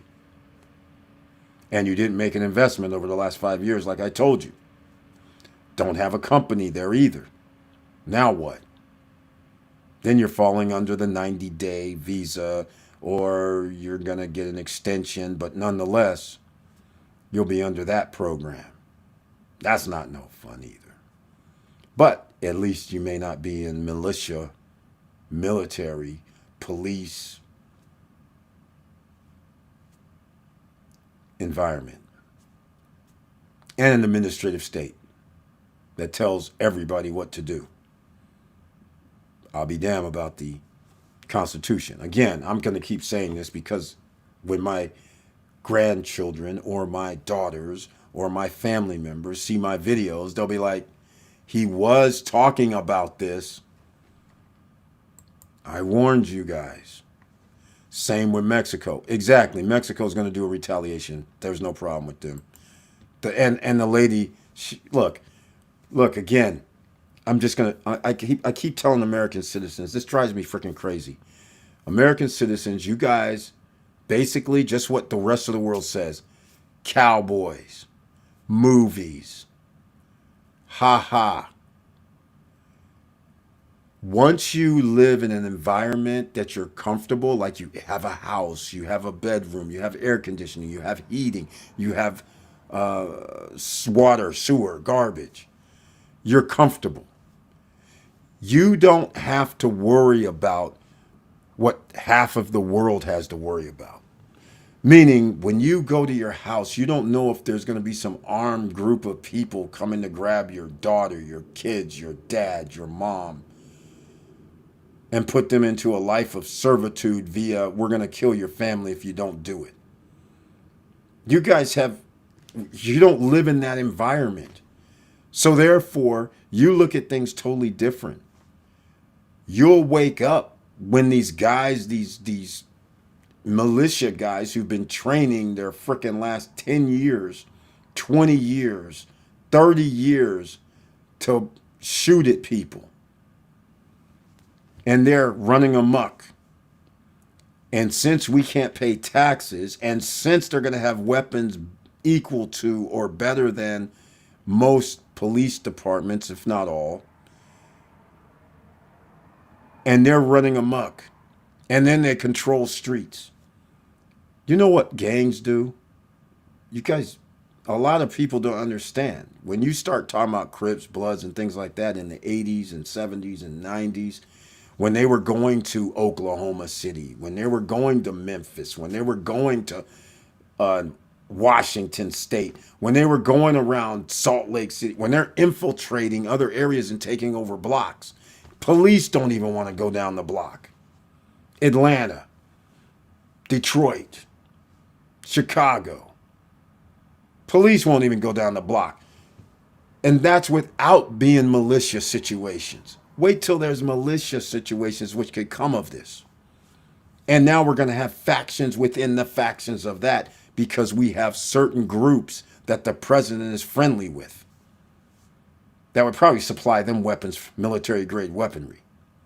So, again, be very, very careful where we're going with this. Mexicans are not going to give their stuff away either. No, they've already said China will be their biggest issue as all dollar store goods are from there. Dollar stores are going out of business, man. So be the $5 store. No, they're not going to be the $5 store. They're going out of business. Dollar Trees are closing. Family Dollars are closing. They're closing because they can't sell stuff. 70 to 78% of American citizens are living paycheck to paycheck. So even a dollar store is no good. You're already living beyond means. You're doing credit cards. So therefore, you're not getting any love. In fact, hold up, ladies and gentlemen, while I've been on this phone call, I had some very good soursop tea. Go check out soursop, what it's good for. All right, I shouldn't have had it tonight. That's why I'm up. I just had to check on Airbnb. Guys checking in today in Vegas. No messages is good messages. Everybody's good. The other guys checked in at, oh man, the Sundance Film Festival. No calls from them either. My boys, I know they're having fun. They got there early. They're able to be there for the setup, go to the early little private parties, discussions, private screenings. Wish I was there. I was supposed to be, but things happen. So I know, and they got ski out privileges at the joint. Come on, man. The life. I was supposed to be there with you guys, but only from a one-off because these guys paid me to get them their stuff. So, but as it turns out, hey, we can't go. Can't make it happen. All right. So yeah, there's no, the $5 store, you got that right. So instead of it being a $5 store, it's actually store be gone. That's what's happening. So some people are like, hey, what the heck? Yeah, man, you guys don't realize how bad it is out here. It's real in the field. Real.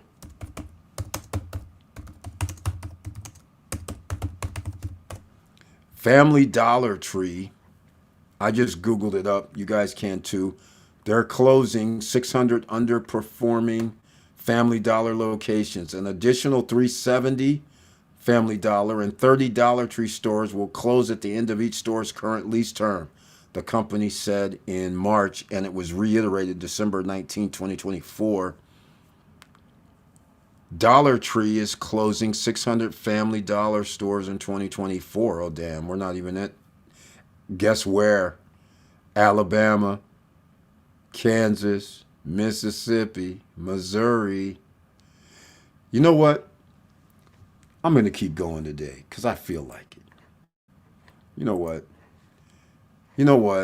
I'm going to tell you guys, I told you a story before that I owned at Clear Lake Riviera. Nice community. Hint, hint, anybody from DR, you listening?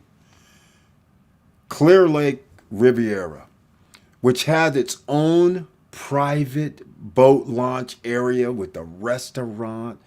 Oh my God, it was cool. Game room and its own 18-hole golf course. On the 18-hole golf course, a few of the holes got lake view. And it had a cachet name, Clear Lake Riviera, like it's the Riviera of France or something, right? Had its own clubhouse. You're sitting at the clubhouse, lake view. Some of the best food in the area.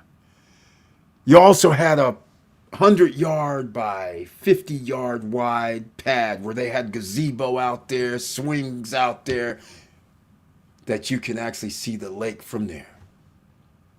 Swimming pool, lap pool, warm water, heated, diving boards. Small, 3 foot off the ground one, then a one about 15 feet high. High dive. Man, it was all lovely. You drive right out of the complex, and right there is commercial zone. You got your grocery store. You got your little Walmart. Everything was beautiful. But you know what happened? Government happened. HOA happened. HOA says, you know what? That land, we're going to deregulate. That land on the golf course, that 18-hole golf course, we can shrink it to 9. But that land is worth millions. And we can put some $1 million houses out there. Know what happened? Because it was built around a golf course, because it was built around the boat launch and being able to have your own little clubhouse and things like this and all this restaurant and all that stuff, people were like, wait, hold on. The golf course ends at the clubhouse and it goes right by. Hold up, we don't agree with this. People were like, no, that's going to devalue because now it's not an 18-hole golf course. You're blocking the views because you're putting it right in the middle of the golf course fairways, formerly fairways. They said, we know best. Okay, enter Eric Bird at one of the HOA meetings. I had to voice my opinion. I said, hey guys, that's not a very good idea. They're like, whoa, who's this guy? Who's this black dude? What the hell's going on? What's he freaking know? Nah, we know best. We know that the value of the properties are going to be higher. We'll be doing our HOAs. We're going to increase it. I'm like, oh, hey man, the golf course more valuable. You actually have tournaments out here. You actually have everything goes with it. This whole place is built for that and the amenities we have. They're just like, we know best. I said, okay. I don't have nothing more to say. I'm just saying, you're taking away the golf course. Now you're talking about reducing the stuff at the boat launch area, getting rid of the restaurant down there. So now it's going to be down there as a game room, a seating area, launch, boat launch, parking, or whatever. That devalues what we got going on around here. So they say, okay, we know best. So sure enough, they built homes across the fairways, got some nice value for the property. Obviously, the land was worth, like my land was worth, I can't remember. I don't think it was at half an acre. It was probably more closer to quarter of an acre. And my land was worth $100,000. The stuff on the golf course was probably a half an acre. So that means 200, 300 grand or more. I don't know because I didn't care. So anyhow, they sold the land because it was very valuable. They let people build homes on the on there. They blocked it off. Now the fairway is 9. People don't even want to come play golf because there's 3 other golf courses within 3 miles down and then another 2 miles on the other side. So, and the one that was 3 miles down was actually PGA Tour for ladies came there. So actually that was the one. Ours was just a cool too, but not like theirs. So anyhow, they build it, they block it. Now people don't even want to live there. It's not a community that people want to live. Then the next thing you know, they call up or send out messages and say, hey, we're selling the boat launch. Of course you are. Of course you are. Because you don't have enough money coming in for this other nonsense that you're doing, which was nothing. So now, less revenues because now people aren't coming to the golf course, which is major. It was major. It's beautiful. I mean, it's what Larimar was supposed to do. You're on some holes. You have the ocean view, or lake view in this case at the lake, but same thing. You're at the holes. It's beautiful. Out there, you have a clubhouse that's awesome with also views, and you got eating, drinking, restaurants, bars, swimming, family atmosphere. People want to hang. But see, these guys want to sell the boat launch area with the restaurant, with the game room down there. That's part of our HOAs. What do you mean? We know best. So now when I want to build my house, I have issues with them. And so now we get into it at the HOA meeting about it because now I'm like, man, you're devaluing my stuff. And I told them at the meeting, I'll never forget, you guys should not forget this either. Just like what we're talking about right now. I told them at the meeting, I said, you clowns, you're going to have Dollar Tree stores in our neighborhood because you're doing all this. Because now you just devalued the whole neighborhood. We don't have our boat launch to ourselves anymore. You gave it to a third party, sold it. Then you turn our 18-hole golf course with lake views into a freaking place that have homes on it with lake views. And nobody wants to do a 9-hole golf course. So they'll go play somewhere else. Now, the guys who play the 18-hole golf course are the rich dudes. They don't want to buy here. They're going to be like, F this joint, we'll go buy it Riviera West. They have lake views too. So you're going to lose that. And they're just like, dum-da-da, dum-da-da. I said, okay, I'm out. I ain't going to talk to you guys ever again. I'll never be at a meeting again.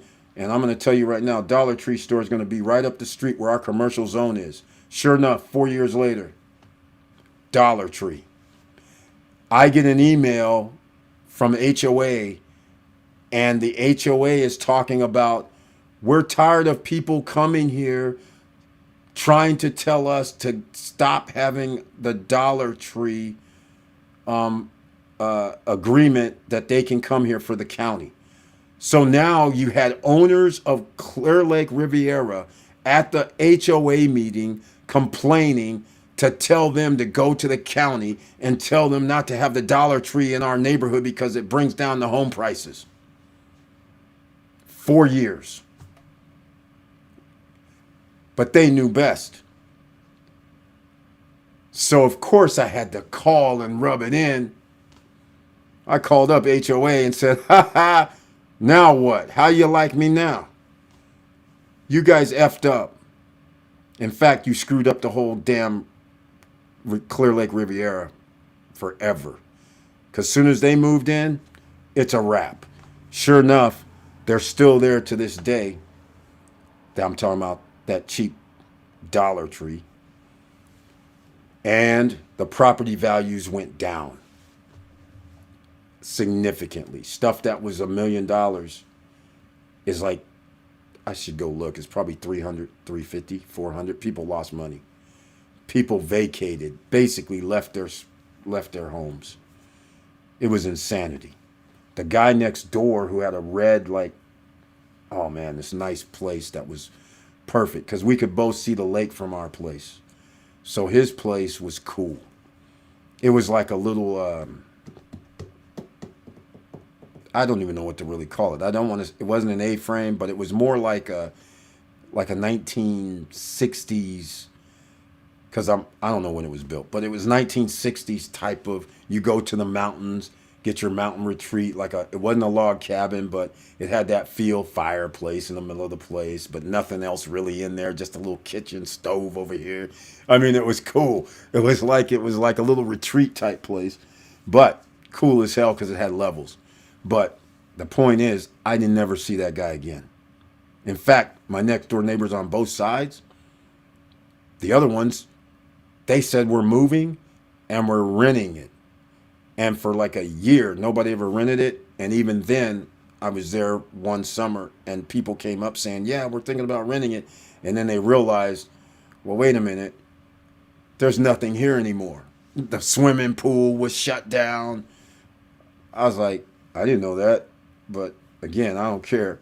But the point is, all the amenities started shrinking because they didn't have the revenue from the people using the amenities, and people started not paying HOA fees because there's nothing there.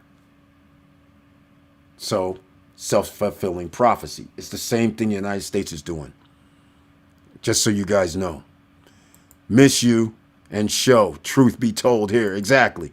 Elon showed his true South African heritage. Tell me about it, man. Well, I'm no fan of Mr. Steele take credit for everything. And he's a genius, but never did shit. I'm sorry. I shouldn't even be talking like this because that guy irritates me. And speaking of true South African heritage, in case people don't know, that's apartheid. So I call him Mr. Apartheid, just so everybody knows. I already know his true colors. And I'm on X is struggling now is our YouTube channel. Even on X, I did not hesitate because we don't have that many people. Of course, don't get many subscribers on X because I've been calling Elon Mr. Apartheid for years. And people were like, why do you always call him Mr. Apartheid? I said, because he is. Do you see how he moves? People of color, black people, brown people, Asian people, it don't matter. He has a certain viewpoint. You might not think he says it a certain way. I said he does. He just doesn't come out directly. He does other stuff when he does business. You can work for me, but you can work in this department. And the way he feels like his H-1B, there's a reason he does the H-1B thing. Instead of hiring American citizens with high wages.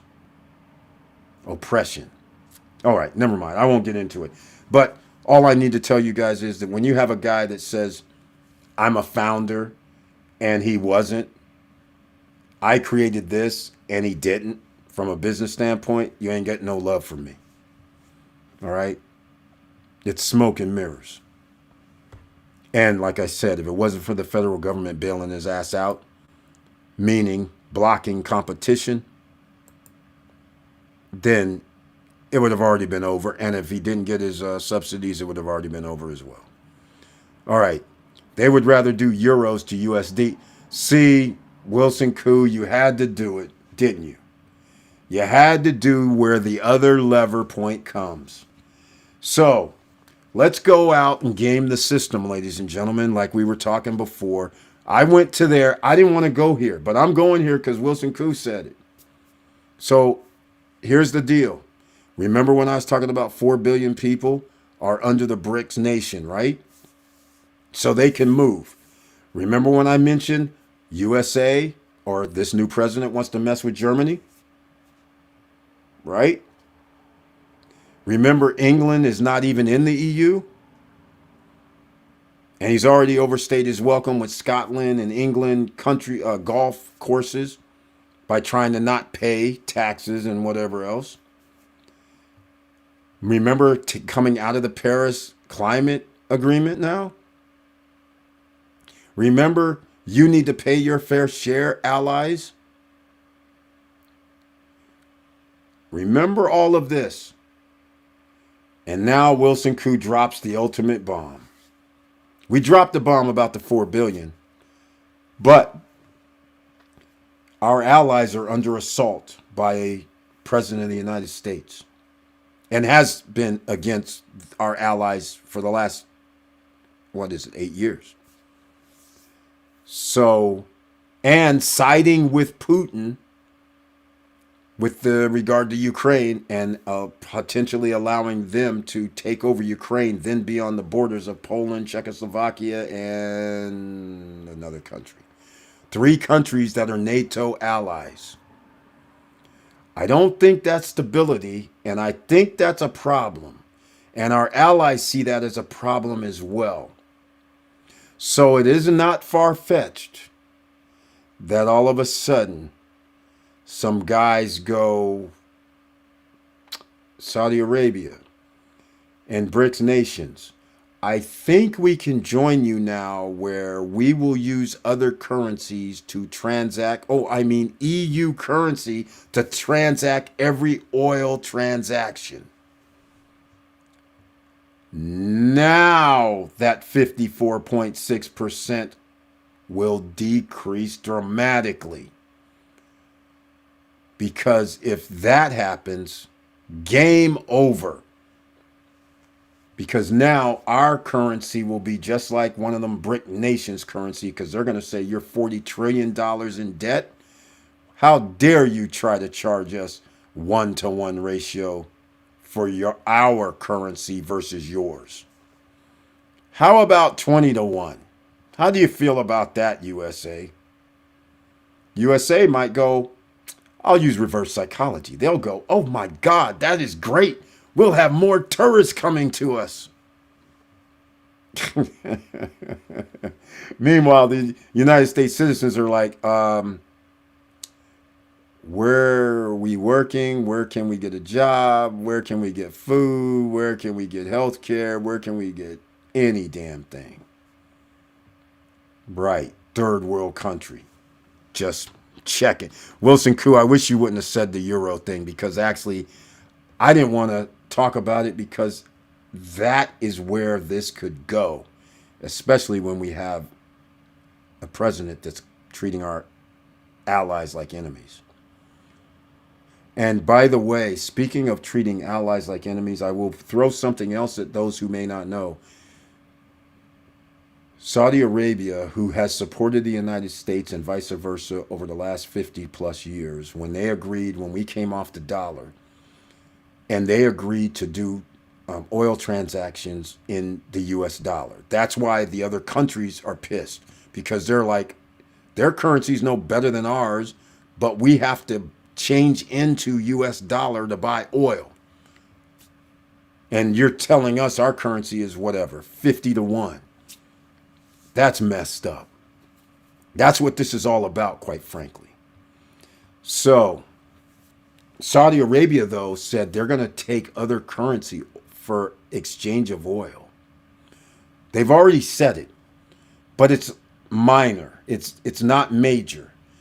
But if they do what Wilson Cou's saying and we antagonize our friends, they might all wake up and be like, you know what? You don't deserve to be top dogs with the currency anymore. Let us handle it from now on. Who wants to be it? We'll assign. Oh, shit. I hope it ain't China, because then it's really over. But that's where this could lead to. Remember, England, UK had world currency at one time. France had world currency. Spain had world currency. I mean, they all lost it. America set up one hell of an infrastructure for controlling world currency. They've done a great job. But unfortunately, all the ACHs, all the banking situations may not keep the dogs at bay. So anyhow, once my grandchildren see this, my daughters see this after I pass away, they'll be like, oh, damn, this actually happened. Some of these scenarios occurred. Now, the euro thing is probably way, I mean, well, it depends on what the other 200 executive orders were. Because if he's messing with Germany, like he said he was, and he's messing with the WHO, which is medical, if he starts doing tariffs on our allies, then this exasperates the situation, in my opinion. I'm like, you're not going to be friends with me and try to jack me when I got other guys who are enemies of you saying, hey, come play with us. We're not going to do tariffs on you. And by the way, remember Saudi Arabia? Remember Qatar? Remember all these guys that have wealth funds? Trillions? And they decide not to put their money in the United States? We're not buying bonds. We're not buying nothing. We're not buying real estate either. And we're gonna spend them in our friends' countries, the BRICS. Okay, I'm giving you guys warnings. Tariffs have been with China for a while. No, Wilson coup. No. Trump was talking about it as a new tariff of up to 100% for vehicles, EVs, plus additional tariffs on China, period. Yeah, more, not the existing ones. No, he's not good with the existing ones anymore. They will drive us to go into bigger deficit. Exactly. Then they will drive us to, exactly. That's what people don't understand. Again, I've been explaining it to them, Wilson K, because I've been telling them what Trump is telling them and their buddies, all these people thinking that because you do tariffs that somehow that's good. I keep telling them that's a trade deficit that we're creating, which now means that's inflationary to the United States. We need the trade deficit. We need to close the gap. So we're not getting tax money. We're not getting anything. So now inflation kicks. So there's 3 prongs to the inflation. And there's 4 when you add that you're going to have to increase the bonds. Instead of 4.6. Let me explain again. If it goes to 4.6 and then they say, oh, it's 5% now, your mortgage rates go up. Just so you guys know. Okay, you guys get it? You got it. Get it? Got it? Good. Your mortgage rates go up. It's based on the bonds. It's not based on because the Federal Reserve says, oh, we're going to take our inflation rate is, our federal funds rate is 2%. They can say 2% right now. Guess what? The mortgage rates will not be 3. They will not be 4. That's not how it works. Your money supply that you're going to be printing from people that are going to be buying those bonds is against you, ladies and gentlemen. You're going to be paying more money. And you're going to have even a bigger deficit. And you're going to have more inflation. And who's going to rescue you? The next person who comes in is going to have to rescue you, whether it's whatever party they're from. And then you're going to blame them like dumbasses and say, oh, it's your fault after the inflation and all the damage kicks in. If you're lucky enough to have another president. All right. Germans and EU. Exactly.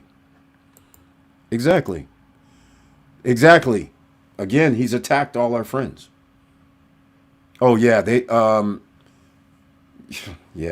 want to talk about Musk right now because even he has the EU protects Musk, not the EU, but what's that damn?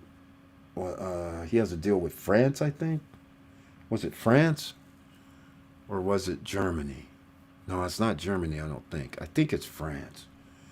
I think he has a deal with France that they block Chinese imports on the EV market. So they're protecting him just like the United States from competition. Lots of opportunities to buy citizenship in Caribbean countries, Wilson K. Exactly. Yes, there is no market if... Right. Yes, they have no income or occupation to buy goods. Exactly. Poland is prepared to fight Russia. I know. But that's where this is the problem. This situation is not good for business. Not good for business. Yep. Who will visit a country in turmoil? Nobody. Exactly. That's exactly right. Saudis has already did with some countries, and they are stacking gold. Exactly. Exactly. That's why you have to get a little bit of gold and silver, ladies and gentlemen. U.S. owes IMF huge, and they are barely paying the interest on their loan. In fact, Wilson Coup, what's actually happened now? United States can't pay the interest of the loan. It's more than the GDP. Crazy. Per month. Right. And so this is brilliant. You can't pay back the IMF. The interest. Never mind the principal. You can't pay the interest. Think about that, ladies and gentlemen. You have a credit card. Your credit card company says pay the minimum. You can't pay the minimum. What happens? Sooner or later, you get cut off. And again, you're gonna do 5% bonds now? Like a third world country? Is that what you're gonna do? Your bonds are gonna be, instead of $4.60, it's gonna be $5 for bonds?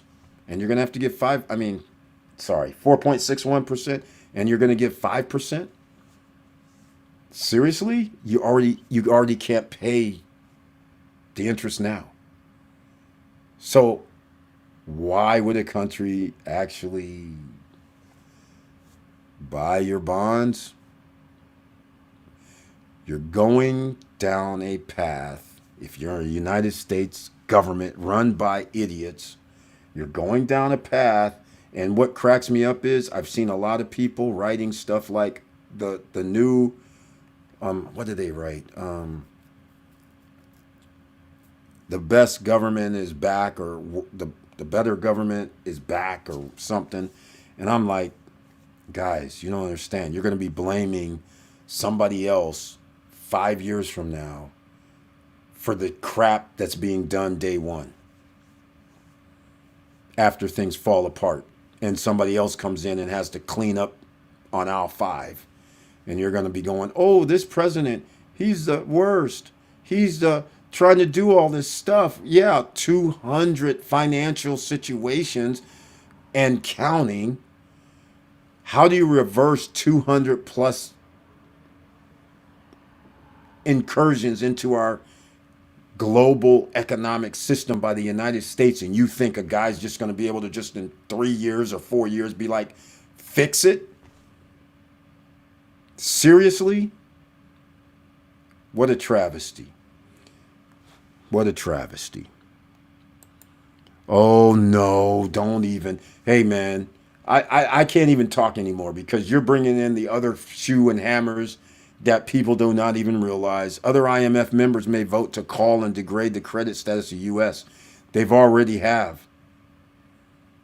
Exactly. This is already, see, this is what people don't understand. It's already been downgraded.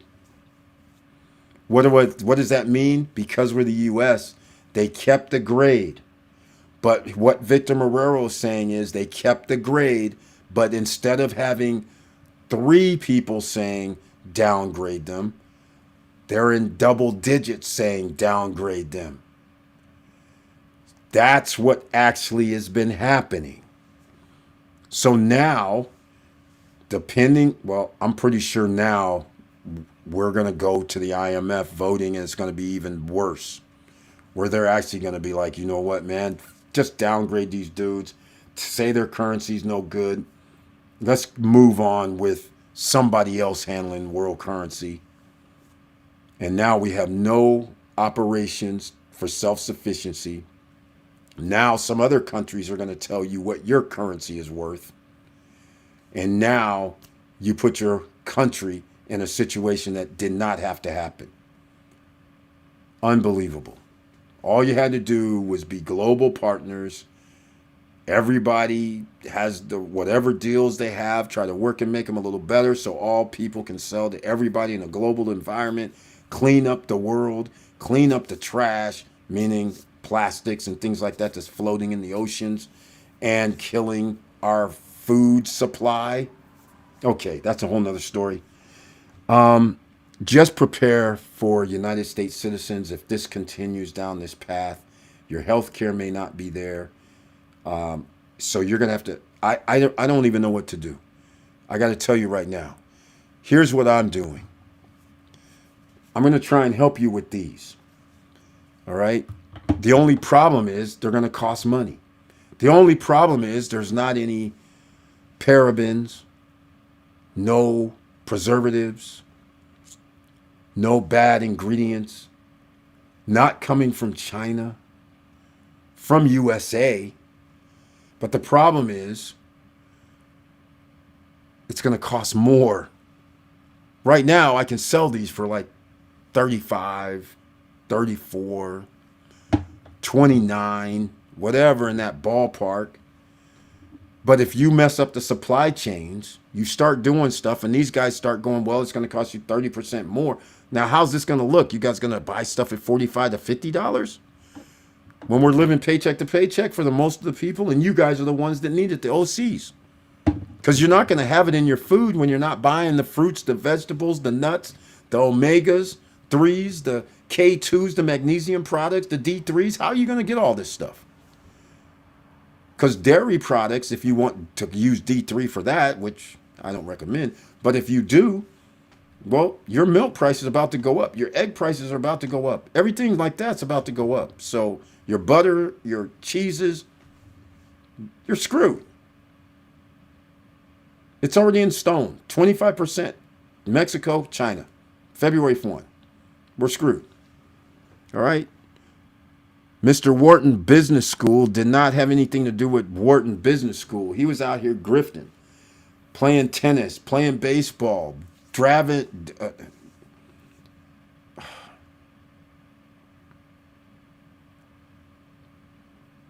Running away from the draft. Writing paperwork from a doctor that said, you know, you're 6'3" and 225 pounds.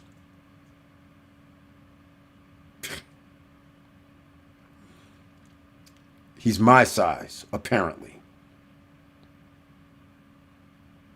Apparently. No. This fake stuff, man. I swear, it gets you in more trouble. So therefore, this is what's going to happen, ladies and gentlemen. And I made this 5 hours. This could be a record. I'll have to check. But let me know what you guys think. I've had a lot to talk about, and we have a polarizing figure as our president now. And therefore, let me know if you think. I know there's a lot of people that think it's all gravy. Everybody thinks, oh, the A team is here. And they're going to make things right. And I'm like, what does right mean? Nobody, all these guys that talk about money, I'm like, okay, what do you consider right? I mean, are you trying to tell me you think the gas prices are going to go down? That's going to make a difference. Are you trying to tell me food prices are going to go down? Because if you're telling me those first two things and I tell you it's not going to happen, then what else do you have? Because you're not going to tell me you're going to have more employment and higher wages when people are going to lose their jobs because you can't sell to the rest of the world. So what do you mean better?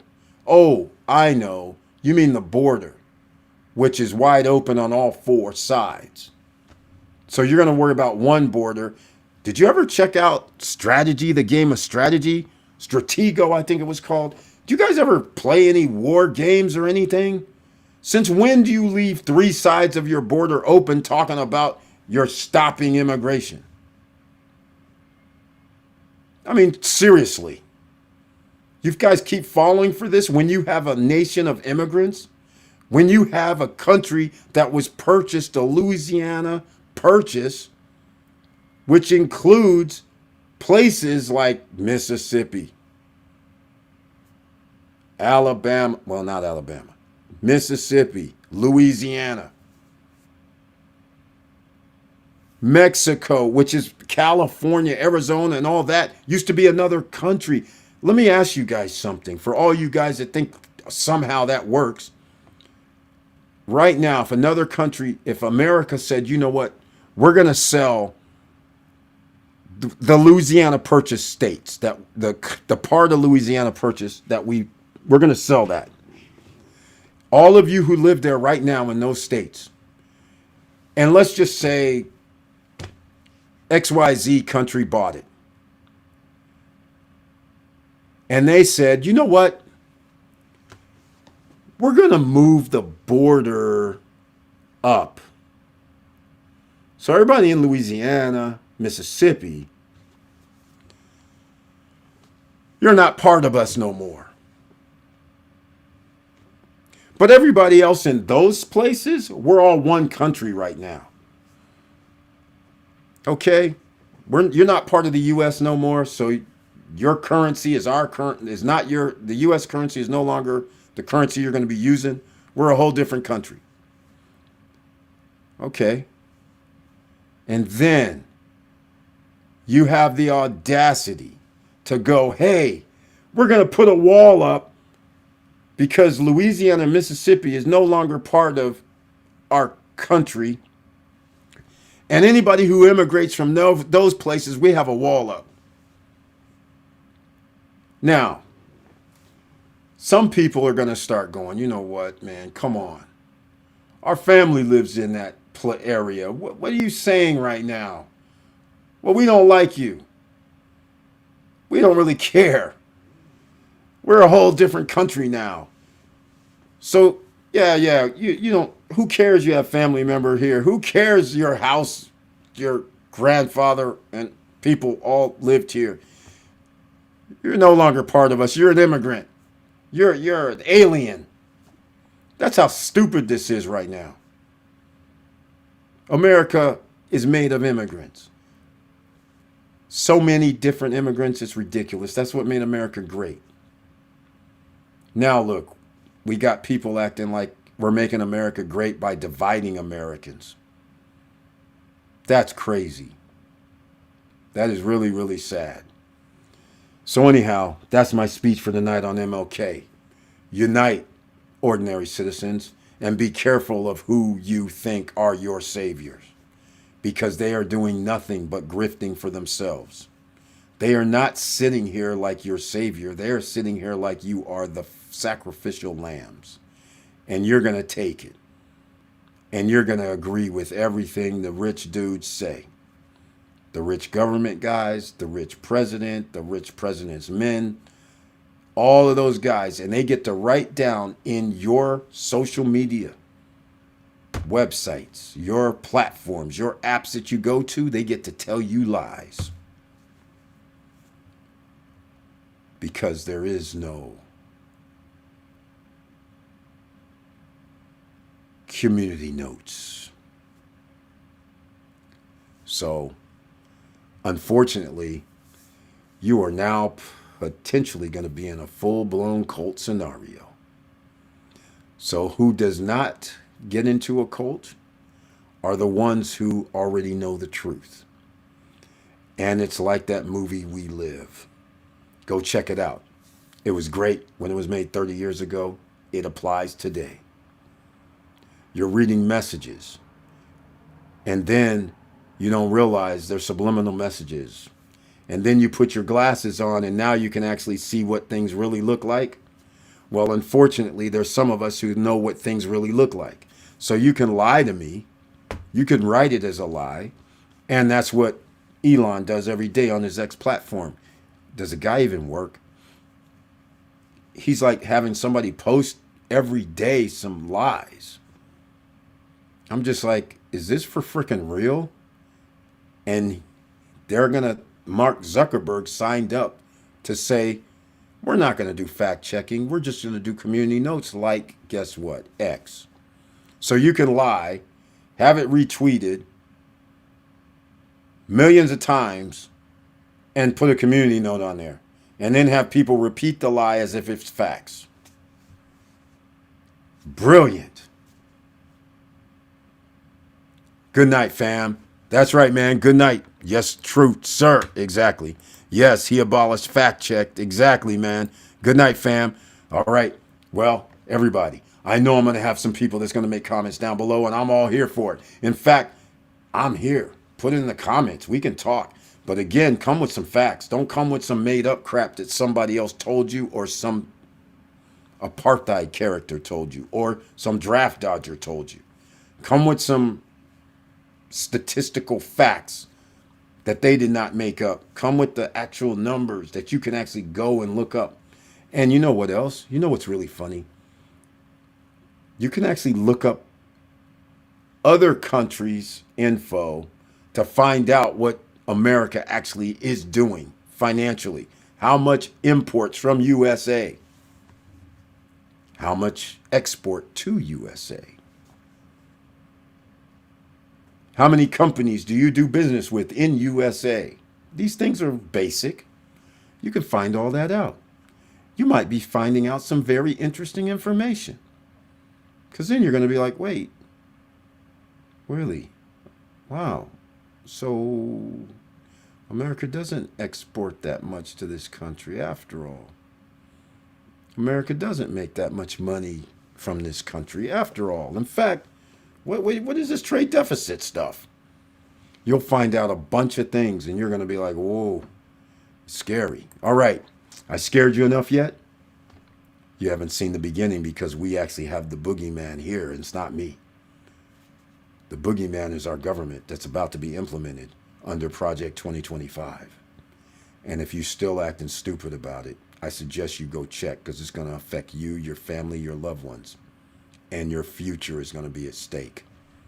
Because they're messing around with our Constitution and they're going to be messing around with our allies. So with all that said, ladies and gentlemen, make sure you're going to have to keep your head up on a swivel. Keep moving.